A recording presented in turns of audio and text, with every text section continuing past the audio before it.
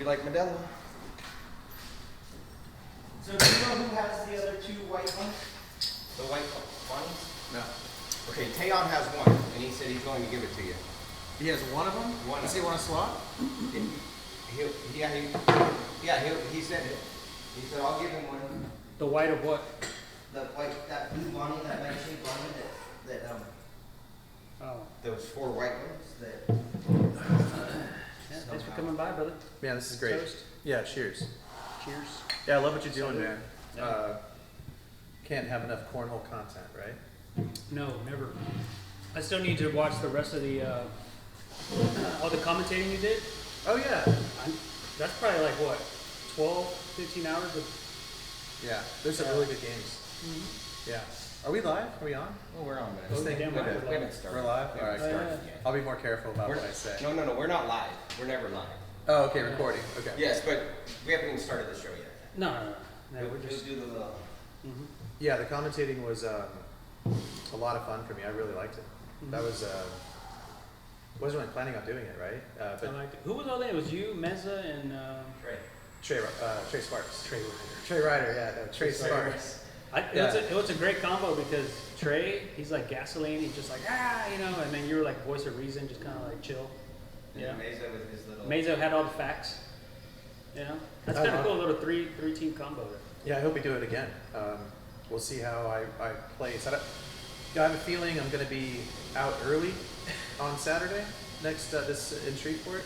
I'm no offense, Brian, if you're watching this, but Brian's a newer player.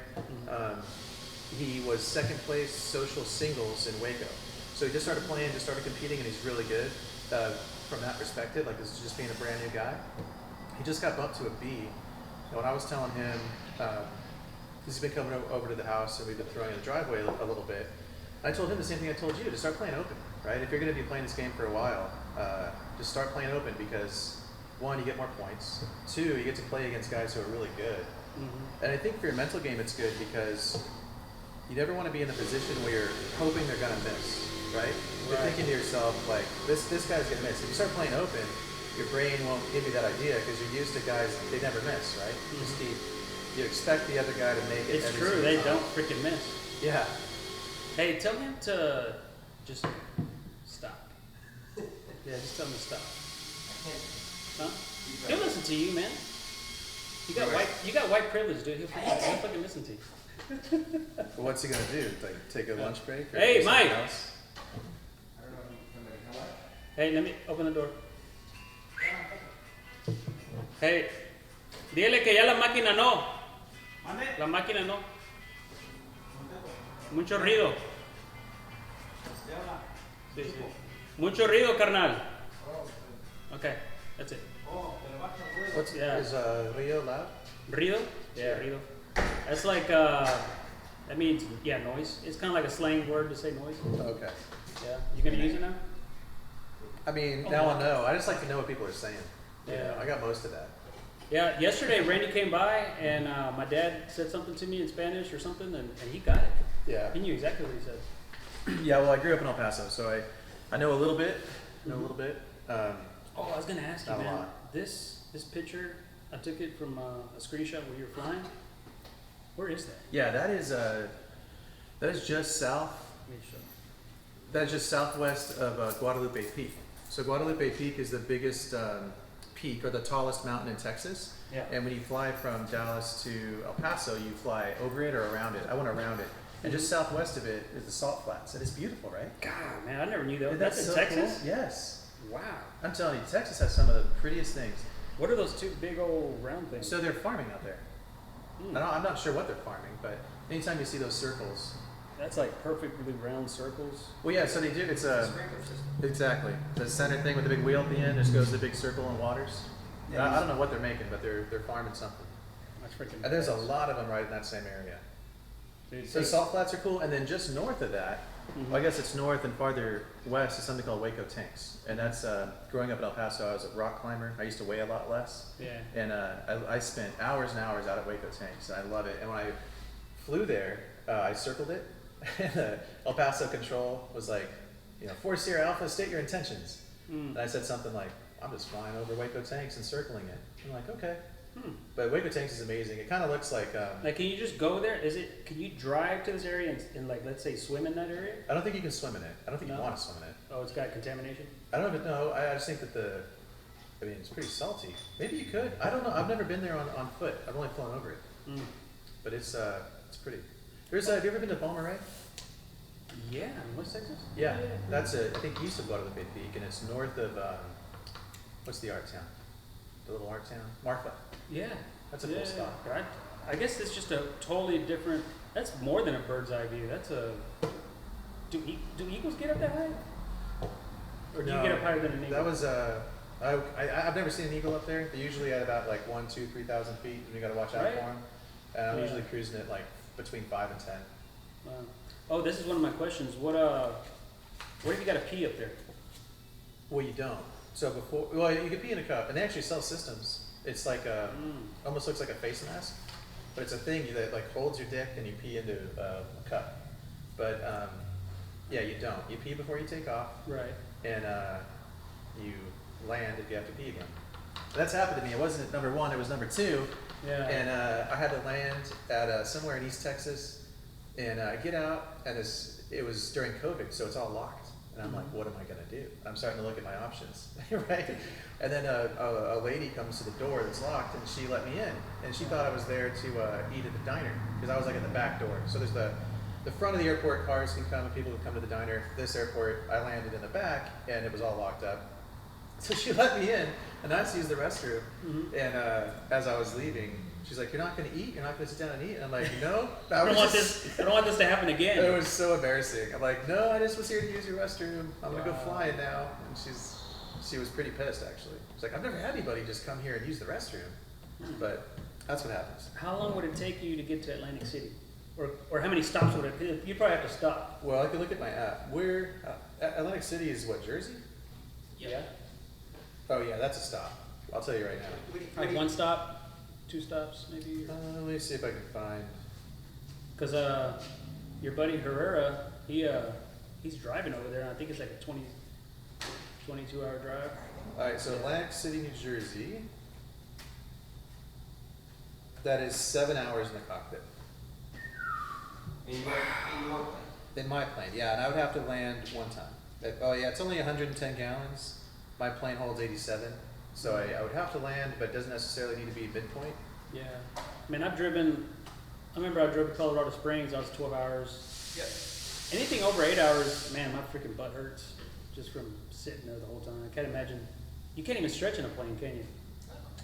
My plane's a bigger one, so you can put the seat back and lean back a little bit. My oldest boy is about, I think he's taller than me now, and yeah, he takes big naps and he puts the seat back. If it's only 2 people, you got plenty of room. And if you take that off, is it really loud? It's very loud. Really? Yes. So like if we both took our things off and will we hear each other? Yeah, you'd be yelling though. Oh really? Yeah, and the plane comes with a microphone to talk, so you can use that too if your headset goes out. But it's very loud. I mean, you're sitting behind I think it's a 540 cubic inch 6-cylinder engine. So you're sitting right behind a massive engine, and there's no like muffler, so it's loud. So let's say a propeller goes out. The propeller goes out, so we got a busted prop. Yeah, because you got 2 propellers, right? No, I have a single engine. Oh, you just got single one. point of failure. Oh, okay. When his propeller goes out, we're gliding. Oh, okay. We're gliding to a long flat spot. Yeah, there's a protocol you follow, A, B, C, D, E. So they make small private jets that are like with 2 engines, right? Yes. Okay. And they're safer, except that when one goes out, you get a big yaw problem, so you have to react pretty quickly. Yeah. You can imagine, right, if you have 2 engines that are pulling the plane forward and then one goes out, not only this one's pulling, so it's going to make the airplane yaw. So some people crash because of that, if one engine goes out right on takeoff. Do you have a parachute up there? I do not have a parachute. My plane can land, dude. So if the engine goes out, I bought a plane that's a high wing, very stable aircraft. Put the nose down, you glide at like 72 miles an hour as its optimal glide speed. And there's always a flat piece of land. In Texas, yeah, man. Whenever I'm flying around, I'm always looking around for my best landing option. And they're all over the place. I mean, guys that are up in like, Washington State, like Seattle area, they've got big mountains to deal with, and they don't always have a place to put it down. But whenever I'm flying around Texas, there's always somewhere to put it down. What about water? Can you land in water? Yeah, you ditch. If you're ever in a plane like mine, which you never will be, but they call it ditching when you go into the water. The only trick there is make sure the door's open and wedge your foot inside the door jamb to make sure it doesn't close on you, so you can get out before the plane starts sinking.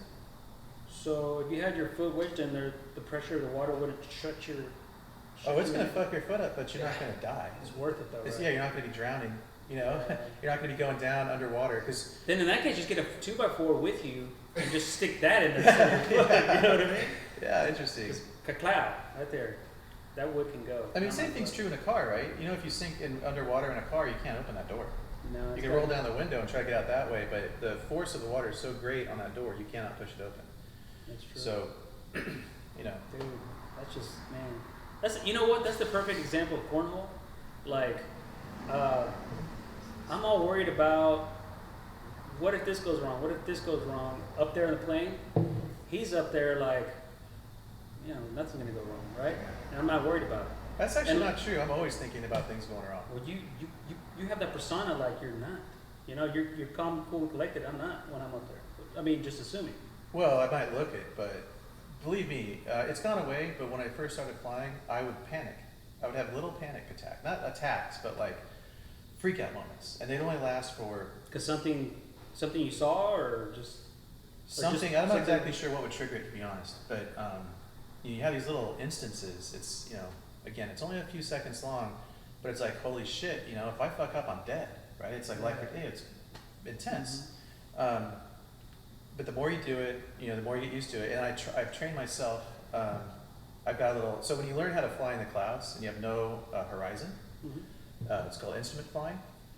You look at your instruments and you go through a certain pattern of looking at certain instruments. There's a triangle one that I like a lot, and I've just trained myself whenever I have a little moment like that. I just focus on those three instruments, and I know what to do to the plane, you know, to my control inputs that I can give the plane to get those instruments right where I want them. Yeah. And I know that if I do that, I'm good. So that calms you down. Calms me down. And now that I bring it up, I haven't really had that. Well, you know what? Last time that happened, and I didn't tell Ernest this until we landed. Oh, shit. I was about ready to say, please say Oh it. my Please say when he was up there with Ernest. So, Ernest is okay, going, that's why I'm driving. we're in Brownwood, Texas, all right? And we were, you know, lucky enough to win the tournament, but also that means we're late, right? So it's dark. And I've flown a lot at night, and I have my night currency. So just FYI, you have to be current in certain things. So like, if I want to take a passenger at night, I have to have 3 full stop landings in the prior 3 months. That's the rule. So I was current on my night flying because actually it was when I came back from the last Cornhole tournament. I went ahead and did 3 landings at night. So I was current. Anyway, and I've flown a lot at night. Flying at night's amazing. It's a little bit scarier because, you know, as I mentioned earlier, you want to look and see like a landing place. The lights are off at night, so you can't really see. You don't know if that's an open plane or water because you can't tell. Especially in West Texas. Right? Yes, so you just can't tell at night. But anyway, in Brownwood, going down the runway, and you can see, like I'm perfectly oriented. There's lights on the side of the runway, so I know, you know, where I am and everything. But as soon as I lift the nose off the ground and we start flying up, and the runway lights drop out of view, there's nothing there. It is pitch black. I've got no horizon. So that's how you orient yourself. You see the horizon, and that's how you fly your plane, right? Yeah. But when you have no horizon to see, and it's just pitch black, it's like, oh shit. Like, then I just went back to my instruments. I did exactly what I was telling you. And I had to climb. So it's like you're trying to level a triangle? It's just you're scanning them. So one of them is, you know, you got airspeed, you have altitude, and you've got your wing level. I'm forgetting the names of all the instruments, which I should know. But keep your wings level. And in this case, I want to keep my speed above stall speed, obviously, and I want my altimeter to be moving and climbing, right? So I'm just in a steady climb. And I just kept it, just looking at my instruments, doing it, making sure I'm in a steady climb, and climbed out to, I think it was like 5,500 feet, pointed it to Dallas, Texas, and we came home. And it was awesome, actually. And you never Flying told at night me is so cool. When we landed, I was like, hey, when we took off, yeah. When we took off, we were fucked. I'm just so used to flying in the Metroplex. There's always lights on the horizon. Yeah. So you can always make out the horizon because there's city lights there. But out in the sticks, man, north of Brownwood, Texas, if any pilots are out there, you're going to take off pointing north in Brownwood. Be ready to use your instruments because the horizon's not there. Good God, man. Yeah. You go up, and then all of a sudden you go to level out, and if it's just pitch Yeah. I mean, not one spot to like get your bearings. Well, once we got up to like 5,500 feet, I think is what our cruise was coming home. There were plenty of little towns, little cities. You see little patches of light, so kind of that helps. So we were good once we got up to altitude, and that flight home was really nice. So the cool thing about nighttime is there's very little turbulence, so it's smooth air, and it's just pretty up there, man.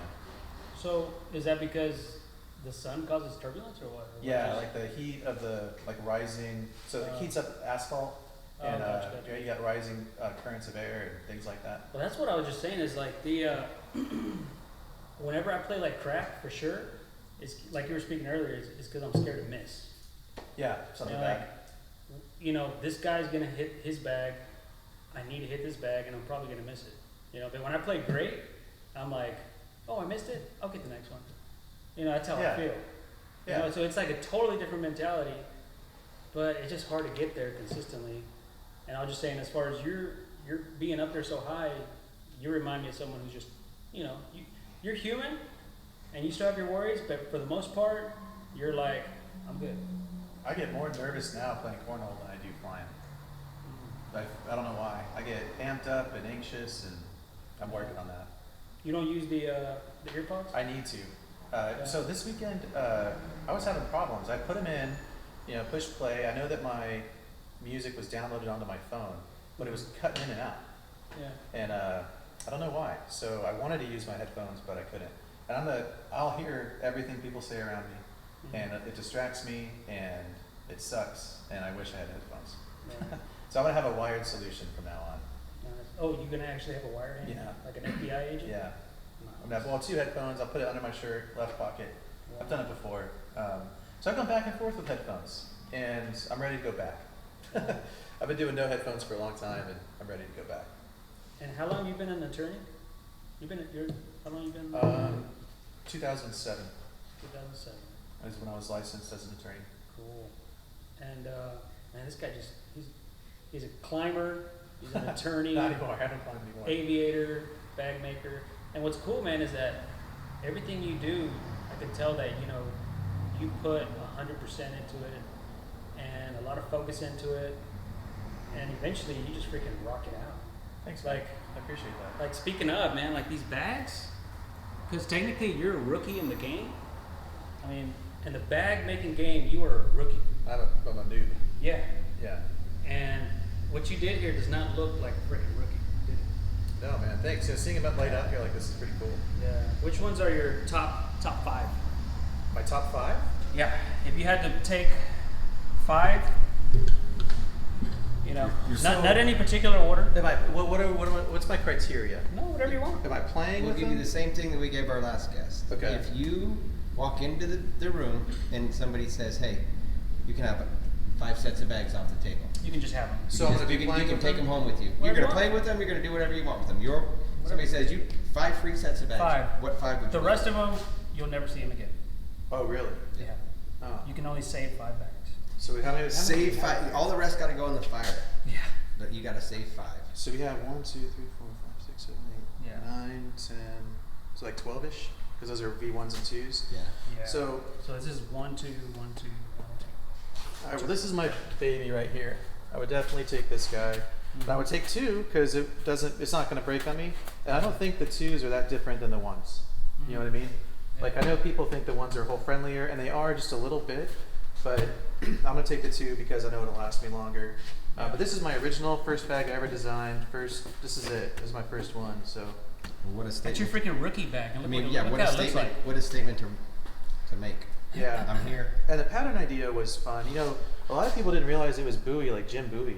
Yeah. I'm like, there's a knife. The Bowie knife is on the back. It's a knife, bro.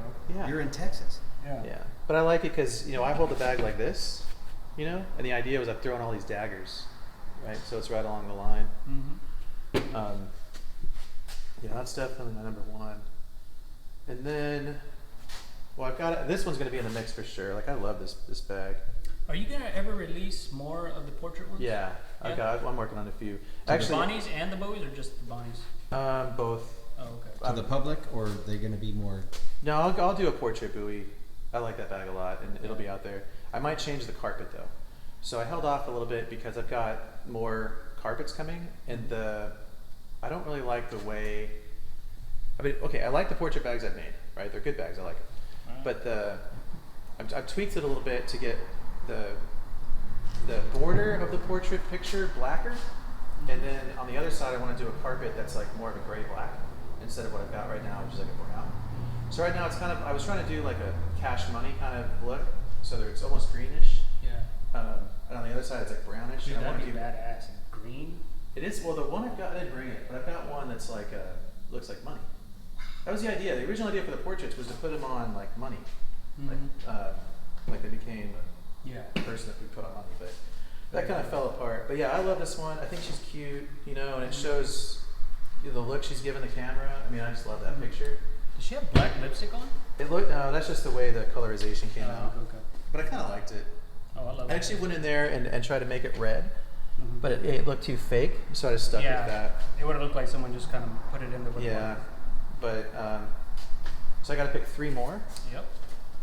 So I'll probably go here. This is probably the second bag I designed. And I've thrown the shit out of the ponchos. The Poncho Villa. That's the Poncho. The poncho Villa. Okay. Excuse you. Have I already asked your opinion about Excuse that? me. So I changed it here, right? Yeah. And, so, and I've been called out on it. Yeah. And I was like, yeah, you know, to me it's the poncho. Cheers. But then Yeah. other people have said, well, I like the Villa. And so I'm going back to put Villa back in it. Poncho Villa. Yeah. I like them both, but I just like to fuck with people on that. Like, oh, it's a good Yeah, the Villa now, you know, I learned my lesson, made a change. And then, so now I've got one of each, right?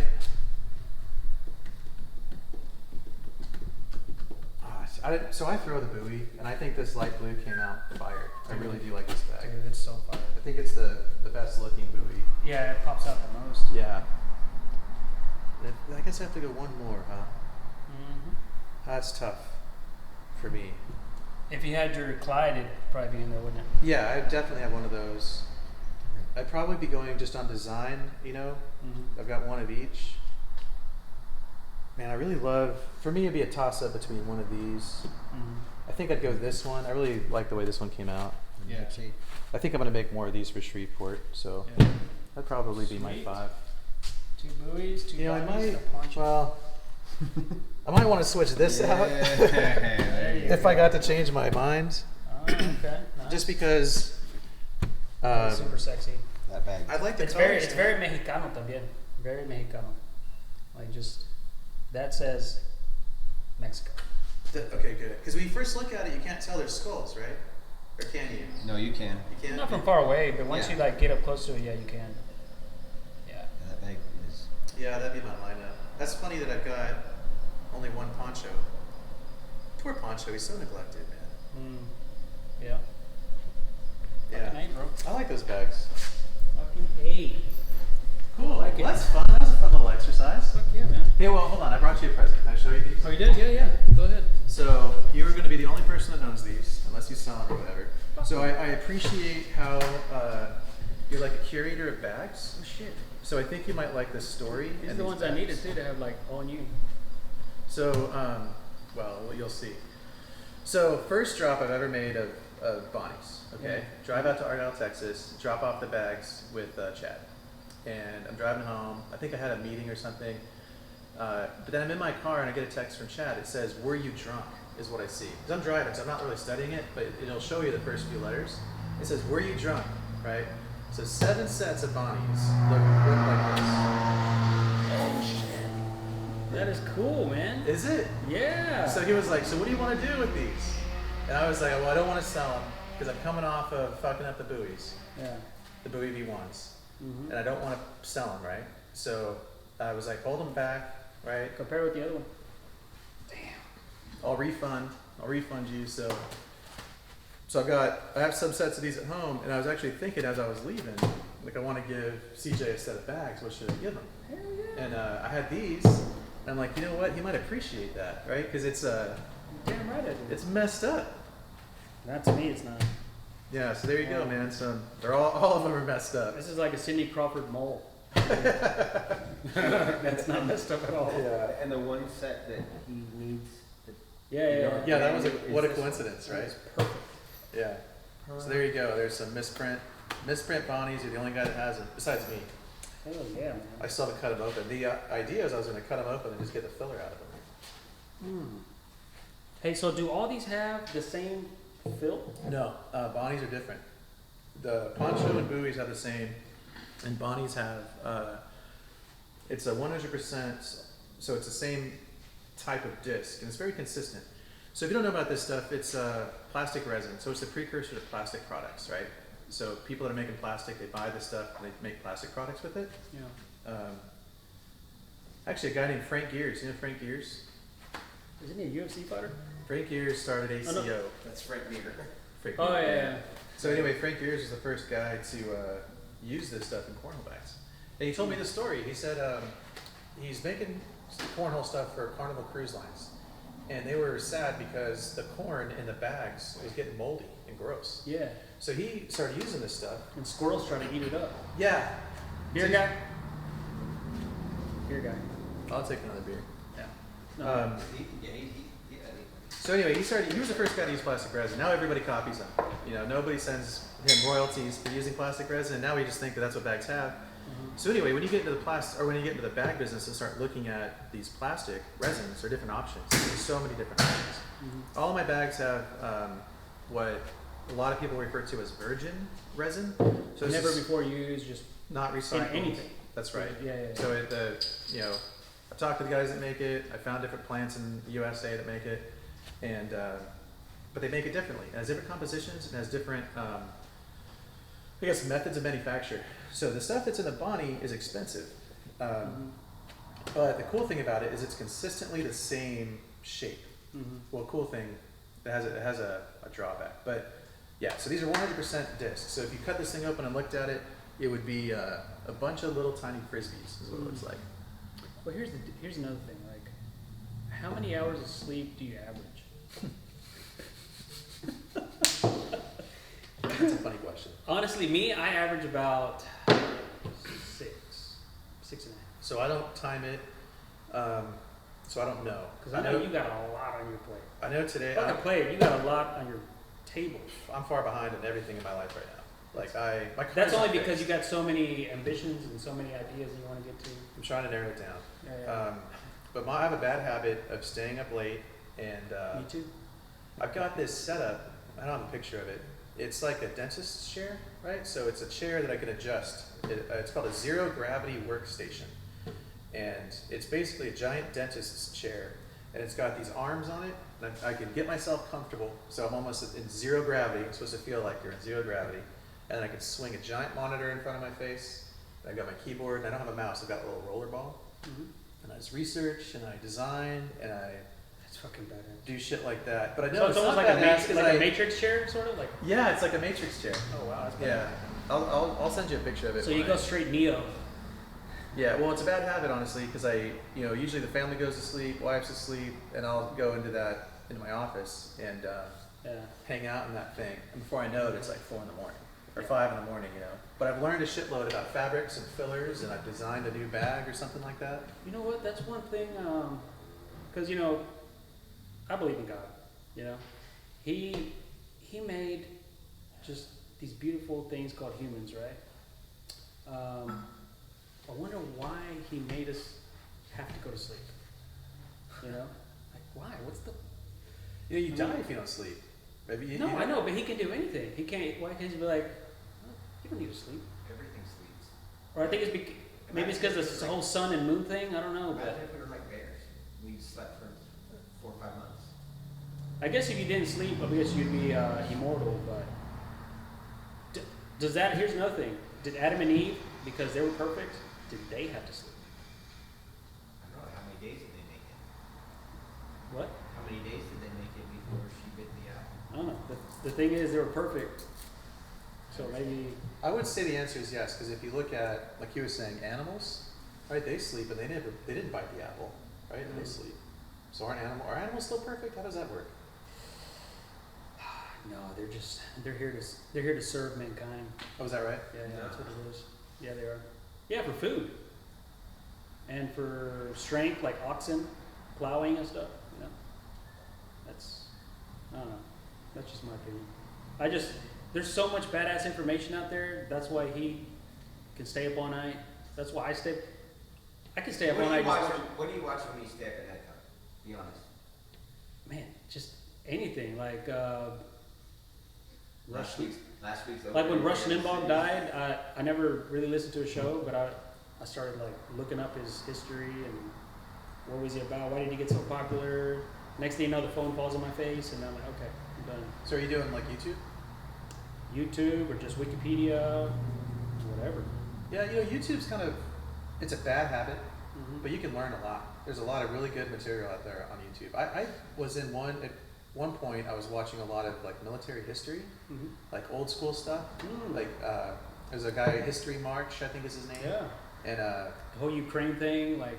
Yeah, lots to learn there. So you can learn a lot for sure. Oh, hell yeah. Like last night I fell asleep to, you know the guy that was playing Sammy? Burton? Yeah. You saw it. You're Oh yeah. Yeah. Those guys are good. Yeah. Basically, he lost 2-21 against Alex Hicks. Alex Hicks just kept dropping twos on him. Like 2, 2, 2. And then like, and there was at one point where Alex Hicks was like, because Burton likes to do this little, he's just kind of looking at his bag, and Alex was like, as soon as he threw it, boom, whatever he wanted, like flop shot, whatever. It's just amazing. That little kid, like. I don't understand how, like the game with Matt Guyman, they kind of put him on the map. Is that game available? Matt Guy versus Yeah. Alex? Oh yeah. I have not seen it. Oh, send it to me. I want to see it. 48 frames or? Yeah. I mean. Is it boring? It's just like hole for hole for hole for hole for 48 frames, or is there anything interesting happening? There's a couple interesting, like Alex tried to like do some blocks, and Matt Guy would do some blocks, and he would just flop over, and so Matt Guy would just clean it or caramel it. And, How old is Alex? I think he's 12. 12 or 13. For the fact that he can keep his composure and focus for that long against anyone, let alone No bills, no wife. That's what it is. But to be able to keep your focus, there aren't a lot of 12-year-olds, 13-year-olds out there running around today that can keep their focus and intensity for that long. I mean, that game was over an hour, I think. Yeah. But Well, the top talent, if you ask me, in Cornhole is kids, Yeah. right? They don't drink alcohol, which definitely helps, and they're fearless. It seems like they're fearless. Well, and Fearless. I truly believe that you ask the top players and that they're all about muscle memory, right? Well, if you have less years of memory to overcome, I think you're. Oh, it's like a fresh palate, like a. Yeah, I think that when you're 12 years old, 13, 11, 12, and shit, these kids are 8, 9. Yeah. And then Their muscles don't really have memory to they're just learning, they're developing, they're still physically developing, so their muscles, I think, hey, it's easier to just train them to go into, what they. or Upchurch, he's an adult, but he's like a kid. Yeah, He sits there and drinks chocolate milk. How long has he been playing? Yeah, he's like a big kid. Yeah, well, Yeah, it works. it works. I mean, maybe he realizes the fact. You just that- gotta watch that he Nickelodeon knows that- before you play He knows next the time. kids are where it's at, and he's trying to stay there. Let's see. Oh, that's the other question I was gonna ask you. You got your own tournament going on? Big D tournament? So yeah, that's interesting.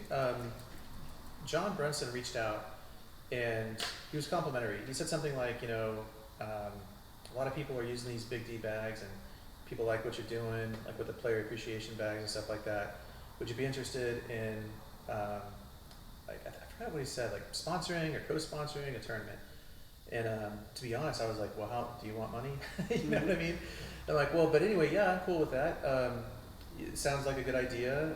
And then I swear, before I knew it, the Big D Invitational was underway, and I didn't know what to think of it at first. It's in different areas too. Yeah, right?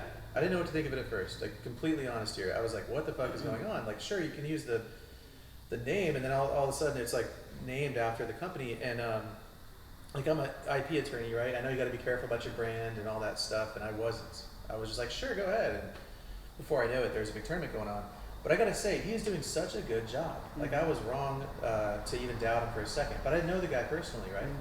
But he's doing such a cool job. So yeah, the Big D Invitational.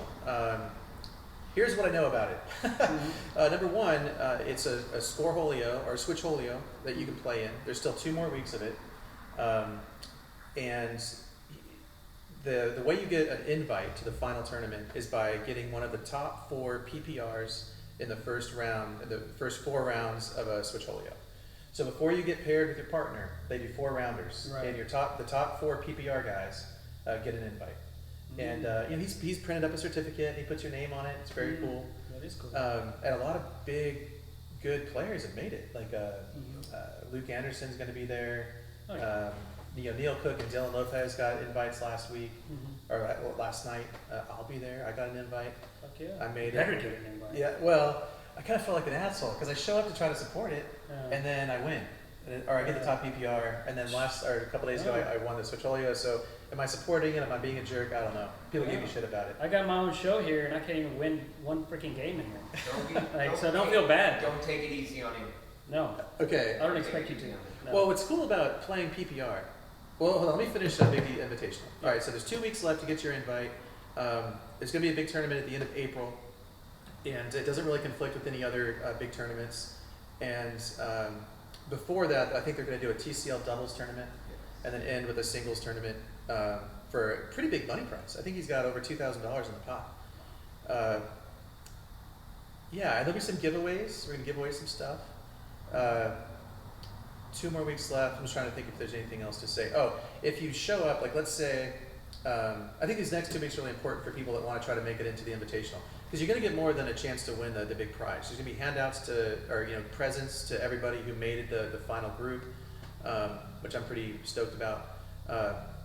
And so maybe you're thinking like, there's no way I can win a singles tournament against these guys. Like Luke Anderson comes to mind, but by making it, you're going to get stuff.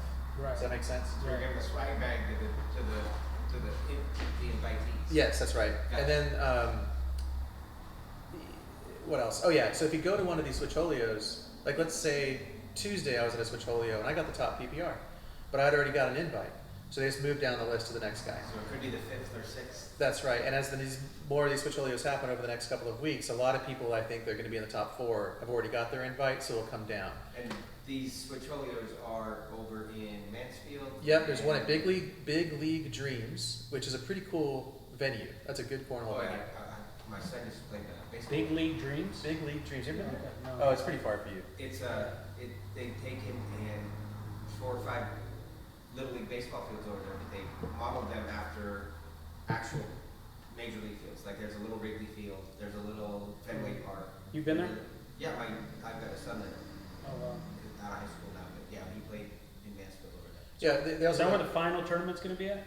Yes. Okay. And there's also a big indoor soccer field. Yes. So that's what you're playing on. It's an indoor soccer field. Nice. But yeah, come out. The other venue is really nice. It's where is it? It's south. Bedford? What's that? Is it Bedford? Waxahachie? I'm so bad with geography. Yeah, he's It's- like, I fly. I just go up. I know how to fly there. I that's go it. up and I go down. And Yeah, I know it's south. It's south of Dallas, and but it's in a cool venue that's like a wedding venue. Okay. So it's a nice venue, and that's BYOB And on those Wednesday are nights. both, you can find them on Switcholio, I've seen them. Yeah, they're on Switcholio. The address is there. Start time is there. They also do cool things at the Wednesday night one. Brunson came up with like a new game where you basically just have to throw your bag in the hole. To be honest, I don't know the rules, but if you put your bag in the hole, you advance. Cool. And that's a cool one. I think a kid won it last night, like a 12-year-old maybe won like $135. Perfect. Yeah, but it's a lot of fun, and thanks John Brunson, he's really killing it. I'm pretty sure you're going to see. Where does he play league? I don't know. Oh. I think they're relatively new to cornhole. He's got what it's called Cia Sports. Yeah, yep, and he. I'll tell you, I watched they had broadcast some of the. Yeah. Well, and that's the other great thing to the mention. broadcast was like super legit. Yeah, like there's sponsorships. Yes, like he's figured out how to good use. video quality. I think it had a live stream. So all the games, he's got 2 courts usually that are covered with cameras. And one court, the main court, is broadcast live on YouTube, so you can go back and watch. Yeah. So I won Tuesday, and I went back because I hit an airmail drag against Ryan Hodo that I was pretty stoked about. Oh, especially on Ryan Hodo? Yeah, I got Oh, one. yeah. Did he get pissed? He's Yeah. working on a little bit. He wanted to win. He's a competitor. Oh, he's very competitive. Right, he wanted to win. Yeah. But smoked him. I think I was throwing like a 9-something PPR against him. I was fire. Hit an airmail drag to win. Hit some good pickup shots on that game too, I think. But it was cool to be able to go back and watch it, right? To see, because I'm a guy who will study my mechanics forever, and I'll never be done figuring out my mechanics. So I like to go back and see how I'm throwing and like what certain parts of my body are doing during like. So you're always changing your, even if it's a little increment, you're always changing something in your throw, your stance. Oh, I've got to. If I'm not, I wish I wasn't like that, but I'm always thinking about biomechanics and how I can make my throw better and more accurate. And what's funny is I'll go back and look at video of me throwing a while ago, like when I first started, and video throwing now, and it pretty much looks the same. But in my mind, it is like completely different, like night and day. Like I've made so many different changes, but it's still the same shit. This boring ass is right there. You first you come forward and then go back, right? Yeah. So my process is, because I gotta have a process. You know, like I was telling you about checking my instruments. You know, doing the same thing every time. I hit my leg, and that's kind of the trigger to like, okay, we're throwing this bag. So once you see me hit my leg, I'm gonna throw it. It's very rare that I'll stop after that point. So anyway, hit my leg, I bring it up into vision, into sight. So there was a period of time where I was bringing it down kind of low, but now I go all the way up to kind of see the bag down the line, and then. So when you bring it up this high, is it you're actually aiming, or is it just kind of like this is my routine? No, I'm actually aiming. For the pendulum. No, I'm actually aiming. So I hold the bag like this. So I've got a point, and I bring that point up to my aiming point. If I'm hitting an airmail, I do something a little bit different. Or trying to throw an airmail. So when you're aiming, is the bag covering the hole where you can't even see the hole anymore, or is it like right underneath the hole? No, it's right underneath the hole. So I want to see that position, and because that's my release point. The idea for me, at least, is that I come right back up to that release point. To the same, you try to get right there again. That's where it is. I'm reminding myself where my release point is, and boom. So if I'm doing a push, you'll see me go a little bit lower with that, because that's my release point. So when you release, are you aiming for a spot on the board, or are you just looking at the hole? Or just going, I'm going for the hole. So if it's, so that's a good question. So I've been bouncing back and forth. For the most part, I look for a spot on the board. So like the new boards, it's right at his elbow. So like right here, somewhere like. Yeah, like if the TCL guy, right? He's got an elbow. His elbow's like right here. So kind of the middle of the board. Yeah, but then if I'm aiming for like a bully bag, this is a Monarca tip that because Monarca's great. If you ask him about strategy and like what to do and what to aim at, he will tell you exactly, and I love it. So for bully bags, like let's see, you want to bully that one? I'm aiming for this point. That's a Monarca tip, and it works great. Aim for the corner of the bag. Works Just awesome. trying to hit there. Okay. Yep, that's my. I still kind of go off board because I forget that, and I'm like, okay, I can't hit that bag. I got to go around it, and that's what we just go. No, hit it. Hit it. You gotta hit it. Yeah, and if you take it in, it's okay. Because yours is in too. Exactly. But you'll see more success more often than not, where you're just. And that's, you use that bag as your brake, right? Yeah. If you smash into that bag, you're not flying off the back of the board. And if you smash into it too hard, it goes in, you go. What'd you think about the whole SIG 2? Oh man, I love SIGs. It's got to the point now where I love them. I don't care. I mean, I get annoyed at those big tournaments. There are certain things that are irritating to me, but overall, I love them. I think they're great. I think this last one, it was because I was able to do the commentating that I just thought it was the most fun I've had at a SIG in a long time. I was listening to the Big Techs podcast. Yeah. Text Talk. They're great. They were talking about that one thing they would like to change is for the last night, not to start so late. You know, because that one lasted, what, pretty late, like 11 or? Yeah, 11, 12 isn't So bad, maybe- dude. so They've maybe gone start long early. late to the But back. what time? I guess- they started the afternoon at 3 o'clock. How much earlier can you start? Basically, Monarca was saying that instead of a 2-hour break, just make it a 1-hour break. Well, You know, depending- if you're in the flow of the game, let's keep going. Let's finish this. But depending on the area and restaurants involved. 'Cause that stuff way- like that, I mean, that's a lot of people. That way you still have time to taking go care out of and it. relax, have a good time, talk. I get it. Yeah, Monarca's just sad, I think, because he had too much to drink and failed in that finals doubles. You know what? His first game one, he did. But I think the rest of him, he picked it up. But I tell you what, I've seen Logan play. The first time I saw Logan play, I actually played him. Where it's at a Buffalo Boards tournament last year. Him and Brett were playing in, which is our competitive, in ACL. They were playing in, I think it's called the Bitter. And Bella was like, what the hell? What are they doing in competitive? They need to be up here in advance with us. And I was like, I don't know. I don't even know who these kids are. They freaking just kicked everybody's ass. Like, he was freaking Brett. Brett was better than Logan at that time. Like, there would be a bag here, and then Brett would fucking go boom, flop, like just consistent. Just kept doing it. In a lower tier division? In the middle division, the competitive. That's lame. Yeah. That's and so lame. So I saw him playing in Open, and I was like, oh, okay, he moved up to Open. That's great. You know, he's gonna get humbled. But I guess he's gotten better too. And I didn't know who that Burton kid was. You know, I was just thinking, oh, Logan's probably better than that guy. He probably just brought him, you know. And I think Burton's better than Logan. You know, because he was hanging with Sammy. You know, it was very impressive. What I was gonna say though is that the crowd, that's what makes the difference between TCL and ACO. ACO, it's so quiet and it's all like business. And in TCL, it's actually like an NFL football game. Like, if you're playing in Arizona and you're a Dallas Cowboy, you know, well, no, actually we got a big crowd there too. If you're playing in New York and you're the Dallas Cowboys, New York's like, fuck you. You know, y'all suck. You know, and they're gonna let you hear it.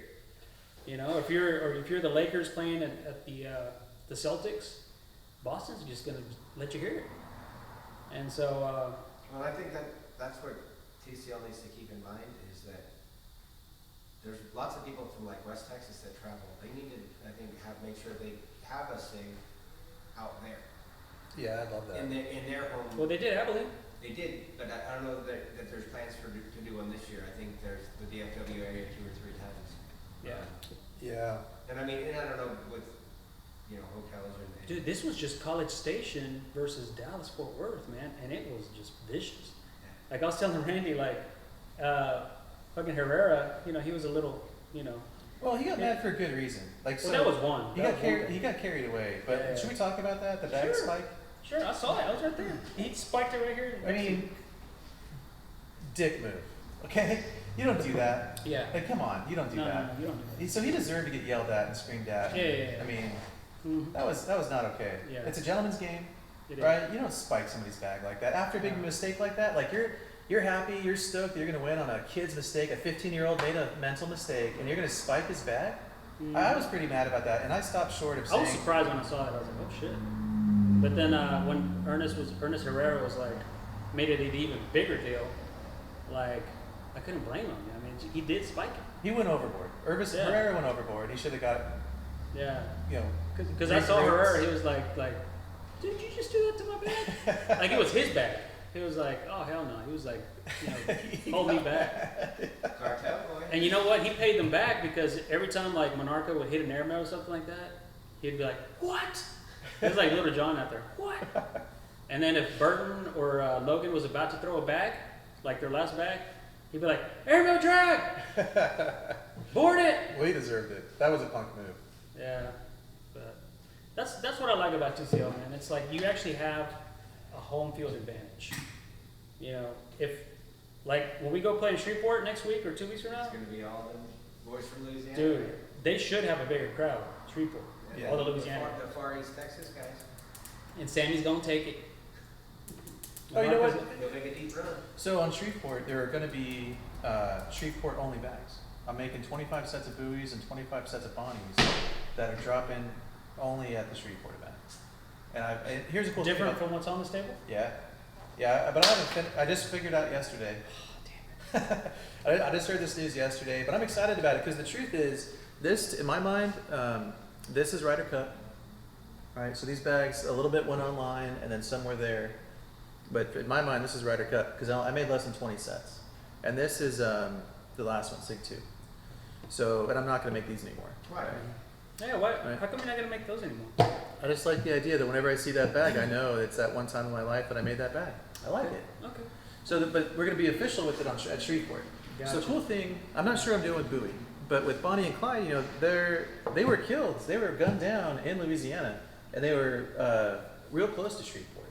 Oh, There's a that's right. museum that's like I looked at it. It's a 40-minute drive east of Shreveport. A little town has got the Bonnie and Clyde Ambush Museum. So I'm gonna do So they something. got the car in there and shit? No, the car is in Las Vegas. Oh shit. But they've got, I don't know what they have, honestly. It's a museum. But yeah, they were going down in a highway in Louisiana, close to Shreveport. So the Shreveport Bonnie bag is going to be something. I'm working with some different elements, but it's going to be something about that. And I might change the quote on the back, you know, because it's going to be their, I think it was 1935, and there's some quotes. There's a guy who turned him in. You know, I don't know if you know the story, but the guy that rode with him ended up taking a plea bargain and turned him in to get off to free himself of all the charges that could have been. Because they caught him and then he snitched? He snitched. Something like that. Yeah. Because there's something about his dad kind of convinced him. I think his dad might have been involved in politics and got him a deal.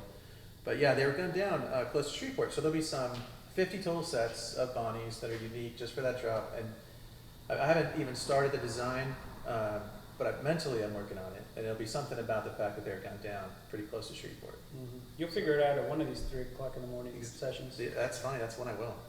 You can't force the creative process. No, right? you can't. You gotta just let it come to you. Yeah. Yeah. So you got the Bonnie. What about this Clyde that you've been kicking around online? Oh, so I the last brought couple them. days? I brought the Clydes. From the picture you posted, it looks like it's the Bring it same back. material on both sides. No, It's not. I think No. you printed on different materials. It looks like the same print. So I'm Those down. little gray Yeah. spots. So I'm down to 2. You have a trash can? Yeah. Trash guy? Trash? Yeah. So I am down. I brought a bunch of different bags. So I'm down to 2 final prototypes. Damn, son. That feels great. An 11. Yeah, that top size. So you- I mean, I'm calling it an 11 because it's faster than a 10. That's I think- the Clyde side. Well, it's faster than what I've called other 10s. This feels like I've seen this like before on tent a material. cornhole scenario. Like a Yeah. fucking- I'll never tell. like a nylon style. I'm kidding. It's not that. People will figure out what that material is pretty soon. Wow. So I want to group them up in the right groups. Yeah, so the filler is different. Learning a lot about stuff. Wow. Dude, this feels great. Let me see what Good job. So the only reason that I don't know ponchos is because I know better than to try to throw them. Cause I can't throw them flat enough to get the them out. flatness. Yeah, Poncho's the hardest bag to throw, no doubt. It definitely makes it to where you're like, well, that bag was flat. And then the other side's so fast, right? But that side is actually faster than the top side of a poncho. So I call the top side of a poncho a 10, and because this is faster, I've got to call it an 11, or maybe I'll just call it a 10 plus. Or you could have just reduced the poncho to a 9. Just call the poncho a 9. Yeah. There's 2 different bags. Oh, there's 2 different ones. there's Yeah. two- So I'm there's two down to my prototypes. final 2 prototypes. I'm going with one of these. Not sure which one yet.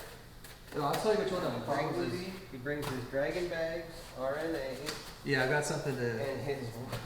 Well, I was thinking if we're gonna talk about bags, let's talk about bags. You know? Yeah. Okay, that's like a speed 15. That's like a. Yeah. That is a tent material or a parachute material. Yeah, that is a. You can't keep that on the board. Those are different materials. Yeah. Either they're both sexy as fuck. I feel this. I just love how, man, the way they feel is great. Oh, wait till you feel that. The wingman. Yeah, Good God, this one's like a waterbed. Yeah, that is that bag you can't keep on the board. It's so fast. But I tell you what, if you're a fast bag player, that bag just it has to go in the hole. Get anywhere close to the hole and it goes in.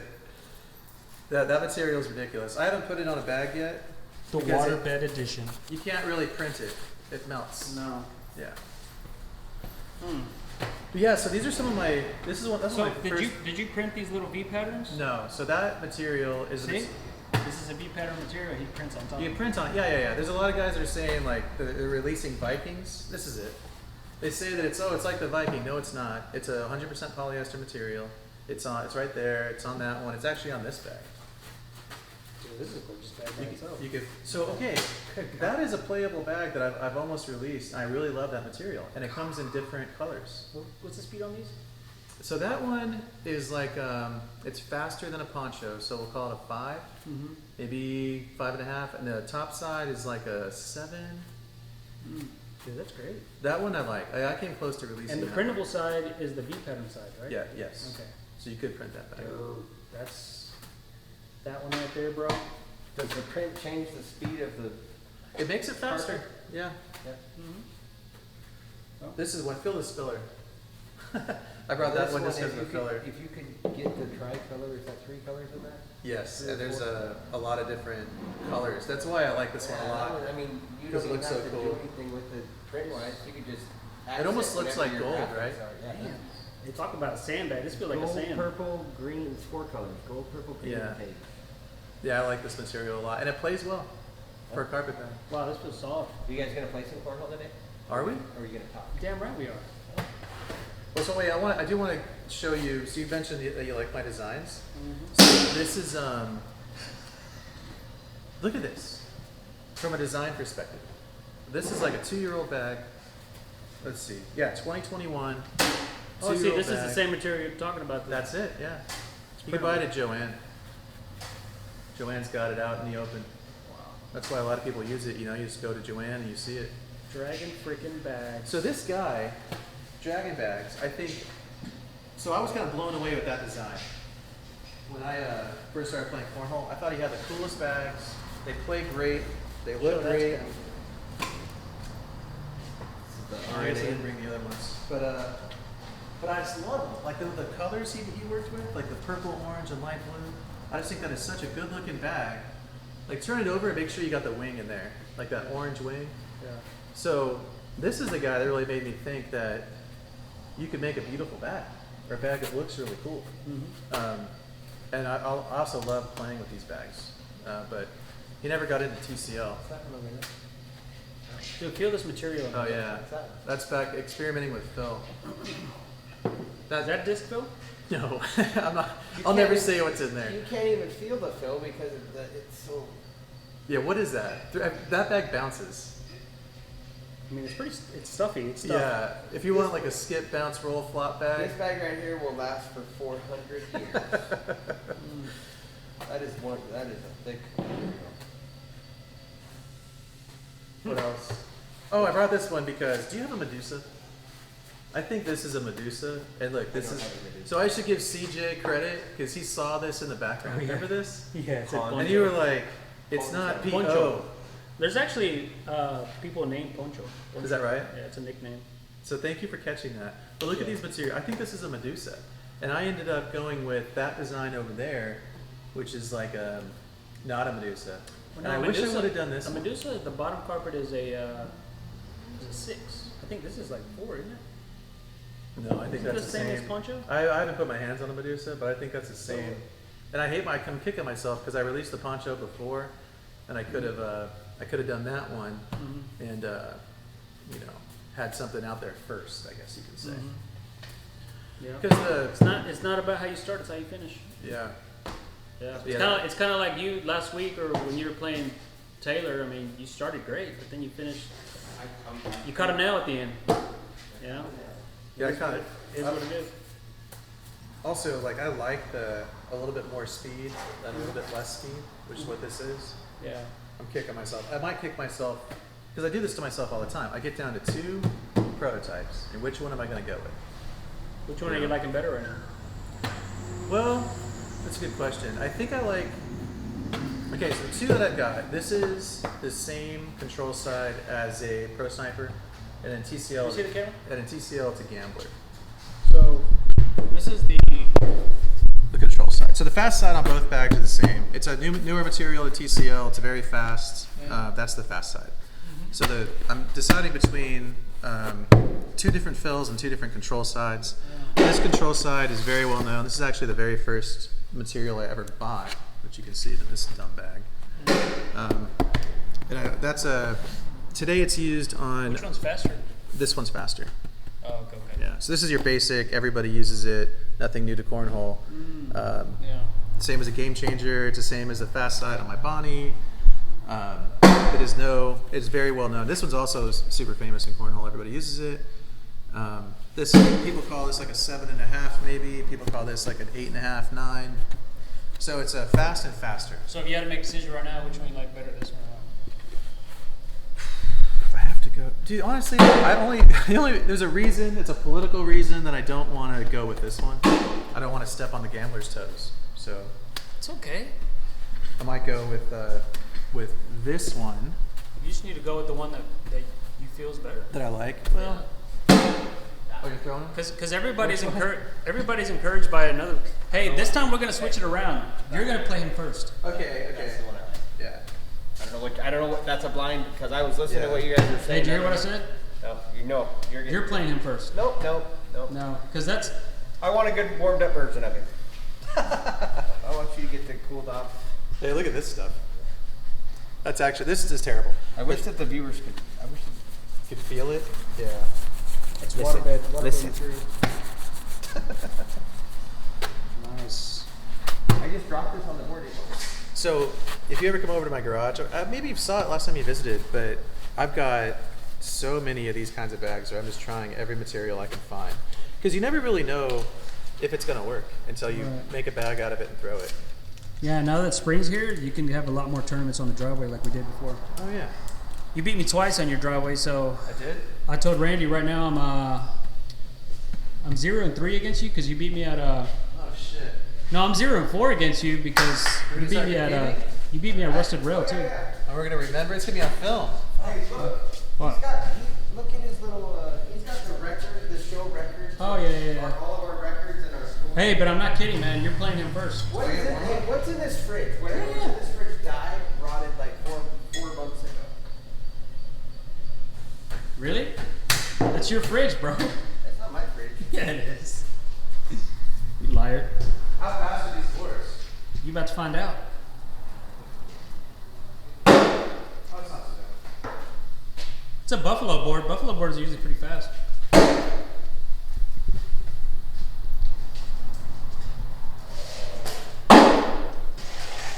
The carpet that's used in, or materials that's used in quote-unquote Cornhole carpet bags. So yeah, I started making a bunch of bags like that, but people are moving on. There's other companies that make stuff that's made with the same type of material. Do you think, let's say Cornhole gets so big that like it just gets super big, you know? Like bigger than World Series of Poker. Do you think Nike or any of those companies would ever jump into this bag game? 100%. All you have to do, it's branding for them. And it'd be so easy for them to do it, right? Yeah, you just put a swoosh on it. They'd probably go out to the big makers like All Cornhole. You know, I know Kill Shots has got a pretty big facility. Lucky Bags has got You a know pretty what? big facility. They would have the access to be like, we're doing a limited release, 23 bags of recycled Michael Jordan jerseys. Wow. That's the fast side. So the fast side of your bag is a piece of Michael Jordan's jersey that actually used in games. Oh my God. That would be... Nobody would ever destroy those jerseys for that. Look at that. These bags are live, huh? Look at you. Wow, look at Pete. Randy's feeling peppy. They missed me on the bump, so I'm still a big old douche player. Really? All right. Randy says we are live. Who's starting back? Who's first? Alright. That's funny, she does.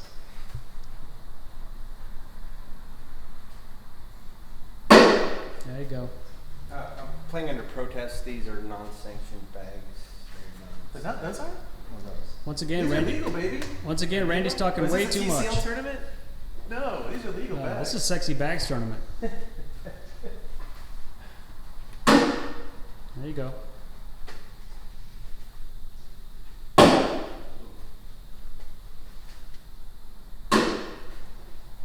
Oh, we got the first televised recorded Bonnie versus Clyde. Oh yeah, Bonnie versus Clyde. It is. The official. Who's going to win, Bonnie or Clyde? I like her chances. How much is that? A lot. 12.48. 8? Thanks, so you got 2 miles. Did Randy drop an 8? Oh, yeah. Do you keep a score over there? Yeah. Okay. So I'm on the left side? 8-0. Hey, TJ. Yeah. Wrong side. Huh? Wrong side. What are you talking The scoreboard. about? Oh. Okay.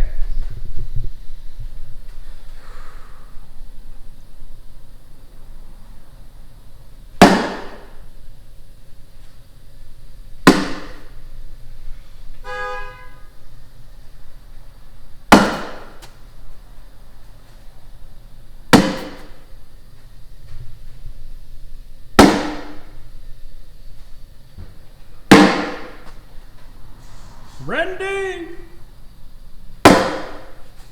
Oh, the way those melted in.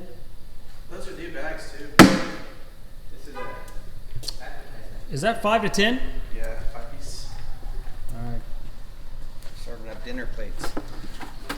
Buckets, full plates.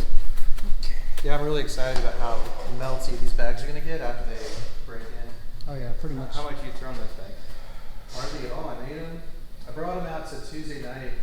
So it's, I don't know. We got Not enough. They've got some ways to go because I know what this material does after it breaks in. Yeah. It's not very good. This one I'm not sure about. Which is why I'm not going to release it for a while. I want to make sure it doesn't bust.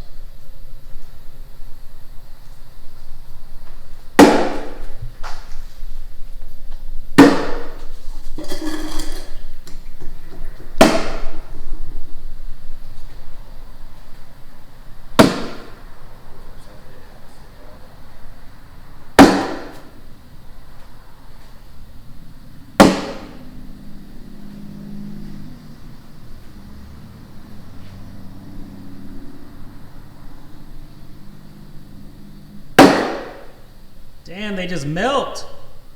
Cheater bags, baby. Watch out, game changers. You see that? Dude, these bags are like, melt. Like they literally melt in. Yeah, I think once they break in for real, they're going to be real good. Sorry, all you carpet throwers. Not for you. Yeah, Way too fast. The old guys that like to lob it up there. Yep. But holy moly, do they? They know what the hole is right off the get-go.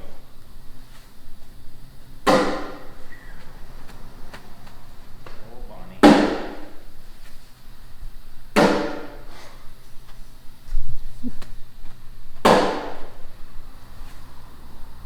I can just keep sending them up. Come on, Randy, you'll get them. Too fast. I think you need to throw a Bowie. I think I need to throw something. I think I need to throw my game in the trash. That's game. Yeah, you're damn right that's game. You need to throw those blue Bowies on the table. I brought some bows, yeah. These are these. These are my competition bows. This is what I play with. Yeah, because with the Bonnies, you threw a 0. Yeah, the booties are my bag. That's like This is the bag I There you first go. bag I made. Love that bag. Come on, Randy, you're at least gonna get a 1.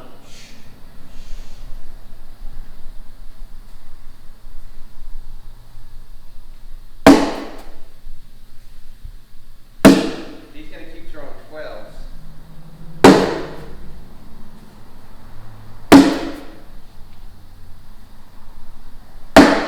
Points for the show are gonna be hard to come by.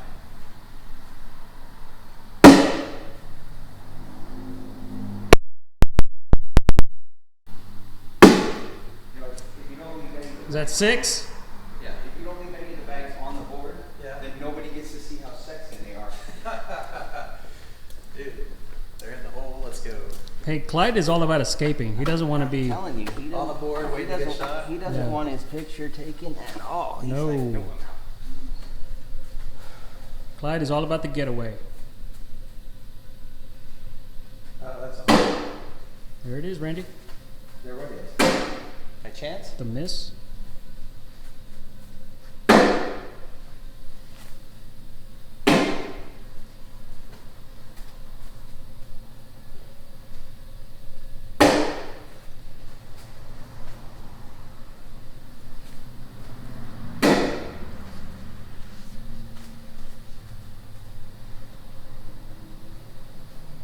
Missed it. You're welcome. Hey, good job. Is that a wash? The watch. That's an improvement.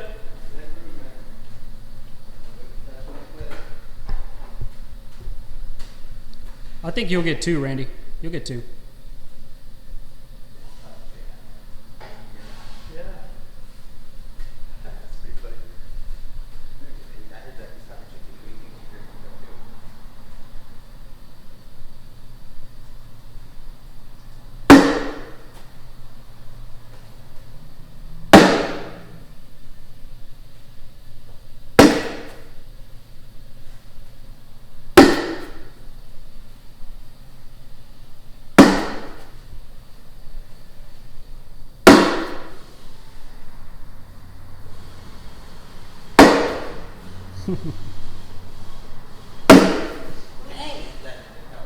Randy finally threw a 10.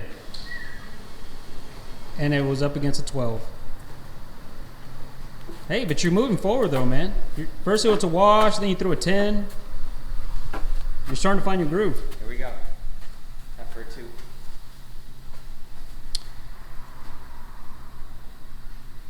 Oh, no, that's off. Okay.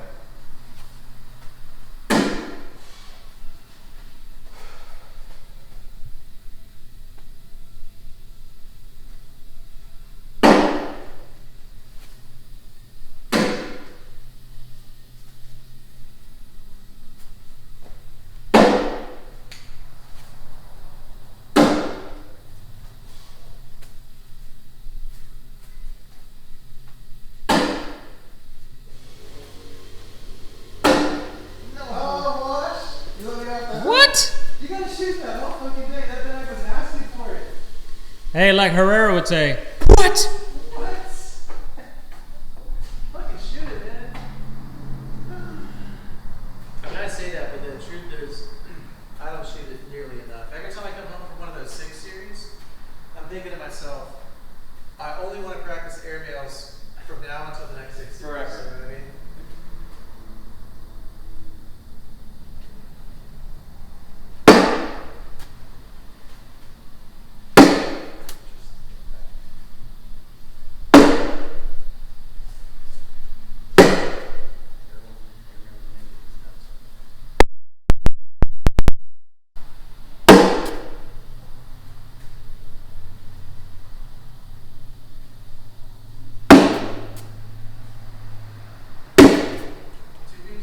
Two. 10-0, right side.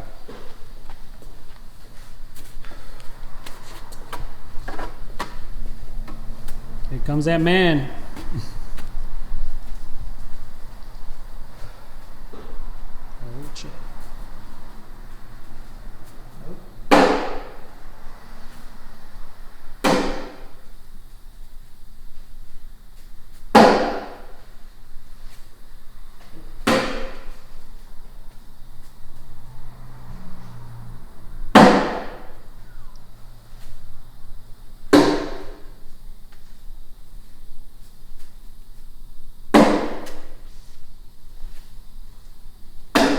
Nice. That's a nice open hole airmail right there, buddy.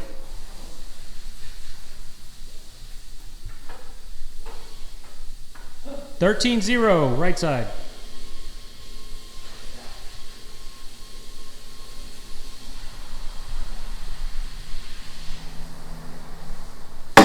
There we go. Stay hot.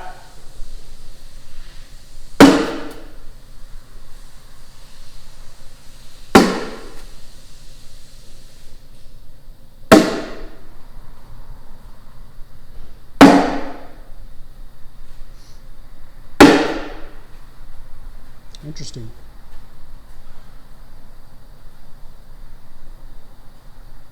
Dang it.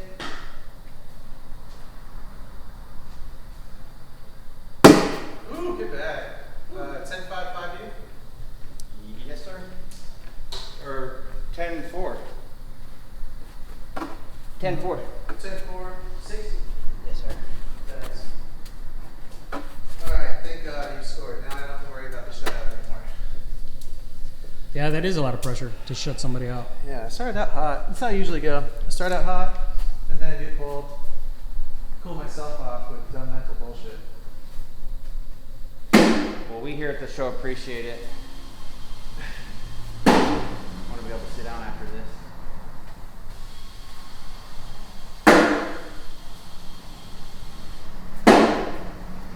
Is it hard to throw a blocker bag with a fast back like that one? Yes. It's not hard to put him in the hole, I'm not evidently. even thinking blocker with this guy. The boards would have to be like sticky.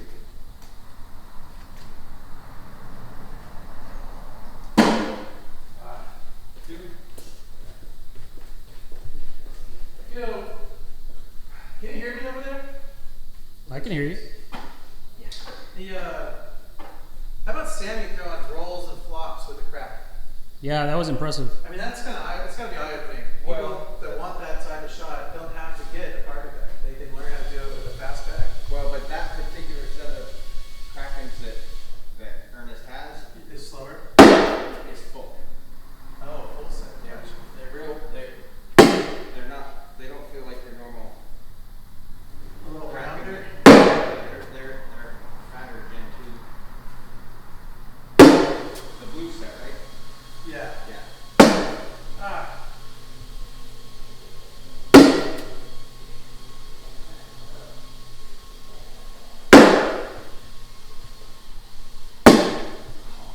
Two. Oh, I might be. No, that's fine. We'll be there. Yeah. That one. Okay, no. Y'all picking up? That's hilarious. Did you hear that? What'd he say? He's like, I think you're losing beats, is what he said, because these little things are on the ground.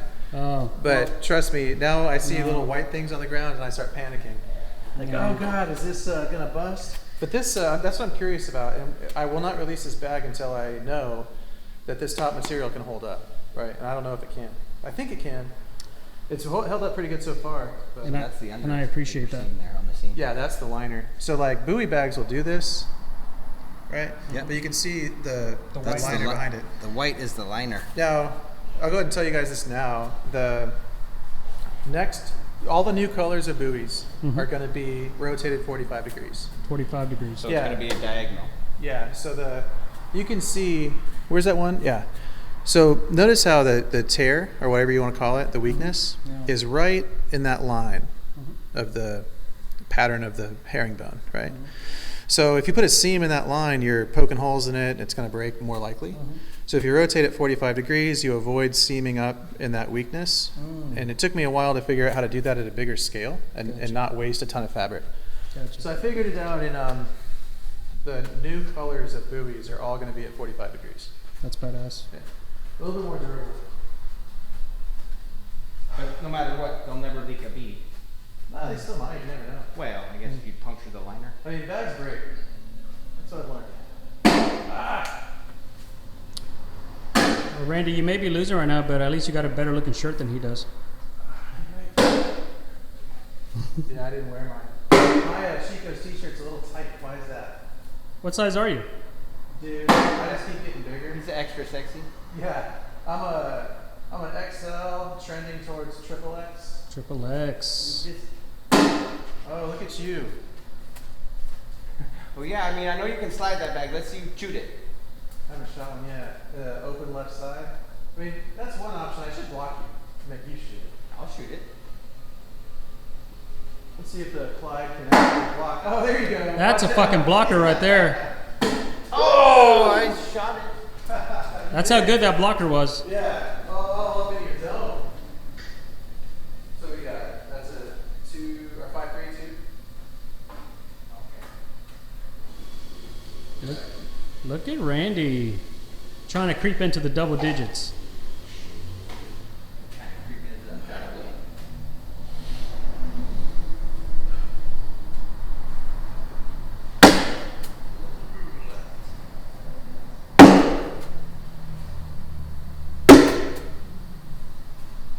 Get there.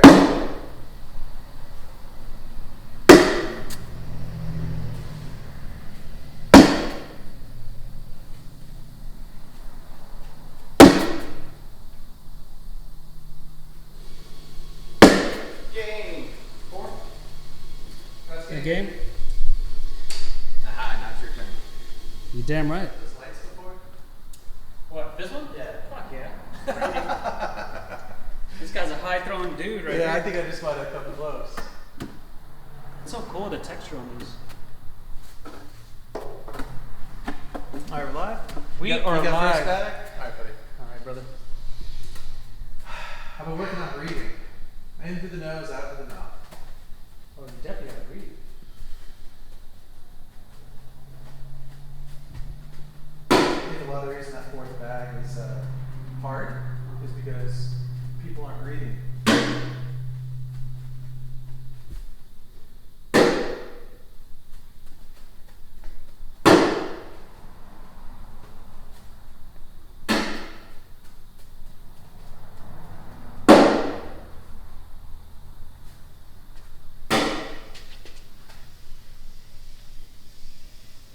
Breathe.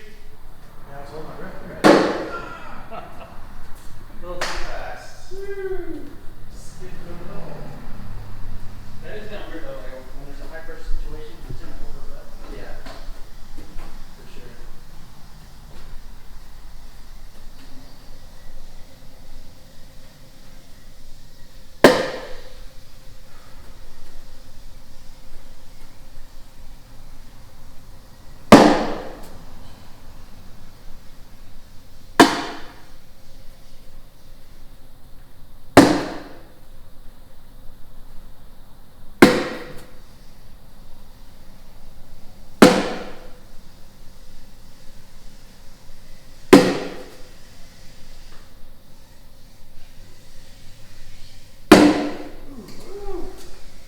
Alright, decision made.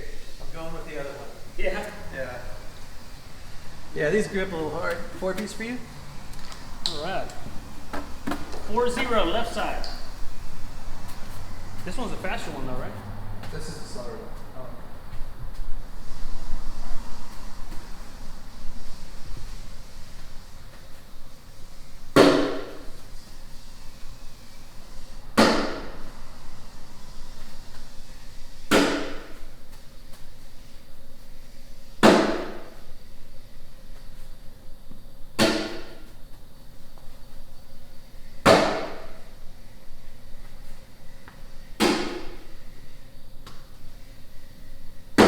On the board. Oh shit. He's not gonna let me get too far. 4-1. Did you do all these things? Yeah. Cool, man. Took me a while. Trying to find time to do it.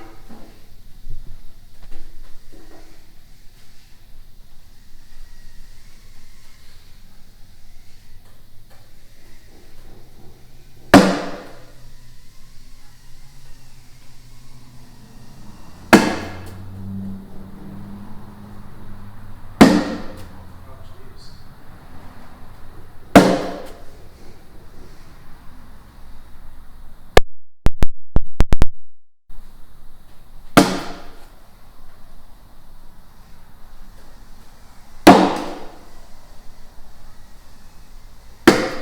Oh! That was a perfect Bowie moment. That is a 412-8. Sweet. Look at that. I'll do it. That way you don't have to mess up the camera shot. Those don't Are you on 12? Yeah. Dang. Those don't seem to be as slinky. Mm-mm. The other They're gripping. the other prototype for sure seems to be a little more hole friendly. Yeah. Decision has been made. A little slinkier.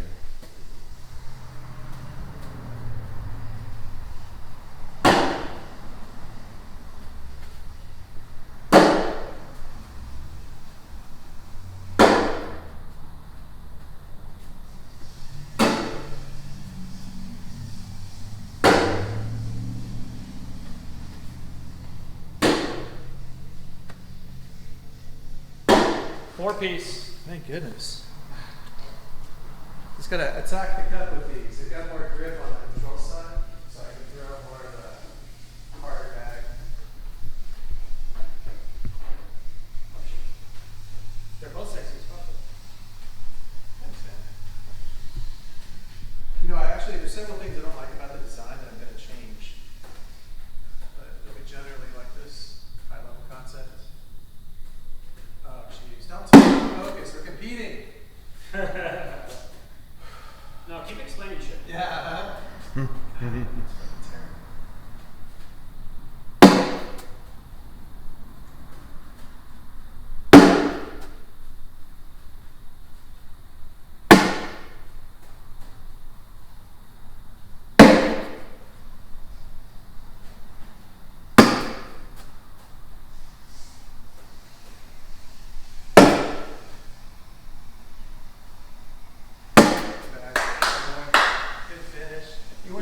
Maybe trying to drag that in? Fuck no. Just go down the middle and get your points. What'd you get? 1?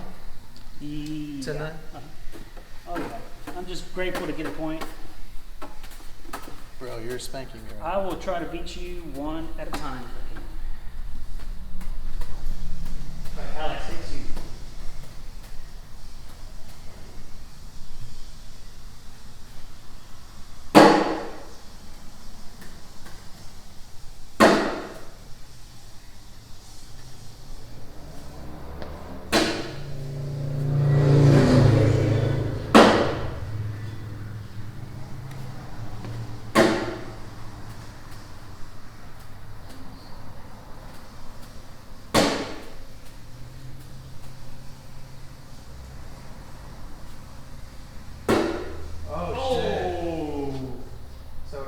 what do you get 2 for 15? I don't think I can shoot that because I think yours is in as much as mine is.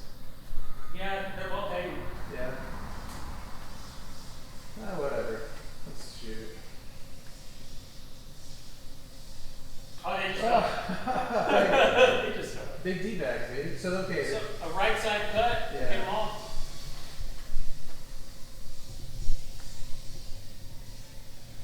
Nope. Sarah. 10-2. Ouch, is that game? 8 piece. Hey, game. Right. Let's go. I'll take it. 21-5, game 2. Game 2 underway. We're playing 2 out of 3. Damn right. It's a match. Cool. Oh, can I switch back? Yeah. So, yeah, the decision on the Clyde's material has been made. You hear that? We're breaking news here. Yeah. We're breaking TCL news. Oh, this will be, So can we have the old bags? yeah. We can have the old ones? You can have them? Yeah. Oh, interesting. Now, once you're totally done with them, we can, yeah. The only reason I want you to have it is because this is not going to be the Clyde.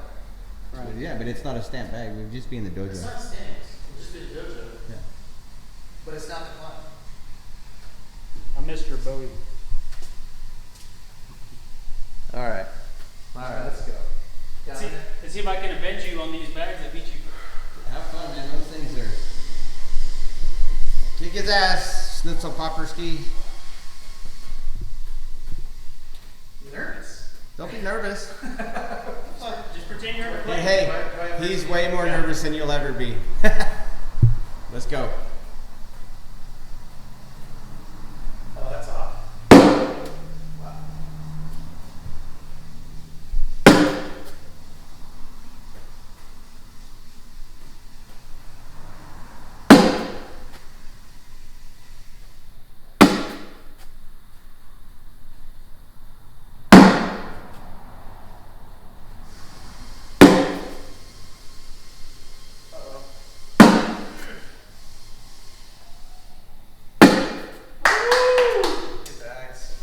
I just have to get these bowies off you. Those are my competition buoys. That's what I play with. That's what I played with in singles. And whenever I have to act play for real, that's what I grab. Yeah, they're good. So people come up, oh, don't talk to me.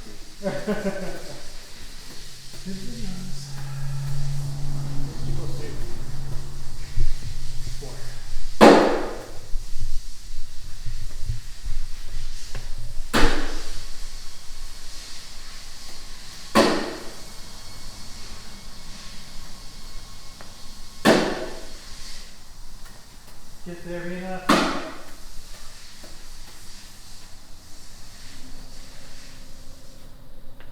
Oh. Trying to go for the glory hole. Oh, missed it. Freakies? Yeah, 5-8.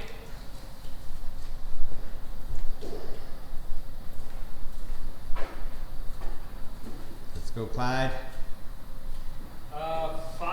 6-3. Left side. 6-3 for the Bonnies, or the buoys.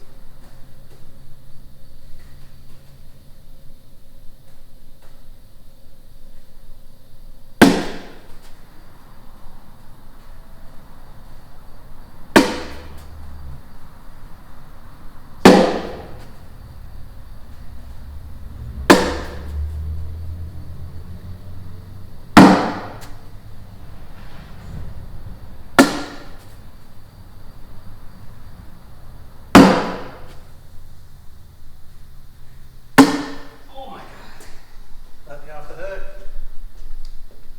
Damn, all that for one? Jesus. Yeah, I played open for the first time and I struggled just to score anything. Those guys are just, well, you and your brethren are pretty freaking good. Shit. You kick my ass right now. You're playing like an open player. My bad, right? Yeah. Your PPR's got to be 9+ right now. I don't want to sand it over and throw out a turn.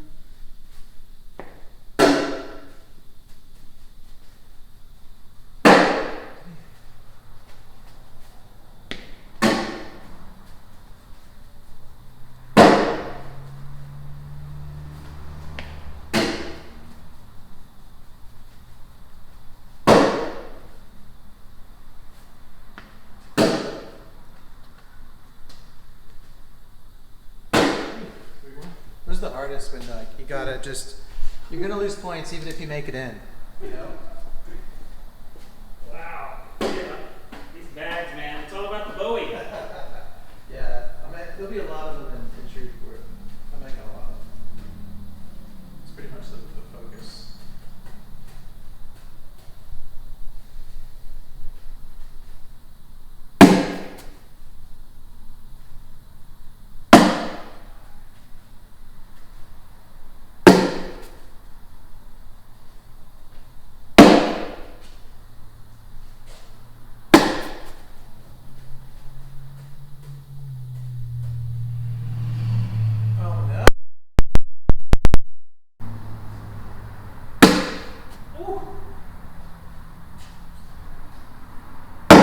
Yeah, overcompensated. That's a 9-piece. Is it a 9? Yeah. Isn't it 12 minus 2? Holy shit. I don't think I've ever thrown this many 4-bangers in one match. I mean, you know, a lot of times I say it's okay to lose to my own bags, but here it's like my own bags, but they're actually my bags. Yeah, they're actually your bags. So hey, I'm glad you're whole training my bags for you. That's probably what it is. You feel like these are your bags that you're watching go across.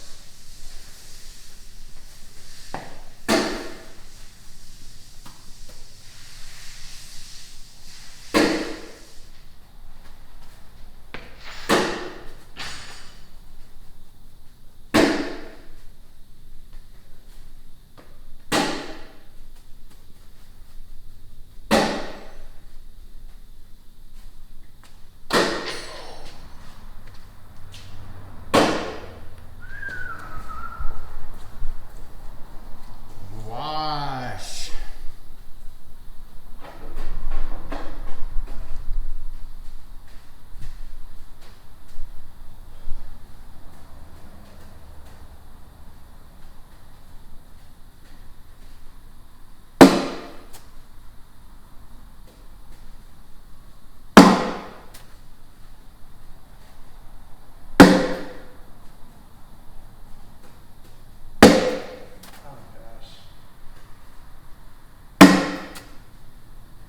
Oh no!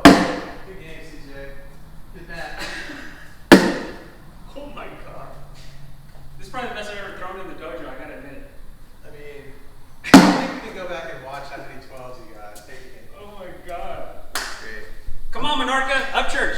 Yeah, Get your ass back over here. Oh, I'm probably gonna see you holding up one of these. I know, right? Hell yeah. That's Come on, great. up church. Let's go. Yeah, right. Wow. Well, do you have a game set of buoys? Do you actually compete with any of these bags? Game set? That's your bag.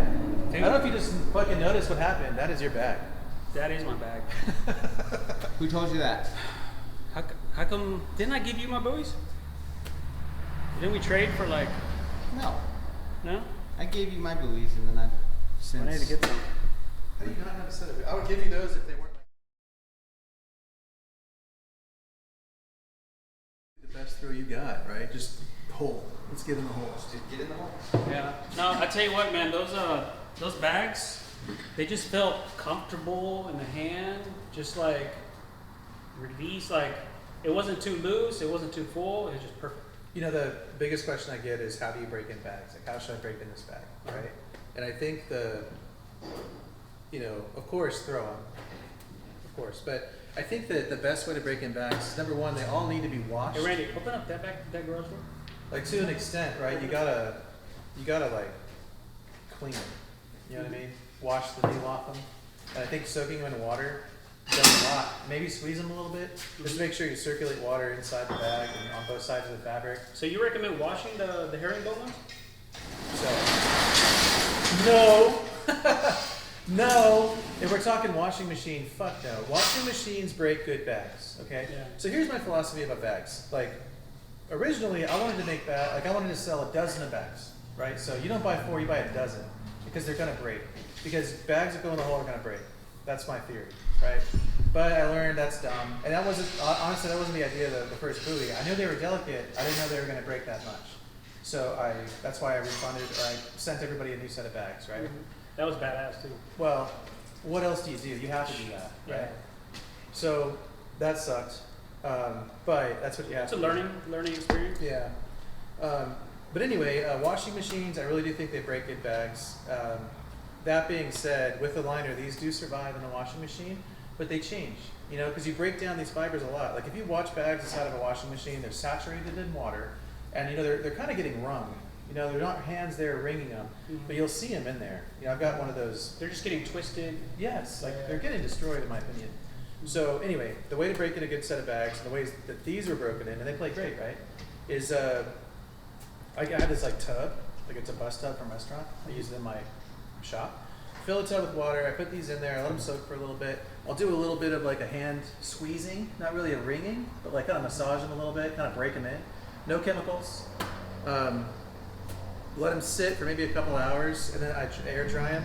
And then when they're damp, not soaking wet, but when they're damp, like we're talking the next day, right? Because if you air dry, it takes a while to get them dry.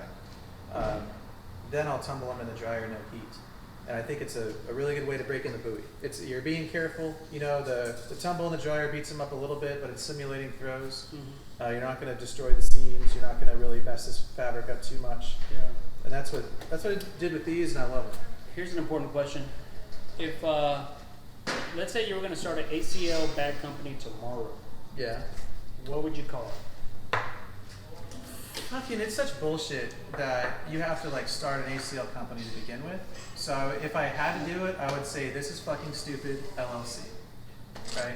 It's so dumb. Like Initials. What are the initials? Everybody's got a different company for ACL. Tips. It's so dumb. It is so dumb. Big tips. I mean, It's tips. This is fucking stupid. I mean, for the last 10 years of my life, I've been dealing with affiliates because my patent licensing company. You know, I license patents, but you're only getting a license to the patents that are owned by a company. And I've been fighting against affiliate language for a long, long time. And when I see these schemes that people are running to try to avoid the ACL tax, it's just dumb. It's so dumb. It's so dumb. Oh, well, my brother owns it, or my mom owns it, or whatever the fuck. Like, they try to separate ownership. It is stupid. I don't know if ACL is ever going to change the rules. So you would never try to do bags for ACL? No, I think if any of my bags showed up in ACL, I would just be wholesaling, like white labeling to some other company. This just it's too much headache to deal with that crap. And I don't want to be audited. Like their contract, you got to be ready for an audit, and they've audited people. And dude, like they want to know every bag you've ever released. Basically. Yeah, and they'll probably look at like the way that you should do it is look at your fabric orders and your pellet orders and see if that coincides with your sales figures. Right, that would be a simple audit. I don't want to deal with that shit. You know, I don't it's too want to be invasive. audited. It's too invasive. It's invasive, but it's also like I don't want to be thinking about having to get fucking audited. Right? That's just space in my brain, so I don't really. I don't anticipate making ACL bags as like a big D ACL. I don't see it happening unless things change or I'm scaling up. I'm buying a lot of equipment. I'm buying a lot of materials. So I might get to the point where I'm capable of making so many bags that I have exceeded the TCL demand. If I get to that point, then I'll start making decisions. Yeah. But I can always go other directions and not necessarily ACL. I think the ACL stamp is dumb. I really do. I think that it ruins a great design. Like, look how pretty this bag is. It and really does. Like, that is so lame. I kind of feel the same thing about tramp stamps. When people are like, I'm going to put my initials on this bag in case somebody steals it, and I see that bag later, I know that's my bag. Yeah. Who's going to play with that bag in front of you again? Nobody. You know, my buddy Brian Skotak does something pretty cool. He gets a Sharpie, and he makes a unique little line in a certain color right on the seam. And that's a good idea. Doesn't mess with the something design. subtle where they don't think it's tramp stamp. Yeah. That's better. Yeah. I think some of the rules say you're not supposed to put ink on the outside of bags or whatever. No, that's considered altered. Yeah. Yeah, so I don't plan on doing ACL. I just kind of wish I would, because I mean, I see how creative you are, and you're just a natural talent. I think you would just knock it out of the park. But you're also killing it in the region, in the Texas region, with the Texas themed bag, right? I mean, it's obviously you're headed for Texas. But like you said, I guess Texas Legends or you can just wholesale for somebody else, and they could even you can be just you sell the design to them. Yeah, Like dragon bags. But hey man, let me design some of your bags. that's not a bad idea. That would be I'd make 'em. sick. Yeah. The combination between you and dragon bags? Yeah. Batty King. I'm not sure if he would. Now he's a unique dude. I'm Yes, not sure he if is. he'd be into that. Is he He's an originator. Yeah, he's for real. Yeah, he. Dungeons and Dragons fan? Like a lot of his bags on the Dragon were like they're for men. He had some series. He of needs books to for do- Dungeons and Dragons. He needs to do one well, you can't do that because it's copyrighted, like the Dragon Ball Dragon. Dragon Ball Z. Yeah, you can't. Yeah, he can't do that. I mean, He some of was. those bags, like, one had a big dragon eye on it. He made Razorbacks. I think they're called Razorbacks. That's one bag I want to try. He out, is the started Razor. that company and sold it. Have you ever felt that bag, the Razor? No, I heard that one's a badass bag. was that right? Yeah, he's a real talent. I think he's underappreciated in the bag making community. Yeah, everybody gives Jeff Reynolds props. I give Frank Gears props because he did the plastic resin first to do that. Jeff Reynolds first to do carpet. You know, we Yeah. call it carpet. It's not actually carpet. And everybody's It's not carpet? No, it's not used as carpet. Like carpet is what goes on the ground and floor and stuff, right? That's true. It is not carpet. That's true. Yeah. It's just a And leaf. so it's cloth. It's a Yeah, it's used for outdoor furniture, and it's so it's weather resistant, but it kind of fell out of favor. Um, eh, People stopped using it as much as they used to like 10 years ago, so it's a little bit harder to find. There's one company in the U.S. that makes it, and that's all they make is this kind of stuff. So when I got into bag making, I got their, all the samples, and he realized, oh, okay, this is pretty much 90% of the carpet that's used in, or materials that's used in quote unquote cornhole carpet bags. Yeah. So yeah, I started making a bunch of bags like that, but people are moving on. There's other companies that make stuff that's made with the same type of material. Do you think, let's say cornhole gets so big that like it just gets super big, like bigger than World Series of Poker? Do you think Nike or any of those companies would ever jump into this bag game? 100%. All you have to do, it's branding for them. And it'd be so easy for them to do it, right? Yeah, you just put a swoosh on it.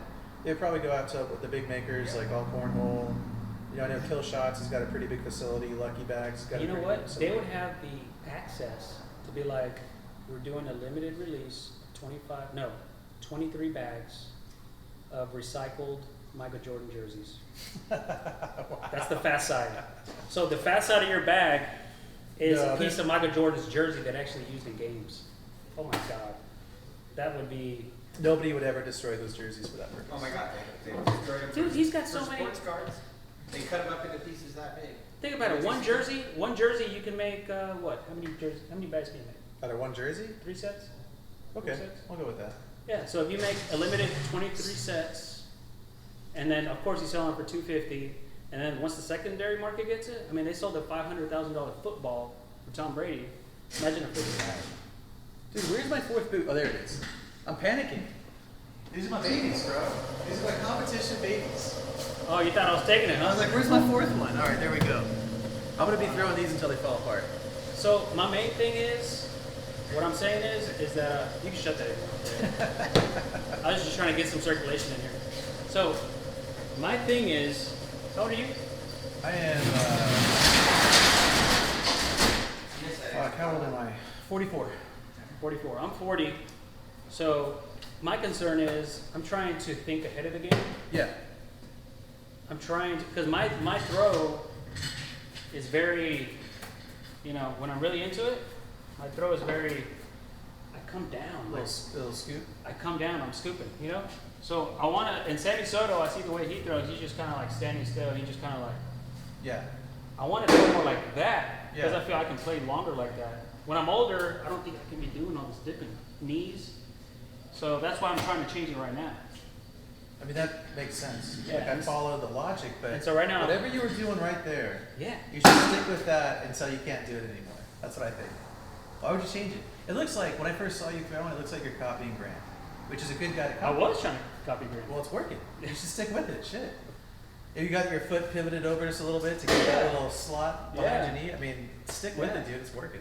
It just, after a while throwing like that, the left knee starts to feel, it doesn't hurt, but it just starts to feel like constricted. Take some Tylenol. Drink more water. Take your vitamins. Maybe some fish oil. Yeah. You'll be fine. Yeah, so I try to copy Brandon Greger and JC Nakusa. Those are the two styles I see that I want to try to copy. Straight back, nothing going on except just high finish. Yeah, Brandon Rager, like when you see him done with his throw, he's like this. He's like, Yeah, that's what I want to be. And it's funny because I think I'm doing that, and then I'll see myself on video, and it's like not even close. No, it feels like it to me, but it doesn't look like it. Yeah. You know what? It's kind of like football. Any day of the week, I mean, anybody can win or lose. The other day, I saw Brandon Greger give up a 12 to Grand Up Church at that 360. You know, like the warm up to SIG. Yeah. Like Grant was already winning, and I guess Greger was missing like his 2 key shots he was trying to hit at first, and then I guess he just gave up. He was like, "Ah, fuck it." Yeah. Gave up a 12. Yeah. And so that means that just anybody can just have a bad round. Are you trying to make me feel better by getting my ass kicked? Oh no. The way I played right there, I don't see if that's gonna happen. But I think it's great, like the fact that you love playing the game. Oh yeah. And you're creating content. That's awesome. Hey, so one of the reasons I think people ask me like why are your bags successful, right? And I really don't know, but I do. There is a common theme. Like so, if you look at the most popular TCL bags right now, it's center, it's throwing stones, and big D. I think is in that conversation. I'm at least in that conversation, right? Yes. My bags made open singles. The buoys were in open singles, so I can always point to that and say they're good bags. Yeah. And the thing that's common is that you have people that love throwing bags are involved in those companies, right? Grant's helping design the centers. I don't know if he's actually working the sewing machines, but No, he's not. he's definitely like designing the bags. And then you've got Taylor. He told his story. I watched the show with him. Throwing bags, making bags, and then same thing for me. Like I've made all these things, like in my garage, just trying to find a bag that I like to throw. So I make it, I go out in my driveway, throw it for a while. Oh, that sucks. Like today, you saw. Right now today, you got the kids. class. Do the kids help you full time with the bags? No, they put in like somewhere between 5 and 10 hours a week when they're working. They haven't been working for like last week. They didn't work. This week they haven't worked. One's out of town. It's spring break for them. But they do some flipping and filling. Is how they help. The filling machine busted. The filling machine, the one that was like the game changer. It is a piece of shit. Really? The one that was the game changer? Yeah. Well. What? So Is it just here's what I've overusage? learned. Here's what I've learned about filling machines. So. What was the warranty on that thing? You just bring The it down? warranty was like, do you really want to deal with this fucking company or eat $500 he spent on it? That's the Oh, warranty. okay. The warranty's shit. The warranty, they say it's a 1 year, but they don't respond to emails and it's a piece of shit. And so, what I've learned about them is that you can get a real one, it's like $7 grand, or you can deal with the ones I've been dealing with, which are like between 500 and 1,000. And I was gonna get the good one, And I've got 2 shitty ones, and they are shit. They measure great, the measurements are accurate when they work, Right. but they break a lot, and I'm not certain how they even work, so it's hard for me to fix them. Like my sewing machines, for example, I can fix them. I know how they work. They're simple machines. Oh, that's what I wanted you to talk about. Is that you had before you even started making bags, you had a history in what do you call it, textile? Weren't you? Didn't you have some experience in textile or sewing or something like that? The only experience I had was when so I'm a mechanical engineer before I was a lawyer, and I worked as a At that mechanical engineer before a lawyer. high school dropout. And then ended up going to college. And when I was in college, I was working at a Maquiladora. High school dropout? I'm a high school dropout. That's a fact. Yeah. GED? No, I was adopted by an uncle. Oh. An uncle was like, hey, dude, you seriously, just come live with me, and you got to graduate high school. This is ridiculous. Like you're making bad choices in your life. And he was right. And were you just hanging out with the wrong crowd? Or you just kind of like rebelling against the world? Yeah, kind of rebelling against the world. Like my parents were in like an ugly divorce. They'd be an asshole. So I was like bouncing back and forth between those two. And I hated school. School's for fools. I hated school too, man. It was like, I really have to go here and sit down and listen to this bullshit. I'd rather do anything else. So, You're a natural. You seem to me like the type that just picks it up. well, which is why school's so boring.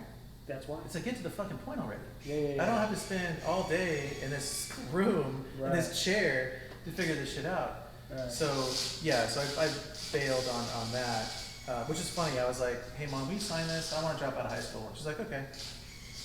So then my uncle showed up and he literally adopted me, and then he took me to Arizona and I finished school there, and that was dope because I show up and they didn't know what to do with me, right? And they're like, okay, well you need a certain number of credits to graduate. So I got credits working at a middle school. Because I told the person I talked to, I was like, I don't like school. I do not want to sit down in a chair anymore. I'm done with that. And she was like, okay, here's what we're going to do. Work study program. And I worked at a middle school doing stuff. And then I had to get like a history credit, and I had to get like an English credit or something like that. So I had 2 real classes. But after that, it was like show up for 2 classes, and then I hung out in the art room for I think 3 or 4 classes straight. It was awesome. The art teacher was awesome, and I was just able to do like painting. I mean, I was in a painting class. I was in just all the art classes. It was the most fun. And then the teacher would let me do whatever I wanted because she had projects that. So you met the right teachers.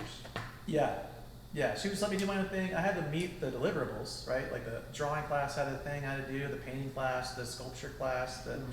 So I was just hanging out in this room for a year making stuff, and then got credit for working at a middle school after that. I was on the high school golf team. It was one of the best years of my life. Oh, so you got good at golf? Yeah, the reason I got into cornhole is because my lower back is ruined and I can't play golf anymore. So I got into cornhole. Yeah, because it's mechanics, simple, competition, and I just got hooked on it. I mean, I used to video myself. You drink beer while doing it? Yeah. Pretty well? Yeah, I took golf very seriously for years of my life, and I tried to get really good. I got pretty good. Then once the back goes, once your body goes with golf, there's no forgiveness. I mean, you have to, and especially your back, it has to cooperate. Well, I was able to play. If it doesn't, I'll take one if you got more of them. So I was able to play around, but the problem was after. exactly. Like I would be in pain for days. You know? What? Wake up and go. Oh yeah. That lower your Just miserable around the house, like not able to help, not able to do anything, just my back hurts. The reason I have that dentist. $5,000 and 18 months worth of chiropractor.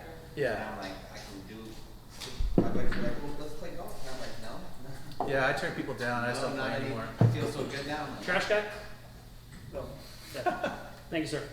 Appreciate it. But yeah, so golf got Send me the bill. Golf got me into cornhole for sure. Well, yeah, my story for cornhole is like 3 or 4 years ago.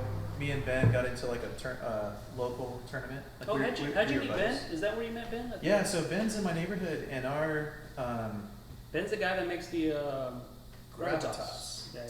gravitascornhole.com. That's right. Yes. Get yours today. 4 pound or 3 pound bag? It's 3 pound. 4. 4? Okay. Well, it's just below 4. Yeah. You can round up to 4. I bet you the people at home can smell that. Oh, the fridge.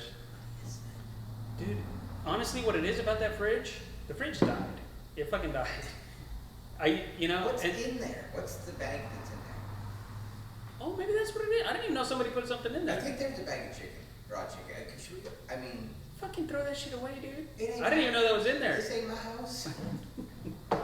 Hey, honestly, that fridge died, and I just put it over here just to like put tools in it. And then one day this guy showed up and he plugged it in because he was like, "How come you haven't plugged in?" And I was like, "Cause it doesn't work." All of a sudden, go started working. I guess it was frozen. I don't know. But Oh yeah, so textiles. When I was in college, textiles. yeah, I worked at a maquiladora, which is in El Paso.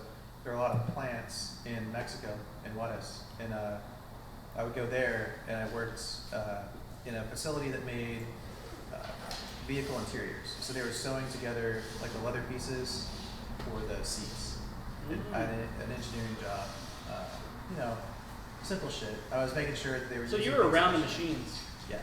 I saw lots of processes, lots of sewing processes that are used to like save time, like chain sewing. Like one example is, now I have an automatic cutter, but before I had an automatic cutter, sew one bag to close it, and then don't snip. Just grab another bag and sew to close it, and grab another bag and sew to close it, and then go back and snip. That's just a more efficient way of closing bags. But now my current sewing machine snips automatically, so I don't have to worry about that. But Dude, little you're gonna things wind like up needing a bigger garage. You know what? that. No, I've already got warehouse space. I'm moving out. You moving out? Okay. Yeah, I've made the decision to go ahead and. Because you didn't have a garage anymore. What do you mean? Like, if you wanted to park a car in the garage. Yeah, it's gone. And my kid likes to work out. Yeah. Right. So no, But that's how some of the best stories come out. Is like I started in my garage.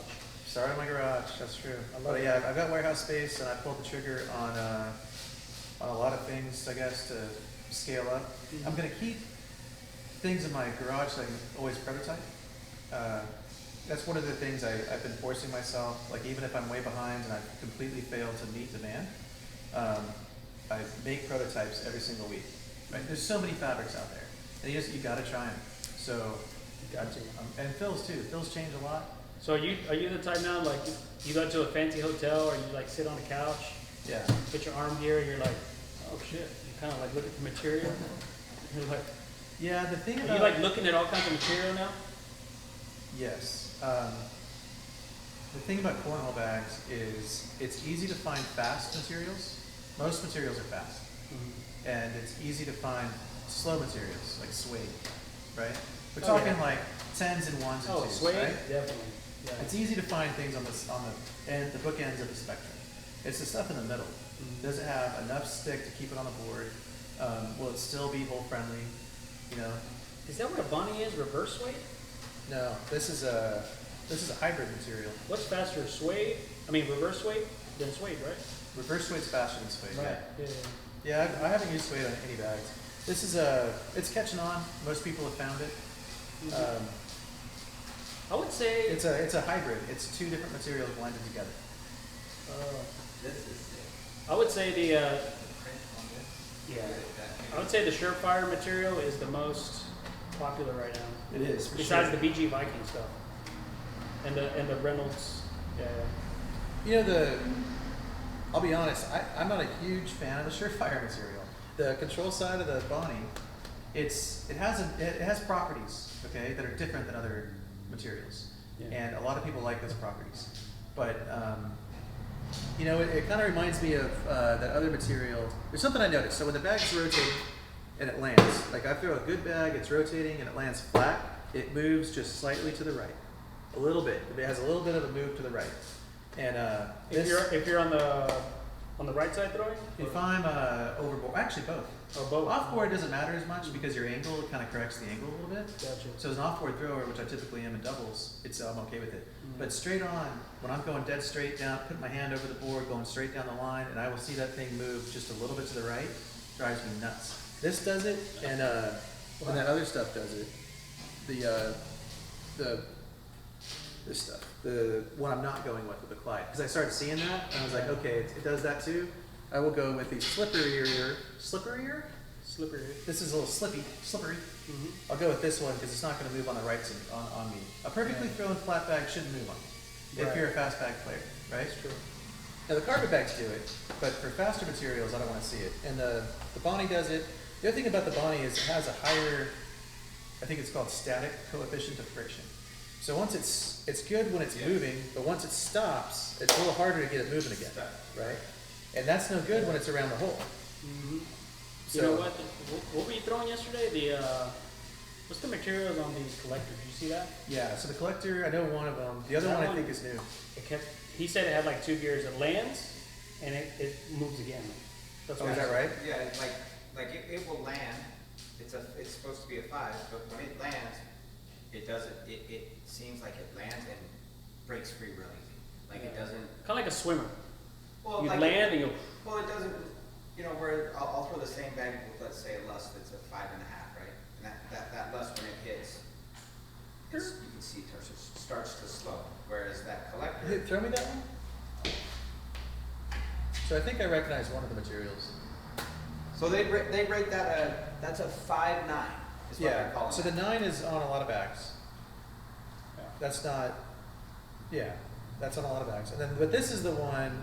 I think I know what it is, but I haven't made enough test bags with it and thrown it. Didn't they call that the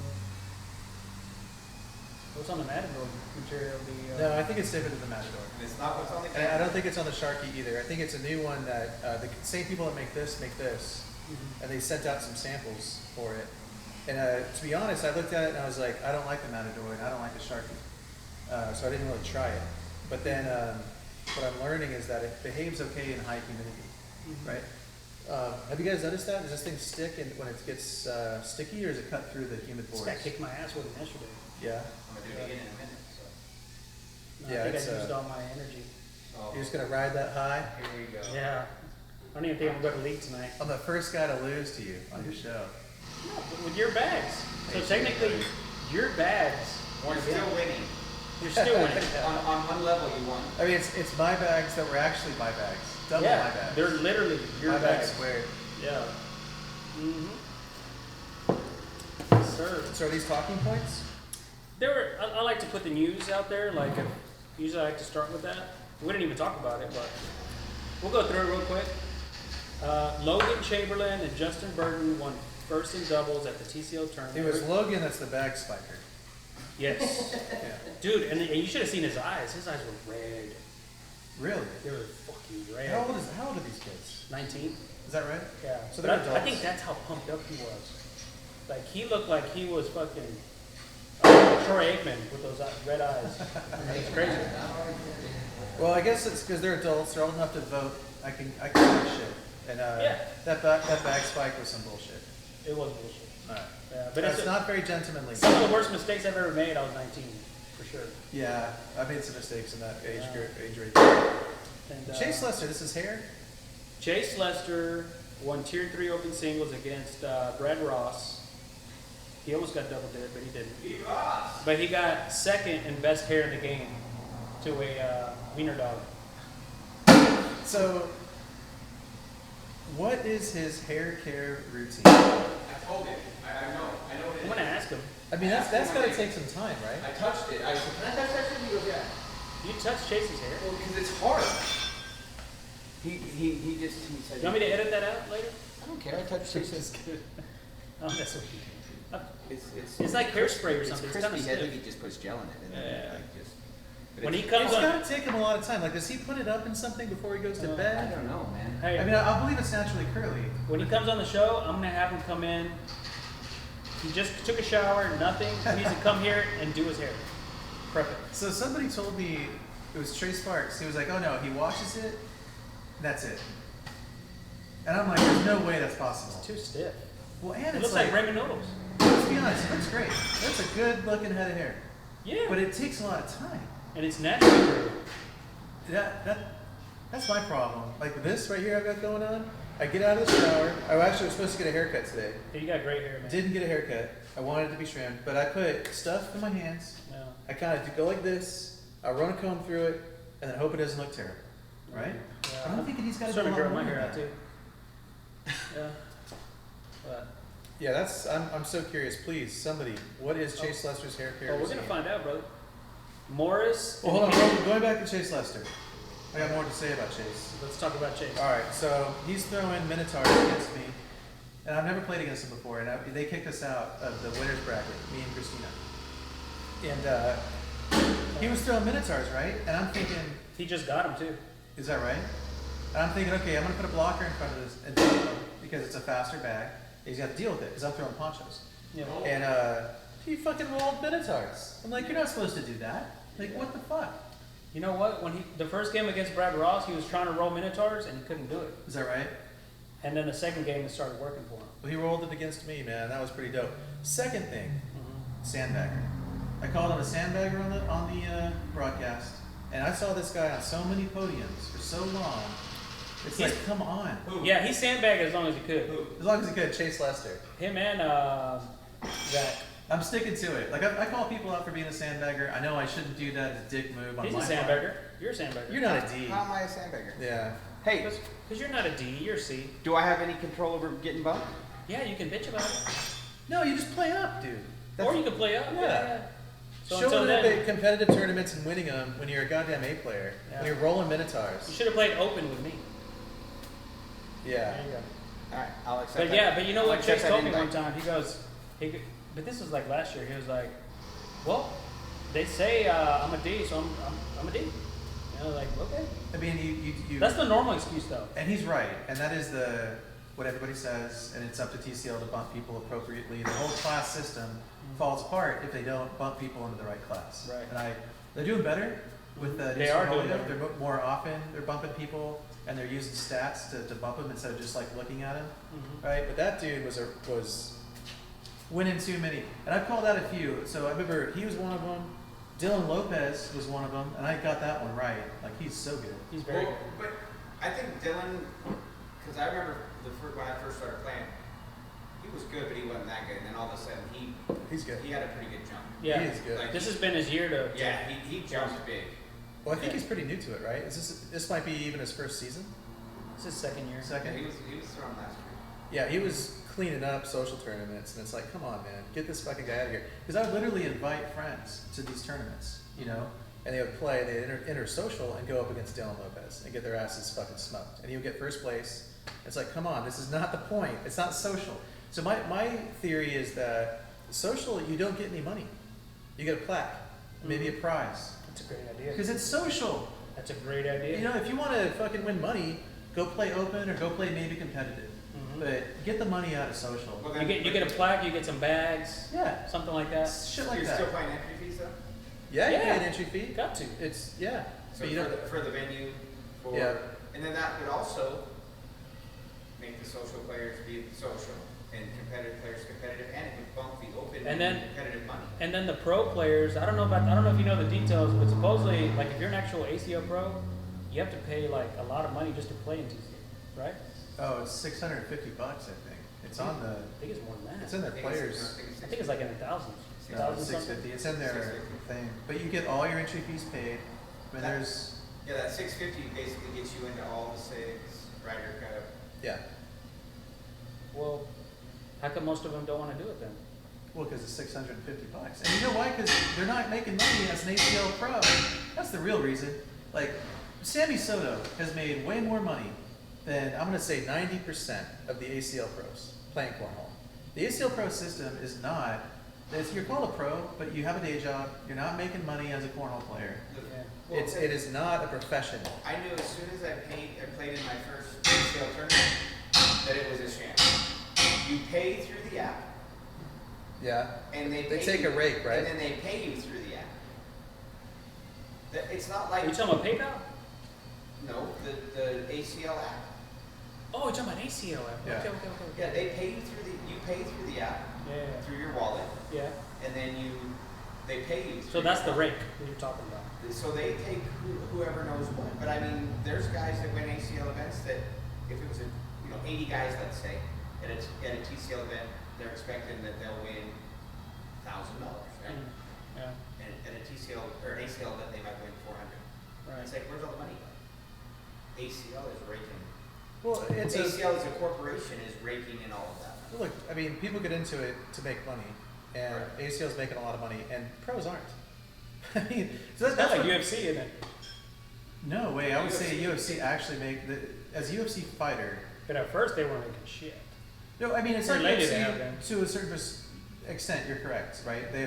The guys who are running it are making all the money, and the fighters aren't making shit. It's a little bit.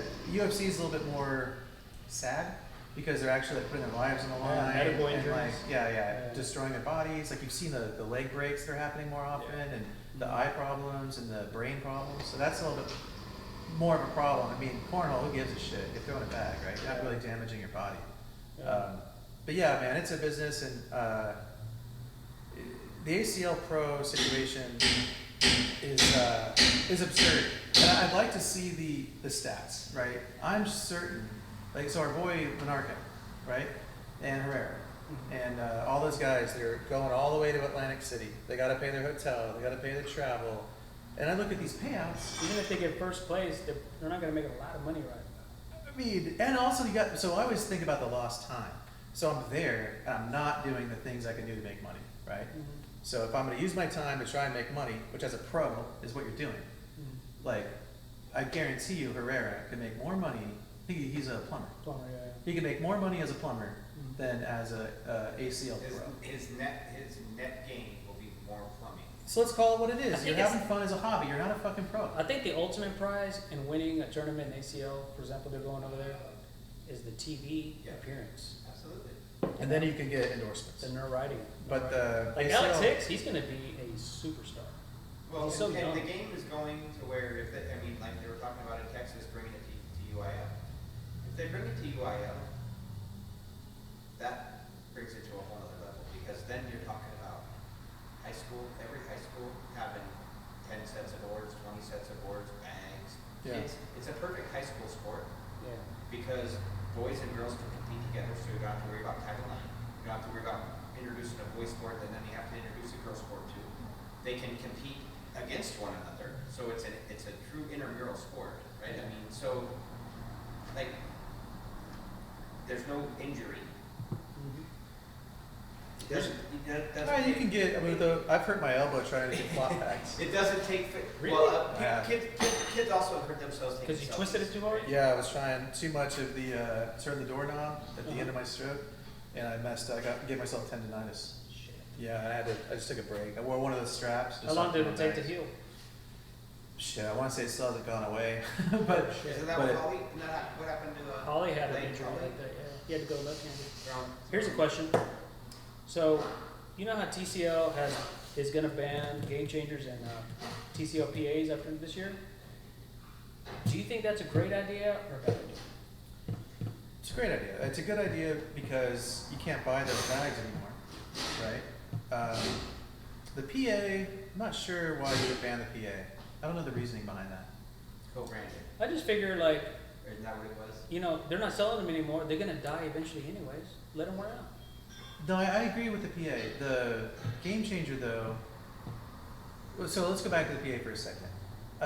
The reason I think it should probably stay in is you've got the greeds and the lusts. If you ask me, those are PAs. Those are PA babies. They're different a little bit. You can't really make the PA anymore because the PAs. I think the carpet material's gone. I think the manufacturer stopped making it. But a greed and a lust, I mean, they're so similar. I mean, if you ask me, and I know that I might get in trouble for saying this, but that is derivatives of the Pro Advantage. That's what the center bags are. I think So Brent far. said that. He said it inspired him. Yeah, I mean that's what it is. I threw greeds the other day, and they're. Don't tell me that's not a PA. So keep the PA in, but the game changer with the patent issue, right? Nobody can make that bag anymore. You can't have somebody show up and start making game changer like bags, right? So Grant and Center can make PA like bags, but nobody can make a game changer like bag because of the patent issue. So the game changer should go. The PA shouldn't go. That's my opinion. Okay, so if you have game changers out there, call me. I sold you my set. Yeah. Yeah. You know, I think that was the first set of cornhole bags I ever bought. Is the one I sold you. Yeah. Yeah, that was one of your first. You had some badass wins in it. I did.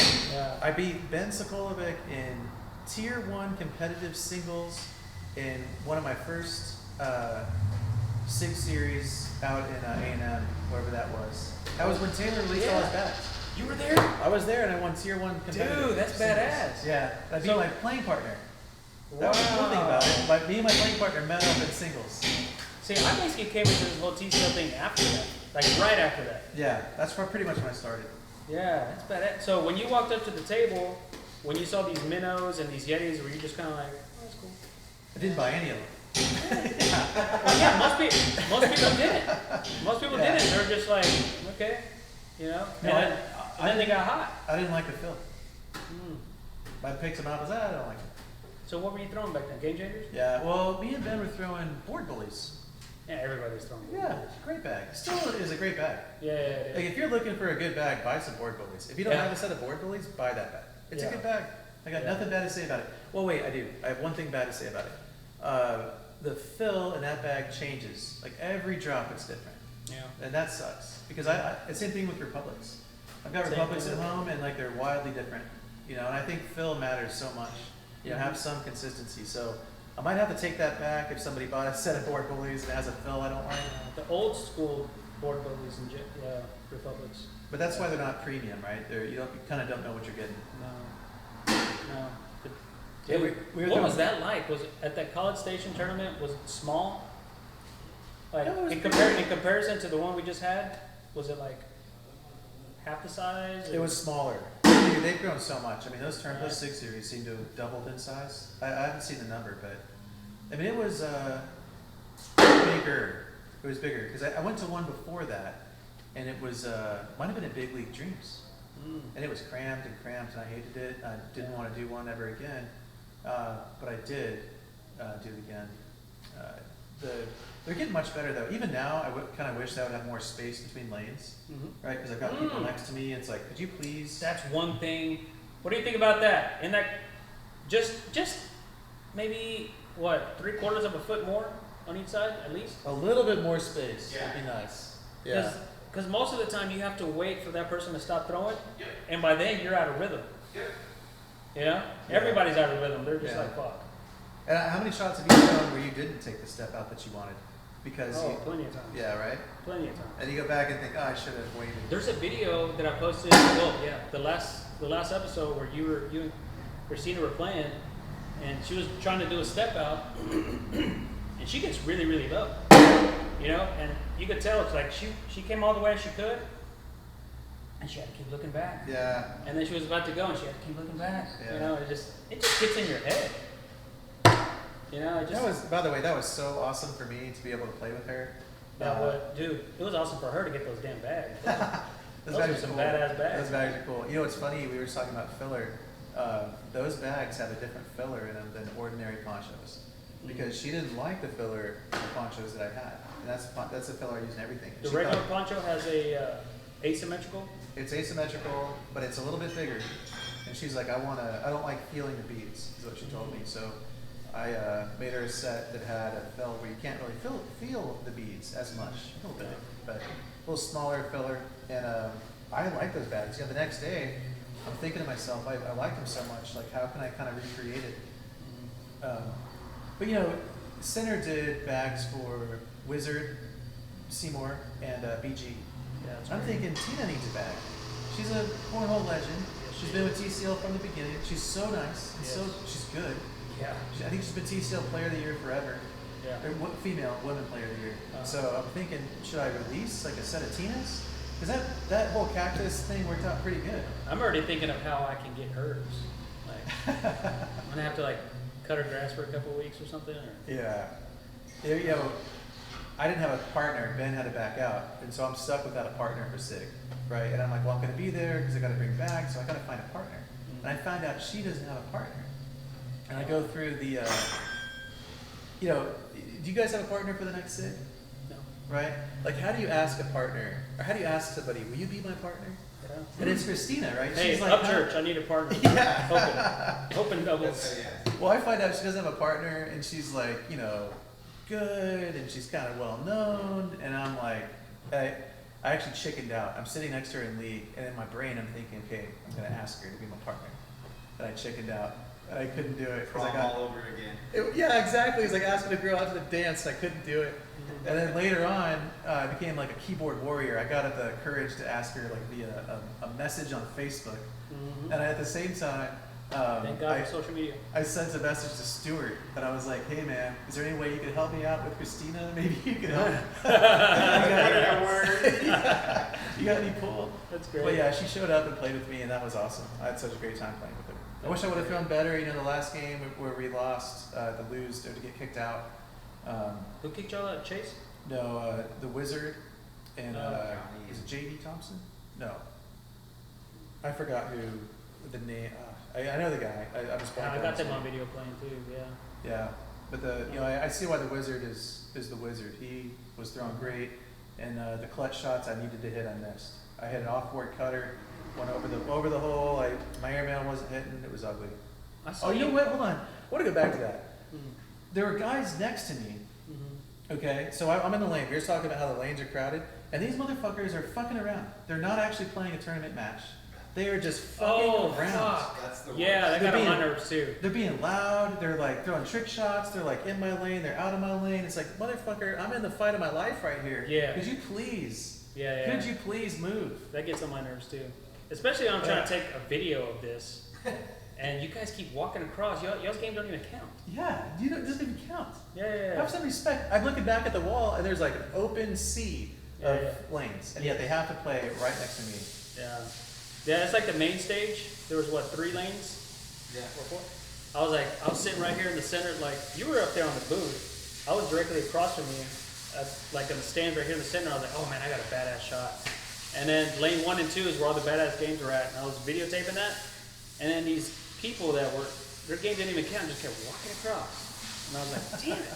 But I think you're within your, at that point you're playing open. I would say, hey guys, would you mind? So my problem with that, like crossing the line. So I don't like it when people cross the line when they throw. It's a rule in TCL, you're supposed to stay behind the line, full stop, right? So anytime, so that is one example.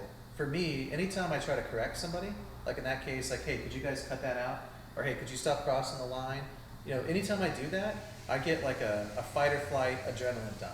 That's course. just how I react to it. Of course, yeah. And I end up throwing worse. So I've Yeah. had to stop. I get bothered less by people I that don't are. internalize it than to outwardly say something Yes. and deal with that. I get it. And I wish I could, honestly, I wish I could be that guy that like, calls everybody out. Like you You know can't who do is that guy? Jason Andrews. In Trace Parks. Oh, Trey Sparks. God, he fucking just, And Good for he's him. Mr. Gasoline, just Good for him. and man. Mr. Ryan Kramer. I wish there were more people Oh. that did it. You know. yeah. No, I got You- undressed. you need when people like that. I got undressed at league one night, and now I don't move anymore when I'm throwing because Yeah. I was like, You know, so that's what I'm saying. Like, that's the one good thing about Trump, or one of the good things about Trump, is that he was the guy he didn't feel uncomfortable about saying something that needed to be said. Like it was one time he was like, "Hey man, we're protecting y'all all the time, and y'all ain't giving us no money back. At least give us something. Give us a little bit more money back, you know." But that's a Yeah. different topic. I'm just saying that's kind of. Well, so we were at Chase Lester on Trey Sparks. Another guy I called out for being a sandbagger and got in trouble for it, but I was right, Yes. and he has proven me right. oh, he's good. He was sandbagging as a D, or as a B, and I think he got bumped recently. He's an A player now, but that dude's good. He's a really good cornhole player. They won North Texas. Hey, is Haley a B now? I didn't know. She should be. I don't know how to. I didn't know. But Morris- she won competitive, yeah. You get Morris an and auto Haley bump. won first competitive. Yeah, you get an level. auto bump for that. I I know know she was a B and then asked to be put back to a C, and then goes and wins SIG as a C. I heard about that. Is that right? I heard If about that is factual, that is some bullshit. Hey, that's why you can fight too and get yourself up to a C. So, there you go. But if that's true, hold on a second. This girl Haley, if she went, I don't know her, and I'll get in trouble. I don't care. If she actually was promoted to a B, and then went and argued about it, because this is the rumor I've heard, to It's go a back rumor, yeah. down to a C, Yeah. and then goes and wins competitive, that is fucking bullshit. Yeah, That means all you did was prove that you should have been a B all along. yeah. If that's true. Again, I don't know if that's true. I think it's a rumor. If it's true, then yeah, you're right. Matt Morris, I watched him play. Meso was saying he was like a new player. Yeah, he's Mr. Blondie. He's got his Matt blonde Morris, hair and his he blonde is, beard. he hasn't, I mean, he's part of the Davidson. He was also in singles first competitive. Yeah. He got double dipped by the kid, Mr. X from West Texas. Yeah. So Mesa was defending him. Can't be a sandbagger because he just started playing. Oh, okay, I mean, Right, he I hasn't agree with been that. playing It's for He's more like than- you. He's a quick learner. He hasn't, been- but he I wish hasn't I was a been quick playing for more learner than at a year. cornhole. Because when we were playing switches last year, it had been 9 months ago, and he was just barely starting to play. I mean, barely starting to play. Like, I think I was there the first switch he played. Yeah, technically he's a kid. I'm still. counting. Yeah, some people pick it up fast, man. Yeah. Do you have his history? Where's he from? Play baseball? He's from East Texas. I mean, if Yeah. anything, I guess he's a baseball player. Maybe Yeah. some basketball. Maybe But some- definitely an athlete that likes to compete. Mm-hmm. It's kind of like Anthony. How do you say his last name? Jari or I say Jari, but I don't know. Jarrell. He was a baseball player too. The kid. But boy, double that dip. kid X, boy Xavier, he would not miss, man. Yeah, he's good. Good God, like he was just capitalizing on Morris's. He kept two in him. I would say this SIG though, it seemed like on the main stage of the finals there were more North Texas, DFW Yeah. area. And he did it in Texas sandals. Guys, not West Texas. It seemed like SIG 1 was West Texas. They came to. Dude, that West Texas has kicked so much ass. They came to, Those guys are SIG, good. SIG 1 they came to kick ass. Ryder Cup they came to kick ass. Did you see his pants? That's it. And couldn't get an order. Did you already have that in your arsenal, or you got them specifically for SIG? So Those like wavy pants. I got more, by the way. All right, so They weren't hounds too. So here's a nobody story ordered, about it the. wasn't a There's a shoot. story. I'm in my chair late at night, and I'm watching Start Facebook. calling you Professor X. Yeah, it kind of is a professor actually. I'm watching, gosh darn it, I don't know the names. Young kids in ACL that are really good. I forget their names. It's a lot. Yeah. And they're wearing crazy pants. And they look like pajama pants. But I kind of like them. Noah Wooten wears pajamas, yeah. Yeah. Who's the guy that played with Isabella and they won that one? Tony Smith. Tony Smith? Might have been him. He wears sandals He and wears pajama pants. Yeah. And a, So- and a bucket hat sometimes. Yeah, I made some comment like pajama pants are so hot right now. Something like that. Mhm. And then people start commenting and I get DMs or whatever. And yeah, I found there's a place called Skids NYC. And there's another place called Jams. And these are back in the day when I was like 80s, Hammer 90s pants. we're talking. Hammer pants. The hammer pants, yeah. Hammer pants. So here's the crazy thing, the Skids place, the ones I was wearing, it's one size fits all. And I'm like, there's no way there's a pair of pants that's one size fits all and it's gonna be comfortable. But I went ahead and ordered a set And or it a was. pair. And I put them on, I'm like, okay. And so I'm wearing them around the house because they're comfortable. Yeah. And my boys, both my oldest and my middle, are like, Dad, your drip is ice. Your What drip is what does that ice. even mean? That's freaking awesome. Yeah. I'm like, Oh. all right. So I raised the courage to wear it to SIG, and they were a hit. Drip is ice. Yeah. And I got a bunch more. So I ordered more. It's Skids NYC. They're like $60 a pair, and they have all kinds of sets. I like that. Yeah, there's the pants. I was actually thinking about making some sort of like wearable material with all these busted bags. Like all the busted minotaurs I have and stuff, maybe make some, I don't know, maybe like a Zuka bag of just busted, Maybe patches. or patches, whatever. I'm actually gonna make, once I make my little cornhole museum, I'm gonna make a big wall of just patches. And there's gonna be a wall of cornhole bags, you know, shit like that. Man, you should just set up and start making your own bags. Hey, I told Taylor that the other day, I was like, dude, you can just make bags here. I'm looking, yeah, no, I've got warehouse space. I've got some. Did you have some that has this? But it's not this cool. Yeah. I mean, you know, Yeah. that's authentic. That's always the question, I don't know. That would be my. It's factory. Wherever you want. Interesting. We got Monarch. I feel like I want to practice real quick. Grant. I've got a signature, but I don't, I mean, who does digital, I mean, who does like real signatures anymore, right? No. Like the signature Upchurch did is kind of like more like a symbol, like Prince. All right. Sweet. Look at that. A little fast, so it's not very dark. The Professor X. Damn. Your signature and Grant's signature kind of looks like they could be brothers. Nice. Maybe somewhere down the line he's got a pull lock. Sarsinski. I mean, that is cool. I like the way Grant has that double loop right there. That actually is pretty cool. I think the double loop for him means the Omega, or what is it? The Eternity? Oh, infinity. Infinity. So that's a G and a U, huh? I don't know. Huh. I thought it was more just like symbolism. Monarch said that ever since he was 15, he signed his name. And then this is your gift. If it's too small, then we can get you. Let's see. What do we got? We got an XL. Oh, large? Yeah, we got an XL as well. Do you have XL on hand? Yeah. I'll take the XL. Okay. Yeah, just hold it up. Look sexy with it. Damn.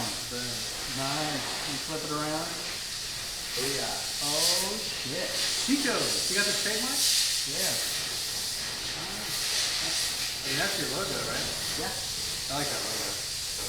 But I was wondering where I was because I've never been out here before. And I see that that sign of yours, and I'm like, oh, Yeah. there it is. It's right there. Chico's. What's this bag? Ooh, those are my faves. Hey, please don't shoot this. Got more John. Good God. Just sip on it. Enjoy it. This is your competition load. Yeah, this is just what I carry. I mean, well, these are some new bags. From Yeah, I probably should have brought mine in here. I've got mine in the back of my car, like what I bring to compete. Fucking I can't go anywhere without these. CJ is like whole training my bags. Look at Like, I do appreciate that. You know, you're helping those guys out. I mean, they did get dusty out here.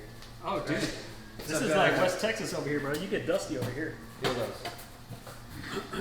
Oh yeah, that's broken in nice. The original fat I mean, my take on, you know, small template cracker. I'll throw other people's bags all day long. I was in a Switcholio, the Big D Switcholio. I mean, how ironic is it that I won a Big D Switcholio with center bags. But my partner he liked them, they're his bags. They're good bags. So I have no problem, like, promoting other, especially Texas bag makers. Yeah. Like most Texas bag makers. Salute. Hey, cheers, brother. So, hey, and by the way, I'm pretty sure that nobody started out throwing their own bag.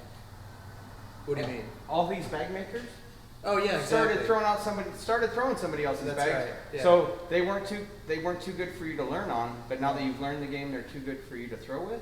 Right. Like That's a good point. That's true.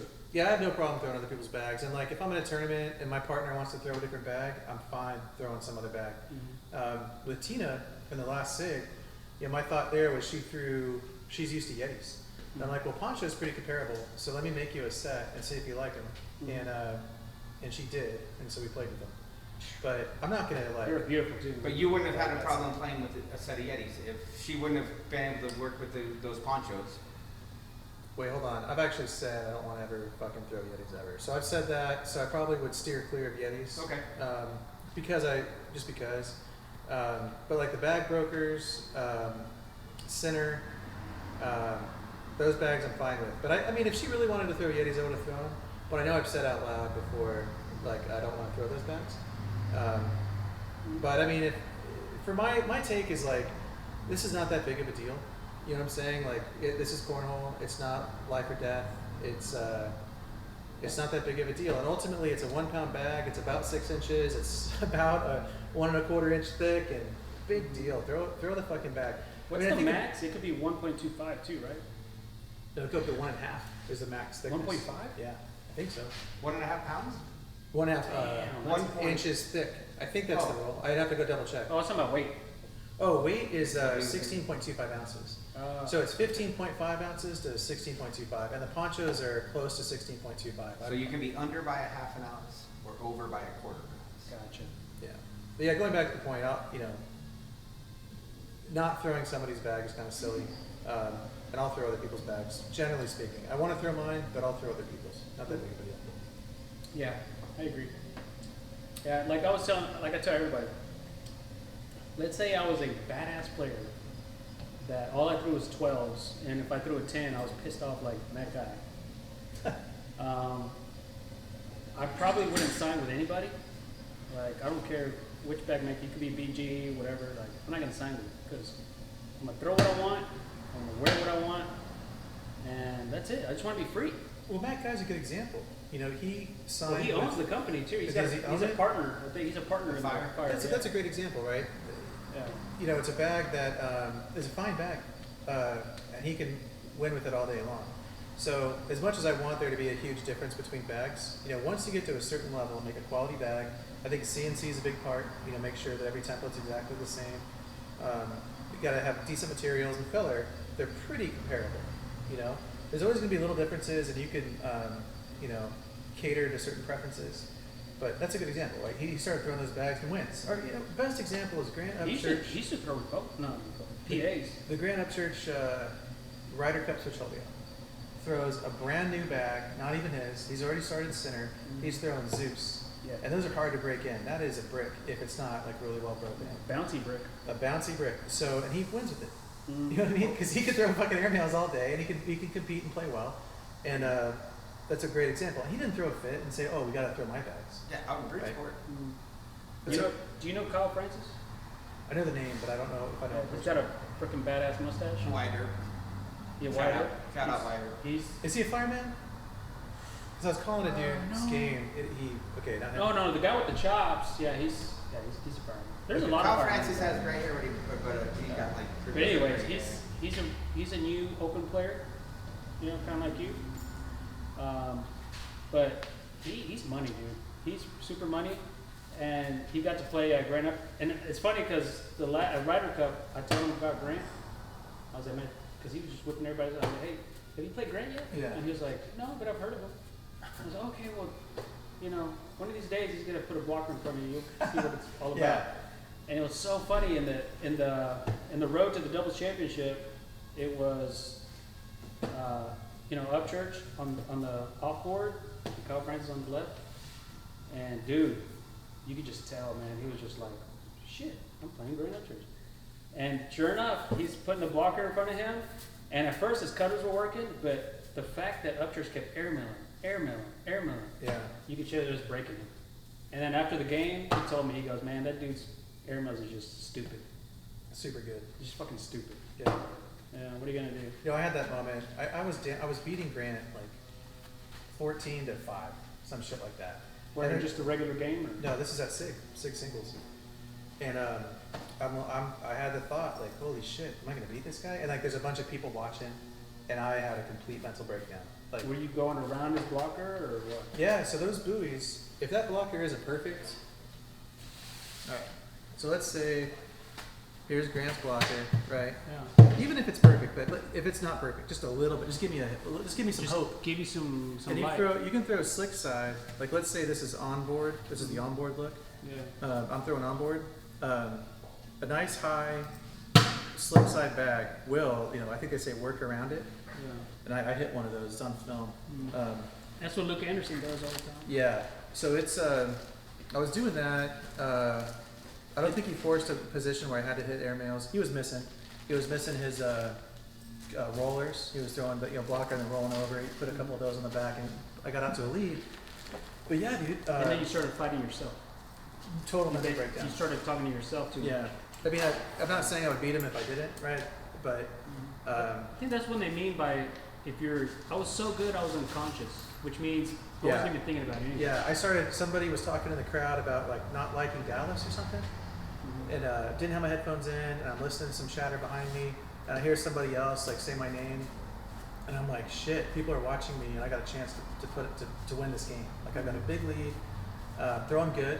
I was happy with my throw, and then it just kind of hit me, right? Got that fight or flight sensation in my body. My hands are starting shaking, and I couldn't get control of it. So I know exactly what you mean. and it's for that reason. I don't know if I'm ever going to be very good at cornhole because I cannot get rid of that physical fight or flight sensation that happens. But eventually you'll be in that position. That's why eventually you'll be Time in in that the position system, time in the cell. where you'll go, Yeah. I've been here before. I've been here before. Well, this is your rookie year as an open player, right? Well, not only that, you're a bag right. maker, That's right? So right. I mean, how many people, how much whispering are you hearing, chattering are you hearing in the background? And there's all like the politics and drama and shit. Like when I was playing Taylor, Oh yeah, you played Taylor. I played That's Taylor, fucking right? badass. And it's like additional layer. It's like, okay, bag makers duo, right? And I'm on his side too. I would have recorded the whole thing, but I had to go play. Oh, I threw like trash that game, but we still won. I got to give it to Christina, man. Oh damn, She carried me in that game big time. she's badass. She carried me the whole tournament. I love how like she goes so low, and both sides of her hair are just down like this. She threw through her hair, right? Her hair is Yeah. hitting her arm as she's throwing. Yeah, it's almost Yeah. like she's looking at you like I'm about to go right through your ass. Yeah. And it's like, oh. But so she's been there before, right? So she's been in all these huge tournaments. I think she's won sig doubles before. So it was just nice to have a calm presence on the other side of the board that's consistent, middle board. I asked her what to do. She's gonna give me good advice. It's nice. And then I've also played with Stuart and Lee. And that's the other thing is I'm now I guess an open player, and Ben is doing his youth sports baseball thing, so he's not really available for doubles. I'm able to play with these people who are a lot better than I am, and they've been around for a long time, and so I get different looks on the other side of the board, and they're giving me really good advice. Like that shot I just described, that's Stuart Foster. He's the one that kind of told me, hey, just put it up in the air, slick side. I started doing that, and I realized that's a shot in my arsenal. Like I can. So now when I see that So blocker, it's a high throw and just landed it right there. Is that what you mean? yeah, high throw, let slick the side. bag do the work for you. Yeah, you can't really power. It's not a You're not power pushing. through it. You're not pushing it through. Yeah. You're just letting the bag work its way through it. Well, because he fucked up. If this blocker isn't perfect, that's the thing about blockers. If your blockers aren't perfect, right, it's just off just a little bit. Two things happen. Number one, I got that option now to go my slick side, work around it, go in the hole. The other thing is it makes the step out little bully bag a little bit better. But I don't want to bully it. The reason is I can work that slick side work around all day long, and now that's your fucking problem because you can't do it because it's on your side. So you've really blocked yourself. You can't reverse well unless you got that reverse cut. That's a hard fucking shot. Yeah. There's not a lot of players that can throw that. This last season, I guess, or these last few big tournaments, I've realized I'm a slick bag player, and I'm just going to go with it. That's me. Yeah. I'm done. I can't throw them. What made you decide I you're a can't throw slick side Yeti or player? Poncho or whatever. Like, what was that moment that you're like? That shot that I'm describing. Oh, really? Yeah. I think so. And when I'm throwing good, I think my strength is that I can consistently land a bag in the middle of the board, right? I can do that when I'm good. And so that's just like a slick bag player shot, right? What I can't do is I'm terrible at the flop. Oh yeah. Like I can't flop it. And then I call it the skip bag. Sammy's got like a skip bag. It doesn't fly nose high, right? No. It's almost a flat bag. It lands perfectly with the same angle of the board, and it bounces a little bit and it skips over. I don't have that. So if I don't have the advantages in my game that a carpet bag is going to give me, why deal with a carpet bag? Well, not the buoy. You're right though. The poncho. The poncho, or like a slower 5 or 4 speed bag hanging on the hole. Why? I got no advantages, right? Do you follow me here? The carpet bag has advantages, but if you don't know how to use the advantages, why throw it? Why throw it? The reason we switched was my playing partner. He's a harder thrower.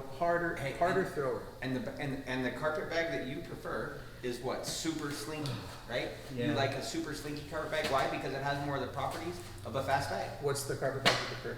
Well, I love to throw genuine Yetis. You know, they're just kind of like, are they? they're right there on the floor. They're it's a slinky carpet bag. Oh no, I've thrown a lot of Yetis. But feel how he likes that bag where it's like almost lost, but it's almost lost its grippy carpet feeling. It must be because I used to throw game changers and ace of spades.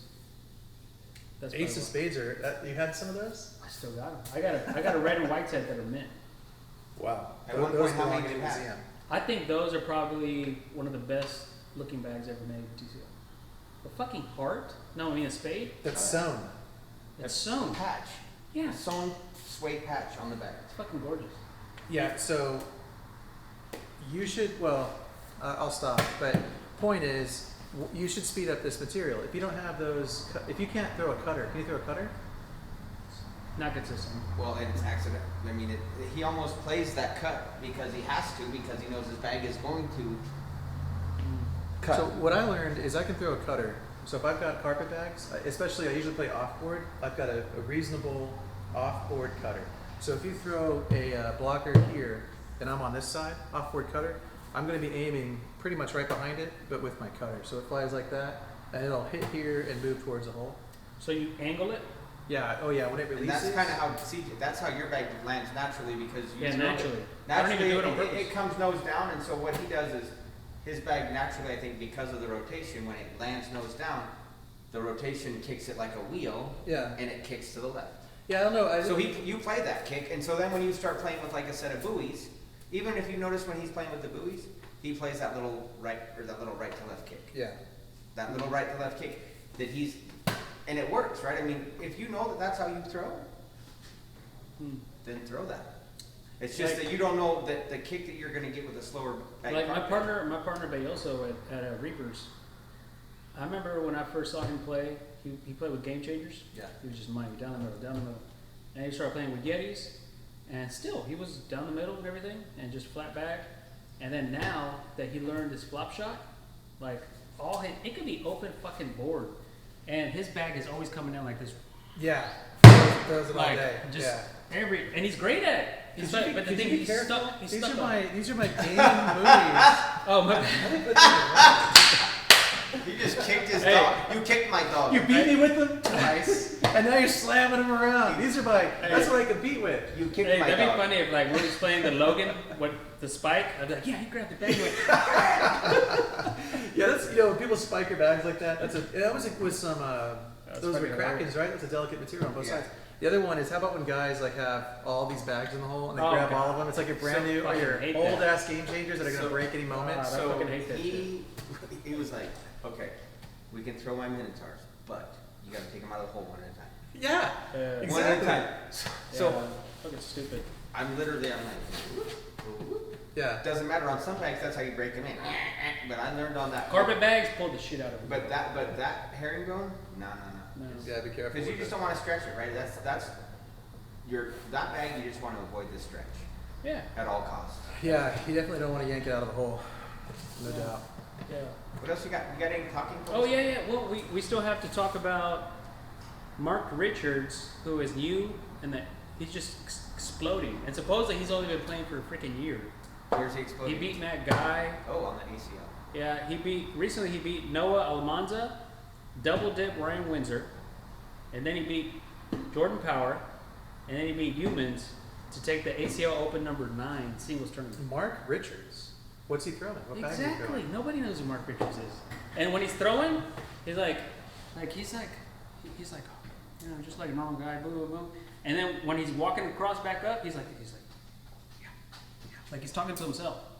You know, like a normal dude. You know, and he's just boom, boom, boom. It's an Air easy mill, game. air mill. It's an easy I know. game. I know, but like Tony Smith makes it look like He's just right. Tony Smith makes it look sexy, man. He's kind of like he's, you know, just nice and sexy, boom, like this, and then Mark is just like, Ding, ding. and then just like a little professor walking down the street. I mean, there's nothing, I don't know that there's anything sexy about that guy, right? I mean, No, Matt Guy has a sexy throw because it's exactly the same. Yeah. It's a long stroke with a step. It is nice. It's But the fact that he can do that over and over. Yeah. And you know what? When he first came to ACL, he got rid of the step, and he wasn't that successful because he was getting older, and then he said, "Fuck it, I need to beat these kids." He went back to a step, and now he's dominating. Well, until I see stats that for better than him and Damon Dennis, that one game, I'm not getting rid of my step because those two both step and they can't put it in. Yeah, I've gone back and forth. Have you ever stepped? No, but I'd like to. I've talked about it just because I played I baseball. want to try it. I started playing horseshoes, right, and you have to step. Mm-hmm. So it's so unnatural for me to stand still and throw something. Yeah, when I first started playing, I think I stepped, and then I switched to, it was left foot forward, and I switched to right foot forward, and I've been at my same stance for, oh, that's this week for CJ. for 2 years. You Yeah. switched speed? Oh, yeah. I switched three or four throws, times a day. but then I realized that I'm in 2 leagues that are just beginning, and I don't want to do that to my partner. So I'm like, fuck it, stick to Who are your yourself. partners? Are you playing open? At Hunt County Baggers, I'm competitive with Judson, Okay. and then at Patriot, I'm competitive with Paso. But Yosa's competitive? Well, Well, yeah, but, yeah. yeah. I Well, like that guy. he's a B player and I'm a D player. You're a D? Well, not anymore. I'm a C player Shit. because I played open. I got Yeah? my freaking ass kicked. How's that work? You get beat down by a bunch. You don't win a game all weekend I know, long. I No, know. I win get one. beat. I get my ass kicked by a D player. Is that you're asking me? No. Isn't that funny? Hey, Okay, today- don't let Jason see this, dude. Shit. I'm gonna report this No, video dude. to TCL. You'll be in I didn't jail. win one game at SIG and I got bumped. Hey, 'Cause I I'm mean, an like open my player. airmail game was shit in that last game, but the game before that, our match of actual bags, you were throwing fire. You threw. I don't know how many 12s you threw, but that That's was a what I'm lot. I'm glad I got it on tape because I've never hey, thrown so one. we're going to submit that to TCL in a protest, and you're gonna be fucking the newest A player out there. A player, at least it's We're, we're like, dude, look at this video evidence right here. Look at that, dude. He just drug the Yeah, you gotta hottest be bag able to maker in see. town. I agree. I've never thrown that well. I'm glad We're I in got it on contest. tape. That's. Hey, you should get some. That's one of those videos I'm gonna look You at and should- see. Okay, what was I doing? You should get some buoys. Like, what was my stance? What was my? no, you weren't thinking. Definitely not. It was those money bags. But what I'm saying is, The bags felt great. you're just better when you don't think. I mean, I played with That's your everybody though. Yeah. Okay, so then don't get up there and go. Yeah. Just fucking get up there and go. I gotta get this thing in that hole. That's Oh, what's cool. Emily Downer. So we have a female who took first in ACL doubles. Is that right? Yes. I've never seen that. Jimmy Humus, of course. She's but a young girl, and same thing, just like Mark Richards. Like, new faces on who's the Emily? scene. Yeah. Yeah, but you wanna know what? She's probably. fucking. She's fucking money. But the thing is that she's probably a Sammy or a Luke somewhere in another state. Dude, Luke and What- Sammy had that fucking game. But what I'm saying is when we're gonna have these young kids from Texas, these young guns from Texas, from TCL, win an ACL event, and they're gonna be doing the same thing. They're gonna go, who the hell is Sammy Soto and Luke Anderson? Yeah. You know, or the same thing that I guarantee they did when Grant beat. Right now, Sammy's young enough to where, like, if he wins something, and I'm there, I think I can still put him on my shoulders. No, No. he's way too big. No, No. He will crush you. I'm too small for that. Well, maybe I can bring. You would look like one of Will those Sells. Halloween costumes where you're riding a dinosaur, a little tiny. I'll tell Will Sells to show up, There you go. and he can do it for me. Will, yeah. Will Sells can have the Johnny Cash jersey because he's got one, and then Sammy Soto on top of it, like this. He'll be like 9 feet tall. I'll tell you what, that kid is on fire. Mm-hmm. Hey, who's bigger, Will Sells or Humphrey? Oh, Humphrey. Humphrey. It's a close call though. I mean, In height. tall, well, I don't know how tall, I I think. think that- Humphrey's 6'7". Yeah, I think Humphrey's taller, but I promise you that Humphrey is way bigger. Oh yeah, massive wise, yeah. Yeah. No doubt. He's a different breed, I think. Yeah. Mm-hmm. Like, I need a chiropractor, but I don't want to go like that. That dude looks like he's fully open. Oh, yeah, I broke you. He's a chiropractor, right? Yeah. So, I mean, you think I can adjust? Crispy new mistake bags. You're the only guy that's got them. That's cool. I am Yeah. so fucking honored by Y'all this, see man. this? Did y'all see this? So awesome. Backwards.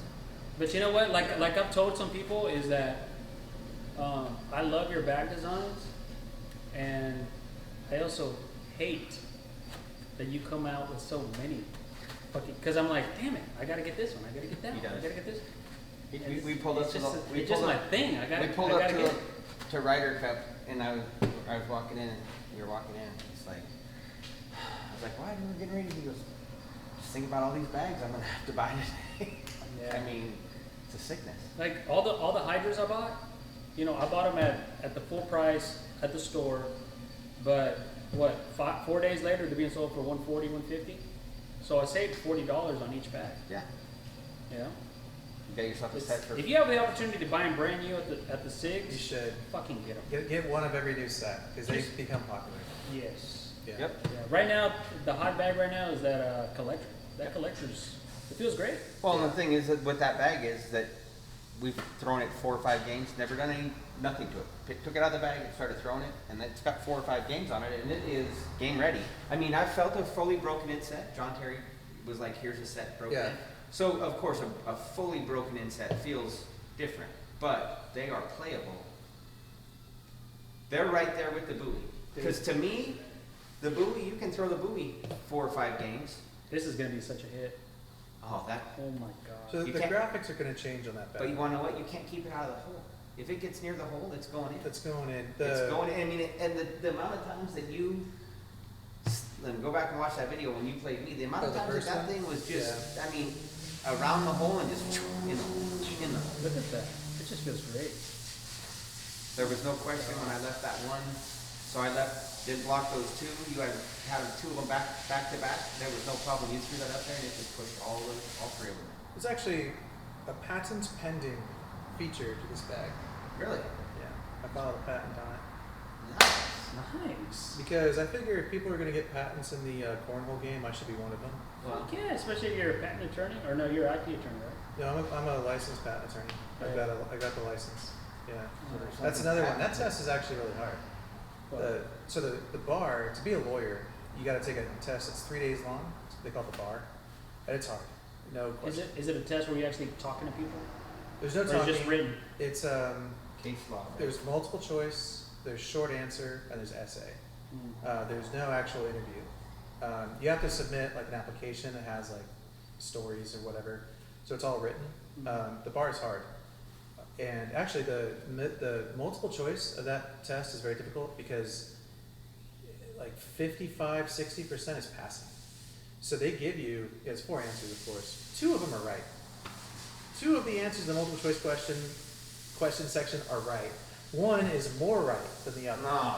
So And you have to pick the one that's more right. yeah, Yeah, Which makes sense though. That's it's what the a attorney's rightest. supposed to do. that's right. That's It really, it's I like never even thought about that. That makes it's like sense. how good are you at guessing?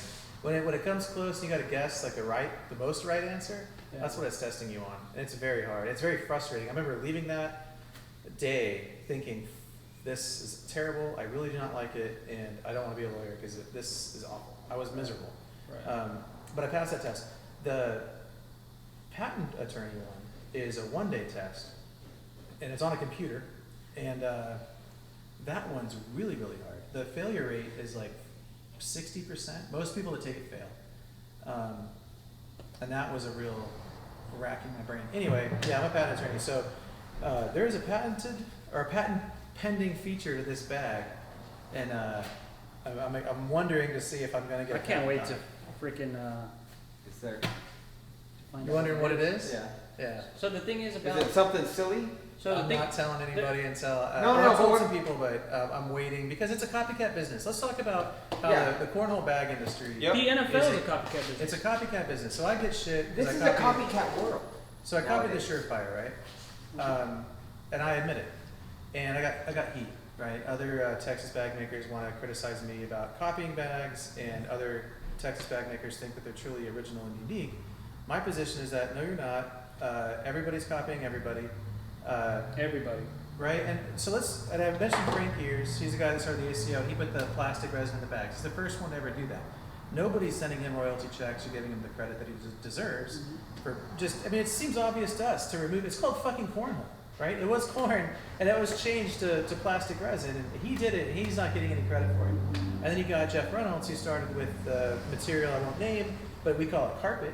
Everybody copies that, like everybody makes a carpet bag. And that's Jeff Somebody Reynolds. gets inspiration from somebody else. And the other thing, this material that's on all the Bonnies and it's on almost every bag, it's also on like almost every bag in cornhole, just nobody admits it.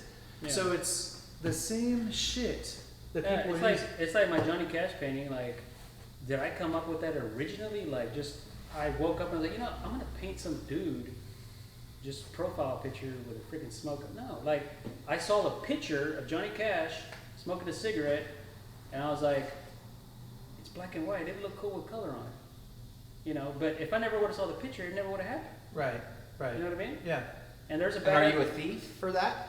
I don't Are give you a shit. copycat? Yeah, No. there you go. I don't care. That's the It's answer. that but I you- wanted to fucking do it. But you had inspiration. There's Yeah. a difference between copying something and getting inspiration from something. Yeah. Well, and if you're going to create, right, it's first of all, it's hard to do anything. It's hard to make something out of nothing.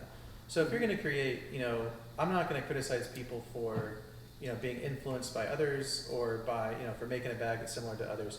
Like the Surefire bag, when I went to, I don't know if I've already said this on camera, but when I went to the TCL main office and I go look at the bags that are coming, it's booze and bonnies, right? And I can't be sad about that. As a matter of fact, I looked over to Chad and I'm like, hey, have you told these guys to put a fucking liner in that bag? Because if they don't, they're going to be in trouble, right? Yeah. So, but I'm happy. So if you like that material, there are going to be a lot more bags here pretty soon made by big name cornhole bag makers that of course have an ACL version and they're kicking out bags at TCL. Like, under the table, what is that all about? I have no idea. But that material is going to be in TCL a lot more. All right, I think Taylor said that he finally has enough space to start making Minotaurs again. Because it takes a lot of space to change the printing on the top of an X-ray. That takes space? I didn't get that answer. Hey, he's probably being secretive in his answers. It's like I was trying to get him. Hey, are you even gonna make Minotaurs? And he was just like, yeah. Oh shit, he's trying to bait me. Maybe. He's very secretive. It's all. Out there. So he said something like, then I think what happened is that Taylor waited for somebody to figure out how to use that material properly, and oh, he already figured it out with his X-ray. Well, it doesn't play the same. That X-ray does not play the same as the Minotaur. Does not play the same. I don't give. Not every Minotaur plays like a Minotaur. Like every Minotaur is different. I got some blue Minotaurs me an that do X- not play find like me my an- orange blue Minotaur. Find me an X-ray that plays like that feels like a Minotaur in your hand. well, that's filler. But I'll readily admit this. I was playing Switcholio with the South Dallas crew, and I ended up with Ish. Ish and Serena. Damn, I used to go to high school with a guy named Ish. Well, so he had a set of X-rays, and we won the Switcholio, and I loved him. I'm like, this is the best material I've ever thrown. I loved it so much. So when I decided to start making bags, I was on the hunt for that material. And as soon as I found it, I was like, fuck yeah, let's go. And I kicked out the buoys. But the buoys are different because they've got a different top side, but it's the same control side material. But I didn't know it was going to break. And the bags I made for myself didn't break. I'm throwing them on my driveway, they're not breaking. But if you make enough, and if you get that seam on that part of the fabric, they break. Do you remember me telling you? I was like, After the fact, yes. no, I told you before. I was like, dude, they're gonna. Well, no, He's like, after I'd already I'm made 'em. thinking, I was like, they're gonna break. After I'd already made them. They're gonna break. Yeah. And you're like, no, well, It was- maybe, and I was like, they're gonna break. it And was then 100. the next time you saw me, he was like, fuck. 125 sets I put out there with no liner.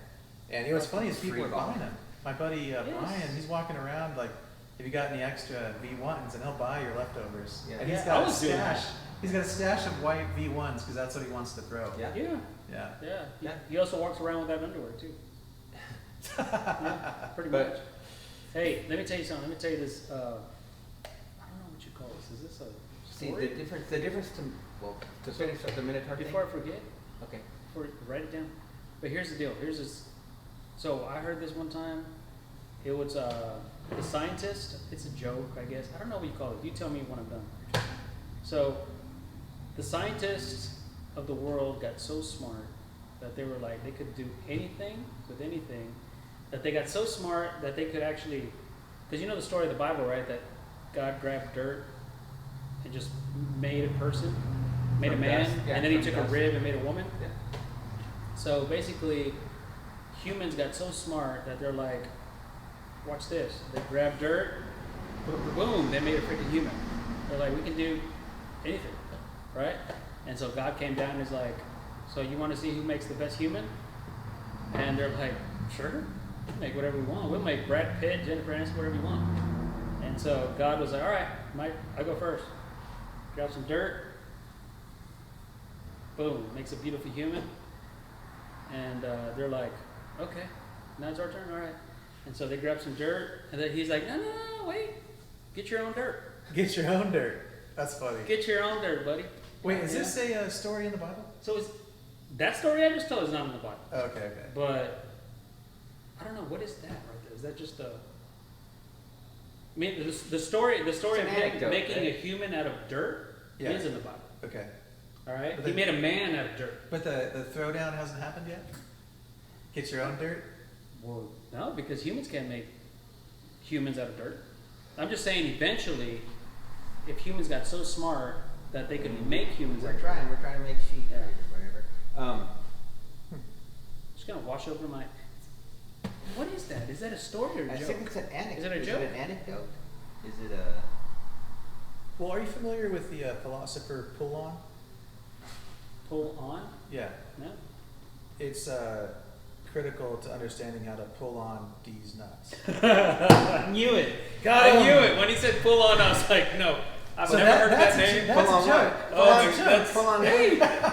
That's as soon as he said pull on, I was like, And you said it back to me. that pull doesn't on? sound Russian. That doesn't sound like anything. Pull on. I'm I was about gonna to correct walk. you and say pull on. I'm Pull on. walking into Pull a on. trap. Pull on what? Pull on these. Wow. So that would be a joke. That's But I like Bart think what you Simpson had when they was, call the bar. When they call the bar, and that bartender always answers, Oh, that's right. Yeah. and he falls for it every fucking day. Mo. Had to get you Yeah. with one of those at least. What were you gonna say, Randy? I was gonna say that. So I think also you saw the problem with your bag. You're the Yeah, player. You're the the actual V1s. person that sews the bags. Yeah. So you went through the painstaking process of figuring out how to fix it, right? Yeah. And it meant something to you to get it out there. And I Yeah. think that because that's your work, those are your hands doing it. I think some of the bag makers, it isn't that way. Well, I think the way you do business is different, right? Like I can call up a wholesaler and put my graphics on their bags and I'll ship them to me. And people are doing that in TCL. Like some of the TCL bags, it's just a third party that's slapping labels on, white label bags. Yep. But yeah, for me, it's like a passion project. I think you mentioned before. Something that I just wanted to do, and I'm doing it, and I'm enjoying it. So yeah, it means a lot to me, man. But you take it to heart too, because I mean, you felt bad to where TCL didn't come to you and say, you need to replace these bags. You sent a letter, because I had purchased 2 sets, so I mean, unannounced to me, I get 2 boxes in the mail that say, How the Hey. fuck did you buy 2 sets? they had 2 drops. Yeah, there were 2 Oh, drops. okay. That was about to catch. And then there was also a director release. I didn't have the director release, I was on the first, I got a set of Yeah. blues the first and whites the second. Thought I busted you there for a minute. Yeah, but I gotta give TCL wife some does credit that. because they were like, I was kind of in a bad shape. So that one, it was the SIG in Waco. So I'm at the SIG in Waco. It was John Henderson. He's got a set of the directors, and I'm like, this is gonna be awesome because this bag fits his throw. And his first game, I'm sitting right there watching it, and his bag's bust. God. And I thought I was gonna faint. There's only been 2 times in my life. Taylor told me that he was at College Station and people were throwing his bags brand new and they were busting. Oh, dude, there's been 2 times in my life where I can specifically remember, like, external factors made me feel like I was gonna faint. And that was one of them when I was seeing, like, his bag broke and other people's bags are breaking, and I felt like I was gonna fucking fall down and faint. I felt like I was gonna faint. Like, you know what I mean? I don't know if you've had that experience, but. Oh yeah. Everything gets a little blue. When my first child was born. Oh really? You gotta stay north of the Dude, border. You gotta stay north of the border. Dude, oh yeah. The doctor was like, go ahead and lay on the ground and put your feet up against the wall. Oh yeah, all the time, dude. And I was just like, oh my god. I don't know if it was the smell and just what I was watching, and I just like that medical smell. The doctor was, he had delivered enough babies to know that he looked at me, he was like, you're probably gonna want to stay north. That's why I was like, alright, I'm good. all these Luke Andersons and Sammy Sotos, they don't know what's coming. That's a good point. Yeah, they haven't They ain't got no idea. Yeah, they think they got life figured out because they know how to do a flop shot and hit 4 baggers. They're like, no. They're gonna like deal with like family situations. Like, can I 4-bag my way out of this? Nope. Can I air my way out of this? I'm screwed. I have a friend, a really good friend of mine, whose name I will not mention, because he might watch this later. He's concerned because he has boys that he's really into youth sports, and he has a boy that is 15 years old. He's gonna start having sex at some point in the future, right? So he has a girlfriend, like a serious girlfriend. He's concerned that his athletic ability and his focus on the field might be negatively impacted by the fact that he has a girlfriend and he's gonna want to hang out with her more often, and That's called life. It's a legitimate concern. No, it's not. Yes. It's not a concern. It's called. It's a fact. Yeah. It's going to happen. Yeah. Yeah. Is it though? I mean, but does it make you? Maybe it makes you better. It depends who you get. Hey. Like, if you get a girl who's already in the field, So we've got to. or you get a girl that's We've got a like, no, prominent dude, TCL you player played cornhole who- last night. who- You ain't playing today. Well, we have a prominent TCL cornhole player who is now recently.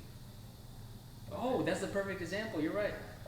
Freaking Upchurch is dating. Well, the rumor is, I don't know, that Upchurch is dating Haley Harley Davidson, and if Upchurch's performance dips at the end of this year, then I guess that's No, he's already gone through this. He's already been with girls. Like, it's not like his first girlfriend. No, but you know what? It shouldn't, because she's a player as well. She's gonna encourage him. So Yeah. if he was dating a girl, Pitched to DSC and then back to a B. Is that a fact? I don't know if that's a fact. That's rumored in my opinion. It is. I think it's a rumor too. But I'm just saying, if he was dating a girl that didn't like cornhole, then he's screwed. What the problem was is that they bumped her straight from a D to a B. She never was a C. So then they were like, okay, we're gonna give her a C. If she does anything at C, we'll bump her immediately back to a B. And Oh. so, and I think with Jason Andrews, I think she. Hey, I'm played proud it. of you, man. You didn't fucking shoot that tequila. I like that. I haven't drank any. That's good, man. I like that. I'm getting ready to shoot it though. Oh God. Jesus. What else we got? I tried to partner up with Taylor Stone. You know that? When? So when I first met him, I told him I wanted to get into the bag business. Wait, do you guys know about the Game Changer issue in me? Game changer? So the Game the Changer. patent? Yeah. Yeah, because they had pay dirts and they had come and take it, and then they had to like take them off. Like, well, we can't do it. So all Cornhole sued a guy named Gary Edwards, and they sued him in his personal capacity in Utah, a Utah federal court. Gary Edwards is a deaf man who works the night shift at the post office, loading trucks, and he was on disability leave when they sued him. Who sued him?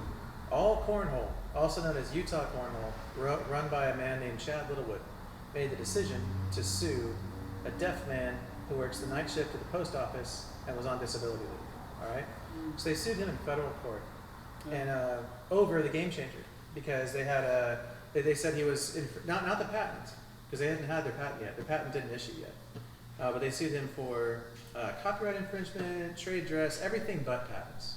And it was, in my opinion, it was a losing lawsuit. They did that, and then I stepped up and defended Gary pro bono in federal court. So I'm his lawyer, and I had to go to a hearing and actually be a lawyer, which is no fun at all.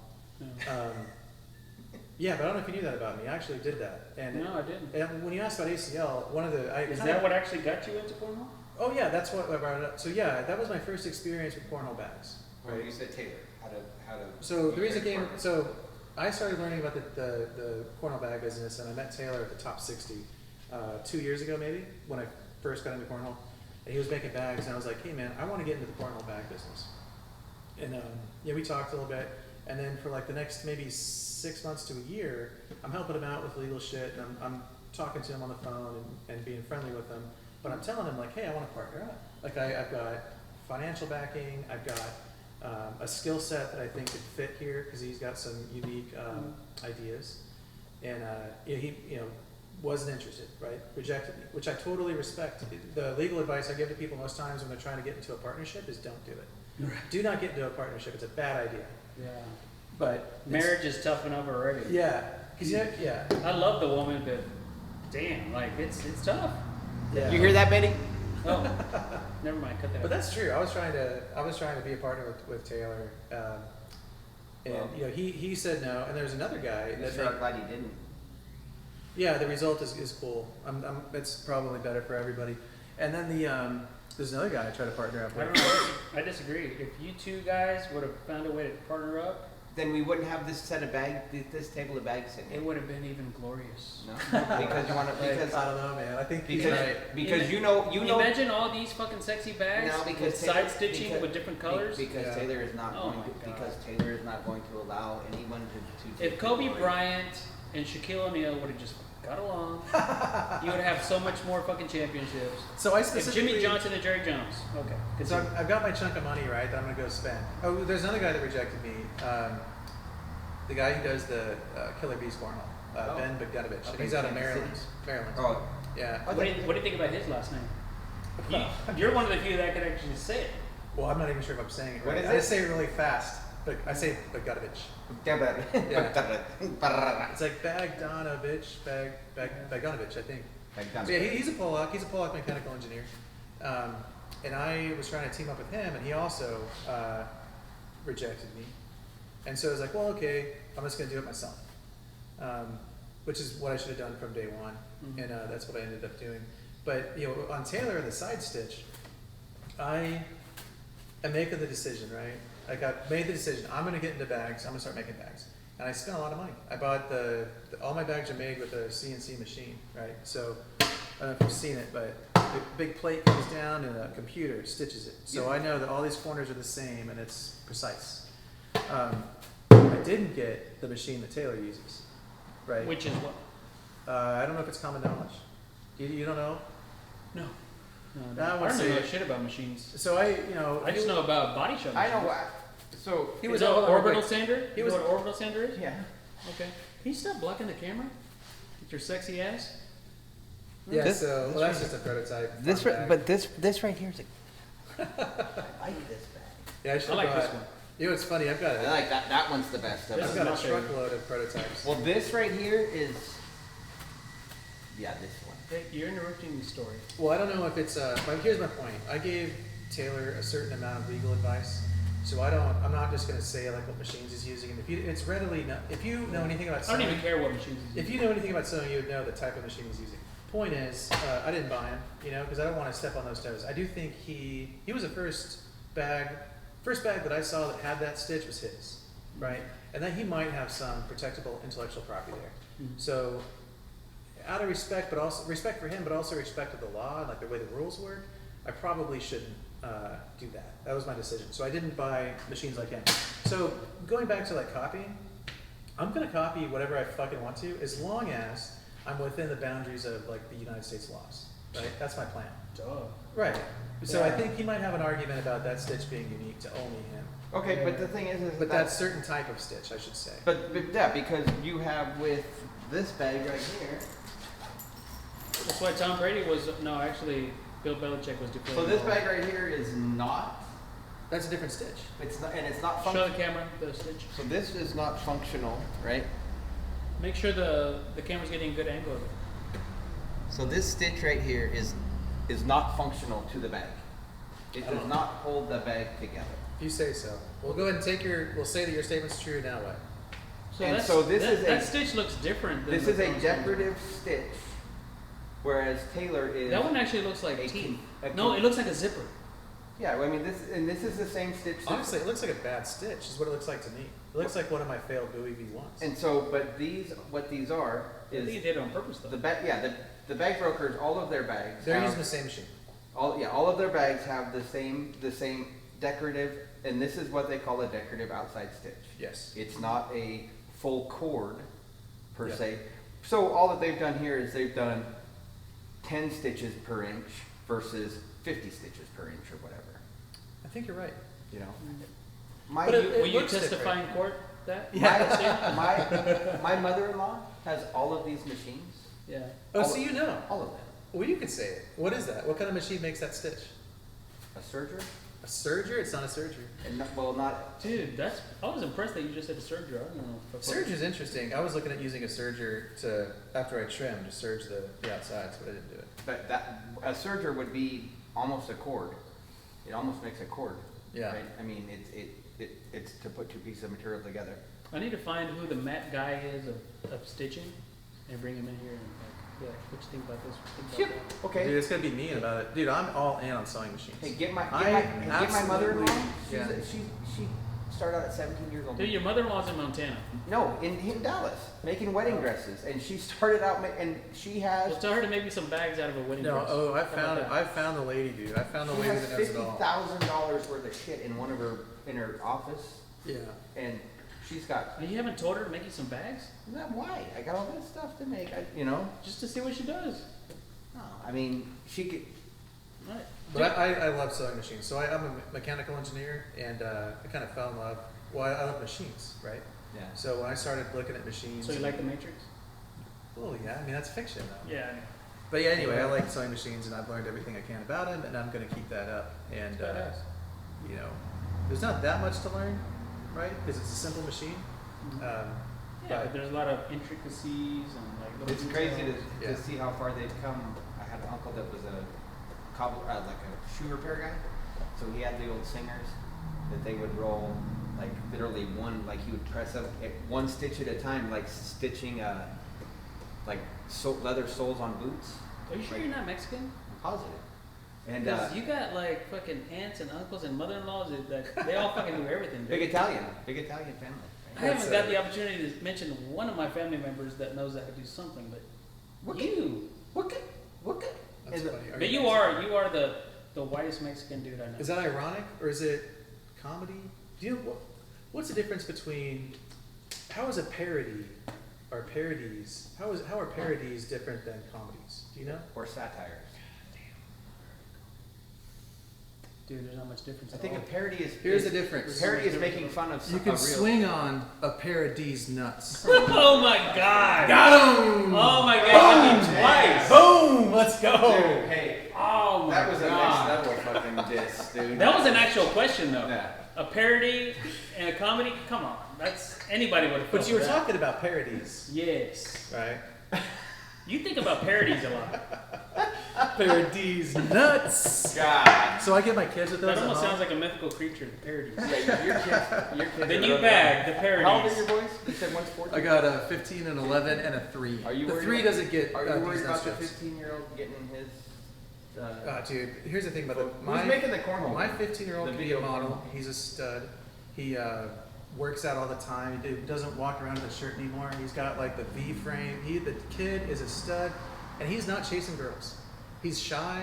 He wants to stay home. Who's he making can the video slay game? all the ladies if you want. He's making the video game. He's making the cornhole game Yeah. with the. I want that for him. Yeah. Right. Yeah. How old is he? He's 15, and he's Oh, you know. it's because he's just starting. I got a picture of him. He's just now realizing that he can slay. I gotta go. He's there's one where he was huddling up. I just realized I gotta go. All right. All right, see you, buddy. man. Hey, tell your aunts and your uncles I said hi. Hey, the Oh, and your mother-in-law. Tell her I said hi. no, the shoe guy. So anyway, the bag brokers put their machine online. They put a video of it. Yeah. They said, "Have you ever wondered how we get the decorative stitch?" Yeah. And they were like, "Ticka ticka ticka ticka ticka Yeah. ticka," and they slowed it down. Yeah.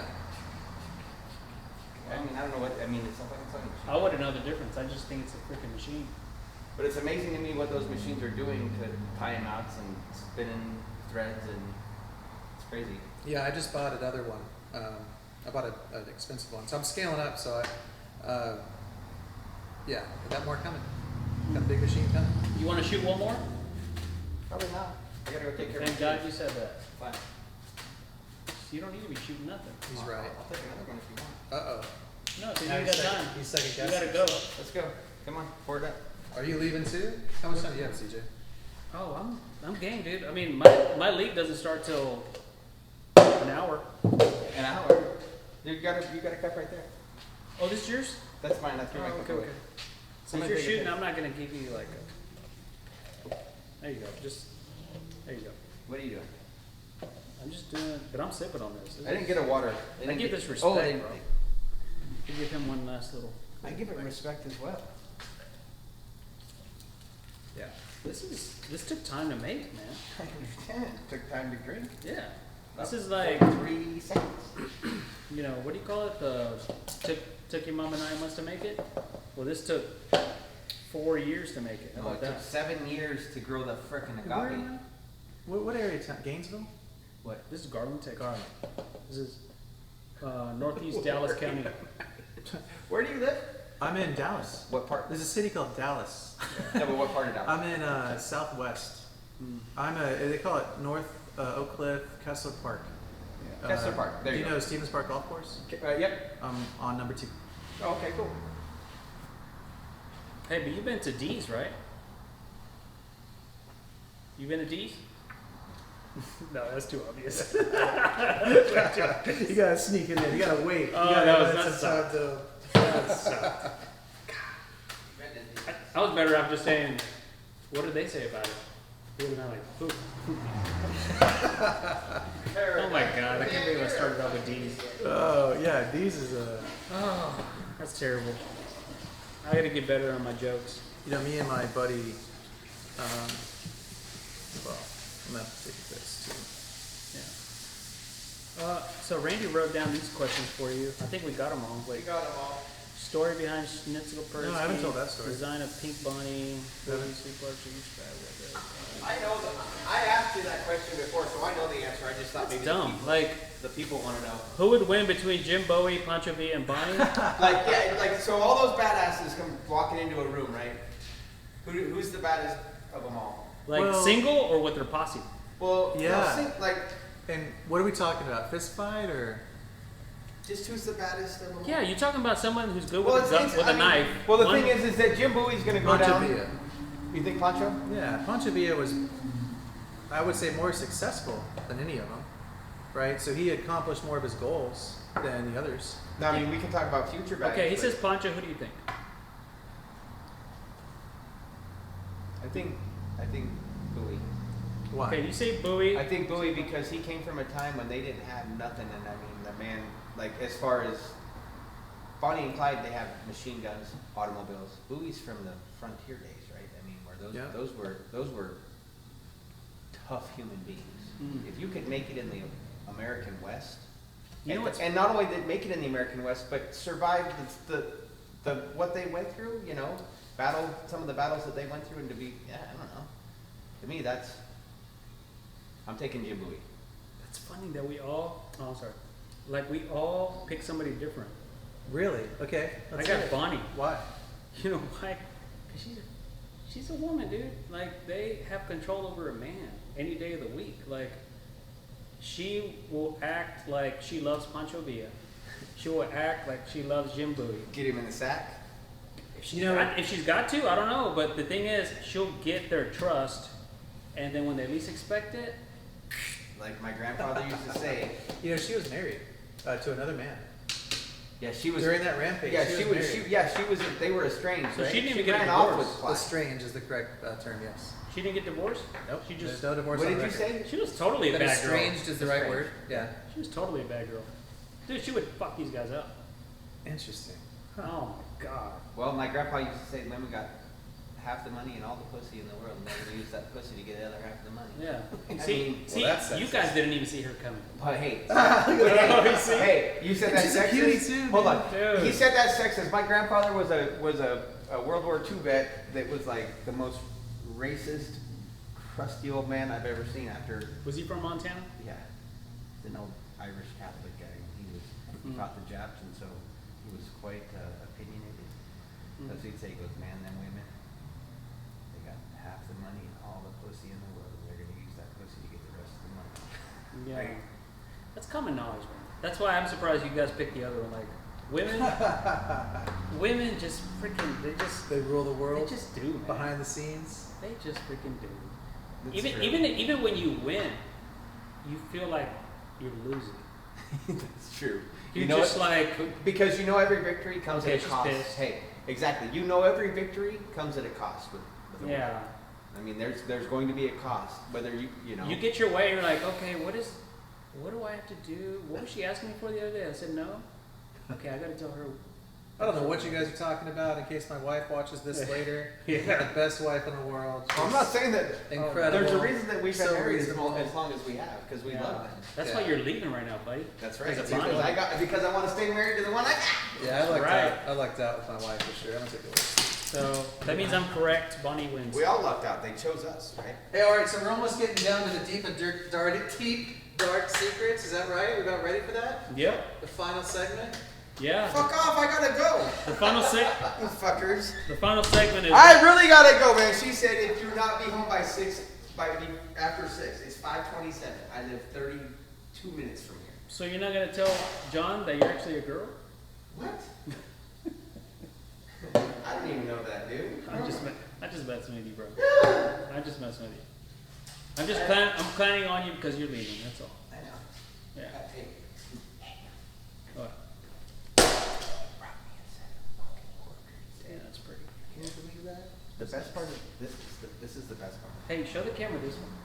Dude, I love this one. We showed this one. Look at the carpet on that one. 4 colors. We figured out this one has 4 colors. It's a purple, a greenish gold, a beige, And then the and other a side. turquoise. Oh my god. And then this is and let me tell you, And that's printable. hey, yes, and this side's print. But have you thrown this bag yet? No. I don't care what it throws like. I like it. No, go throw this bag. Throw that carpet. That's a carpet. Yeah. Throw that bag. So that's gonna be. I'm more about the look. You know, because I'm not that good of a player, so So that's a Zapata. this is definitely the Zapata. That's. He's thinking that this is gonna be the buoys. I mean The the poncho. poncho's Yeah, carpet bag. counterpart. It's a carpet bag. That is I'm telling you So what. it plays. Hey, but if you're did you throw late- it? I threw it. So I'm telling you, I threw this. So this plays way more forgiving. Yes. That's than why this. it's floppier. It's faster. Yep. It feels more relaxed.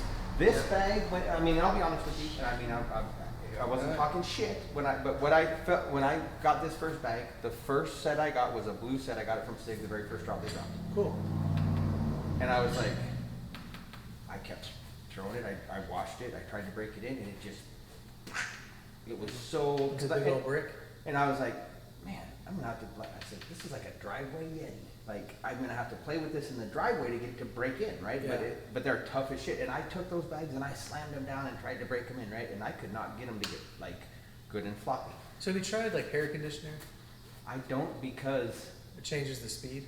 Yeah, and it makes them. Yeah. Like it stretches, it overstretches. But I have since felt ponchos that I like, and the reason that I like them is because they get slinky Yeah. like this, Yeah. but they still have that small feel. They to break them. in nice. I've had some Yes. good games with them. Well, but again, it's too slow of a carpet for me. Yeah. But I love the Medusa carpet, that Yeah. speed. That What would you call that speed?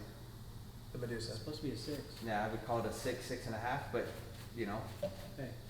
So I know you didn't go to SIG because you had to go to Oklahoma with your family. Correct. So, but what's cool is that you got there, I at least did. for the ending of it. I did. That's what was badass. Like, so when you got there, what did they say? What did who say? These nuts. He didn't say. What did they say? What did they? You said they. I mean, that's plural. That's so weak, dude. I mean, I'm gonna he's go- good. It's a bit of a stretch. That's a bit of a stretch. Is there a way to fucking lock this door? From the outside. Just make him fucking stay in here the rest of the night. Okay, but no, I really gotta go. This was fun. This was. Yeah, I had a good time, dude. All we're trying to do is get a little bit of, like you said, content out there. Cornhole content, The baby. deal with the, so I don't have any extra your bags to give away. It's like, I got Taylor's bags to give away. I got an extra set of Lust. No, I'm not saying, I don't want them for me, but what I'm saying is, so I'm gonna just give a badass set of bags away. My goal is to make those other guys on that fucking raffle page that are just. Oh, so yours is no raffles. Just fucking buy, sell, trade. You post it, and that's it. No raffles. Yeah. And every 500 members, I'm gonna give a set of bags away. Okay. So the first set I'm gonna give away is I'm gonna give away a set of Yetis tonight. Then when we get 1,000 members, I'm gonna give away a set of Lusts. And then the next time I'm gonna give a set of whatever I have that's extra that I'm willing to get rid of. My thing is, all my bags that are yours, I'm not willing to get rid of. I mean, to be perfectly honest with you, I'm not willing to give up the buoys that I have or the bonnies that I have. I'm not. Man, you ain't gotta go, dude. You would have left a long time ago. I gotta go. Yeah, right. Zappa. He always does that though. He's like, man, I gotta go. Because do you know how fast I fucking drive Hey. on the way home? Hey, babe, if you would have smoked us, you probably would have left early. But I gave you props. Yesterday you were on fire. You whooped Judson's ass, you whooped my ass. I give you props. What was the last time you beat me? Let me guess, you fucking played me right now. When was the last time you beat me? It's 10 minutes. It's, One match. that's why I'm giving you props right now. Like, Is that right? I'm so glad you're good. I'm so glad I got to play today though, because Oh, yeah. you would have tore my ass up. Most likely, yeah. No, but Which it's was- okay. Win on your high. You damn right. All right, brother. Be careful. What's tomorrow, Friday? Hasta la vista. All day? Mm-hmm. Alright, man. Later, buddy. See you, guys. Hey, thanks for the bags. I'll keep it under wraps that you gave me super sexy bags. Well, I didn't give them to you. Trey, you know what I'm saying. What you turned them in? Was it a replacement? It was a replacement It was a replacement. Yeah. for faulty graphics. Yeah. There you go. You just wasted another 5 minutes. Are we still on? Yeah. We can cut out I think I whatever. might have Cool. done that. What else we got? think, Let's get really into this. Okay. Well, I mean, we already went through the pages. Yeah. Yeah. You can unlock it. You just gotta push it hard. Or go out the garage. Oh, you parked in the back? Is the dogs back there? Ooh, No. Not yet? No. I'm on that's a sexy. What is that? Azuka. I like it. Yeah. Painted that. There you go. See the Chico's underneath? I do. He's tightened it up. You got one? Give I it don't to- have one. I need to bring it in for paint, Give it to the man. He'll sexy as hell. along with my car. Mm-hmm. Alright, it's on my truck. Want me to close this or leave it open? Whatever. It's nice out there now. Yeah, I know.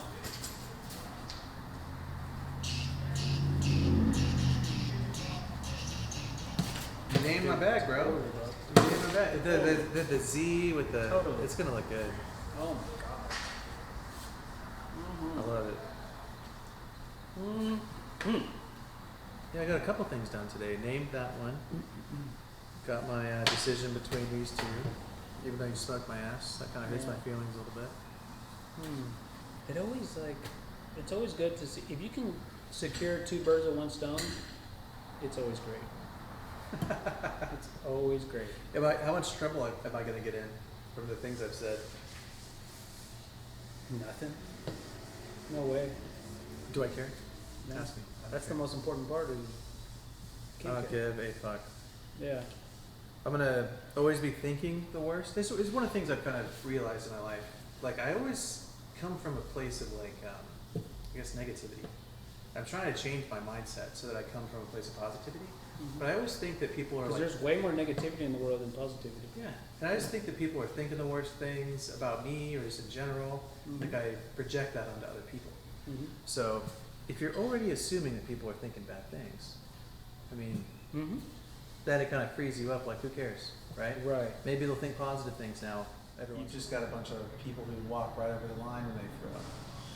I think TCL is just kind of like Wild West right now. They TCL? just- Yeah, Yeah. They're just.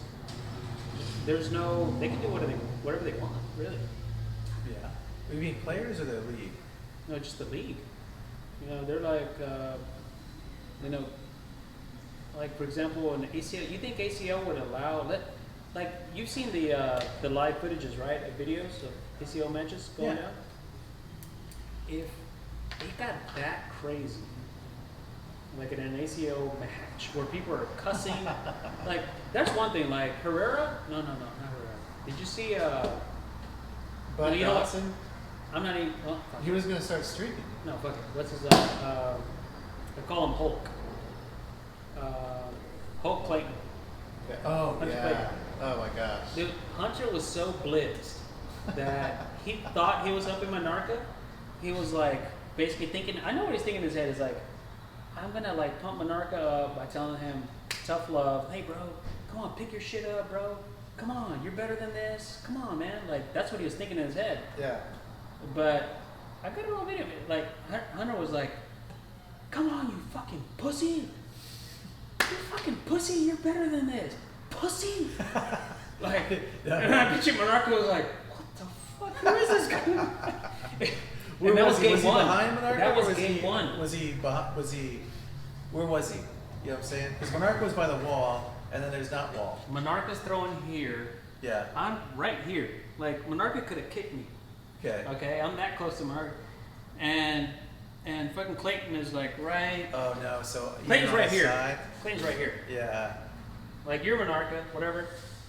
And he was like, I mean, just pussy, pussy. Like, Shit. and that was game one. Did you ask Monarca? Did it help him or hurt him? You know, I forgot to ask him that. Because that's one of the things I always want to know, like with players, like these people talking in the background, does it help or hurt? Pumping you Being up? called a pussy does not help. Ever in any situation? No. He didn't need to pick it up. Monarca let us all down. But like he said, This is this guy.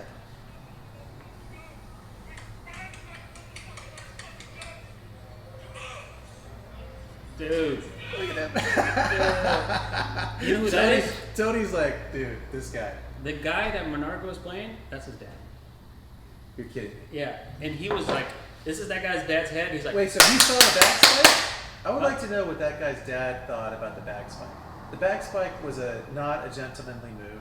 You don't teach he your didn't kids say to anything. spike it. He didn't say anything. I want to know what he thinks now. Oh, You know what I I'm mean? sure he After does, the but fact. he's gonna say like, "Oh, that was my son was in his element," you know. But yeah, but I want to know if he thinks it was like a competitive advantage. It's spike the bag, get in their head. He's gonna say my son wasn't thinking. He just did it out of the heat of the game. You're right. He's That's got what to. I was gonna say. He was Okay. defending. Plus, you know what it is too, man, is that yes, his son that moment that he spiked it like that was the most extreme thing that team did. That's the most extreme thing.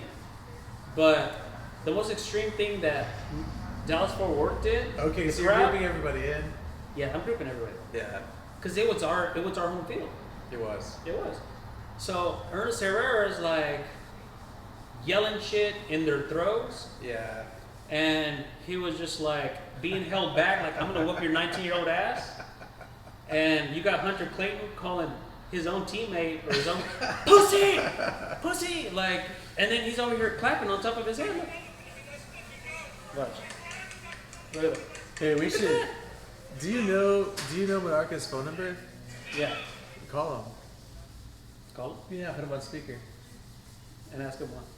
Well, first of all, we're gonna tell him he's on speaker. Oh, okay. Then second, we should ask him. We should think questions. Number one, was Hunter Clayton yelling pussy a good thing or a bad thing? And then two, I want your opinion on the bag spike. Was it Okay. All right. Let's see the answers. okay? Let's see, let me shut this. I'm not cool enough to have Monarca in my Rolodex. The answer? He's a busy man. He's probably at league. I'm not still on the plane. Oh wait, he's ACL right now. Yeah.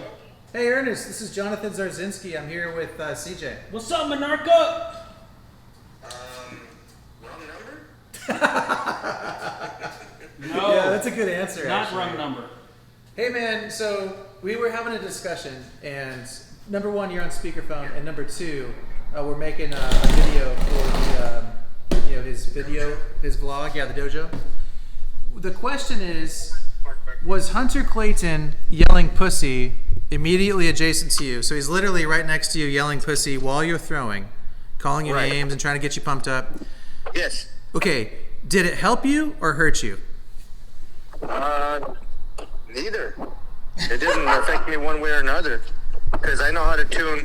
I can tune everything out because, you know. Because you're a professional. Well, no. I mean, baseball helped me a lot, so I know how to tune everything out, except, you know, and just focus in on my thing. It didn't affect me not one bit whatsoever. So how do you have processes in place to tune things out? How do you tune something out? Having a wife. Wow. Woo, that's awesome. That is awesome. Yeah, well, we had another one for him, didn't we? Dude, what do you got for him? I already forgot. No, but that was the most important one, man. Oh, wait, the bag spike. Oh, the back spike. Did that affect you? No, because part of me, I mean, I told him right away, I mean, you could have just fucking handed it to me, and he said sorry, and he picked it up, and he handed it to me, and then it didn't affect me. I mean, I understood the moment, because it gave him 3 points, and at that point, we were up 17-11, so it kind of, it's a momentum changer, and it was. Yeah, it was. Yeah, my opinion on that one, it was a bit of a punk move, right? Mental error was made by Sammy, 15-year-old kid. To spike the bag, right. I thought was kind of a dick move. No, it was, and I let him know about it, and, you know, everybody didn't appreciate it either, but, you know, I mean, that wasn't the ultimate ender, you know? It wasn't, I should have scored more. Yeah. Yeah. Hey, and then the last question, did you ever know that Hunter Clayton had that power in him? Did you know he was that powerful? Hunter Clayton? Yeah, did you know his voice and his Hulk muscles were that powerful? Yes, whenever he's drunk, yeah. Well, CJ showed me the video, and I cannot imagine playing a match like that where the stakes are pretty high, and you've got somebody right next to you screaming like that. I could not perform under those circumstances. So, great job, Ernest. You know, that was impressive that you were able to perform with that kind of distraction. That's why you're in Atlantic City and we're not. Yeah. Well, hopefully I can turn that into, you know, better results here. Hey, you're damn right you are, bro. We got confidence in you, man, and we love you. That's right. I second love that. You guys too. Yeah. You know, you got a bunch of people down here in Texas rooting you on. Hell yeah, I hope so. Damn right. You're damn right. Hey, keep it coming, Bubba. Hey, have a good time. Have a good time with your family out there. I will. Thank you. Appreciate it. Brother. Later, bud. Bye-bye. Okay, bye. I like that. Little call-in worked out pretty good. That was awesome, dude. He picked up the phone. Yeah. Man, I thought he was gonna say it didn't help. It didn't. Well, we forgot to think about that. Like, it has no effect on me. I have a mental, it's a steel trap. Nothing gets in, nothing gets out. Didn't affect him one bit. You know, and the reason I didn't catch the part where he called him a pussy was because it was game one. I didn't record game one because I wanted to when I go live, I wanted to post who won game one. I want to be like, okay, this is game two. This is who won game one. So the stakes are higher. Yep. You know, and oh, dude, if I would have been recording, I would have been like, wow. That's why I was able to record that part when he was doing the clapping. Like, because I wasn't recording the game, I was like, oh shit, he's going nuts. Boom! And I started recording. Dude, it was freaking awesome. Yeah, are you gonna if you put this in the video you're gonna release, you gotta edit that in there. What the Hunter part? Yes. Yeah. Is there audio? Well, just that. Audio. Just yeah. that. You gotta cut that in so that the viewers have the context of the question. Yeah, but I sent the video to Upchurch and I sent it to Clayton. And I was like, dude, I didn't know he was Hulk. And it's so funny that his name starts with an H, so it's perfect. Hulk Clayton. Yeah. And Hulk. And Hunter was like, dude, I was so fucked up. Yeah, so I saw him. What's funny is he had a bottle of water hanging out in that fucking skirmish that he was doing right there. He had this fucking empty bottle of water just hanging out of his hoodie. That was awesome. Yeah, I didn't even notice because I had those headphones on, right? So I could only hear the broadcast, I guess. So I didn't hear the crowd very much. That is fucking awesome. Like a motherfucker, let's fucking go. We grinding like a motherfucker, let's fucking go. Come on. Let's go.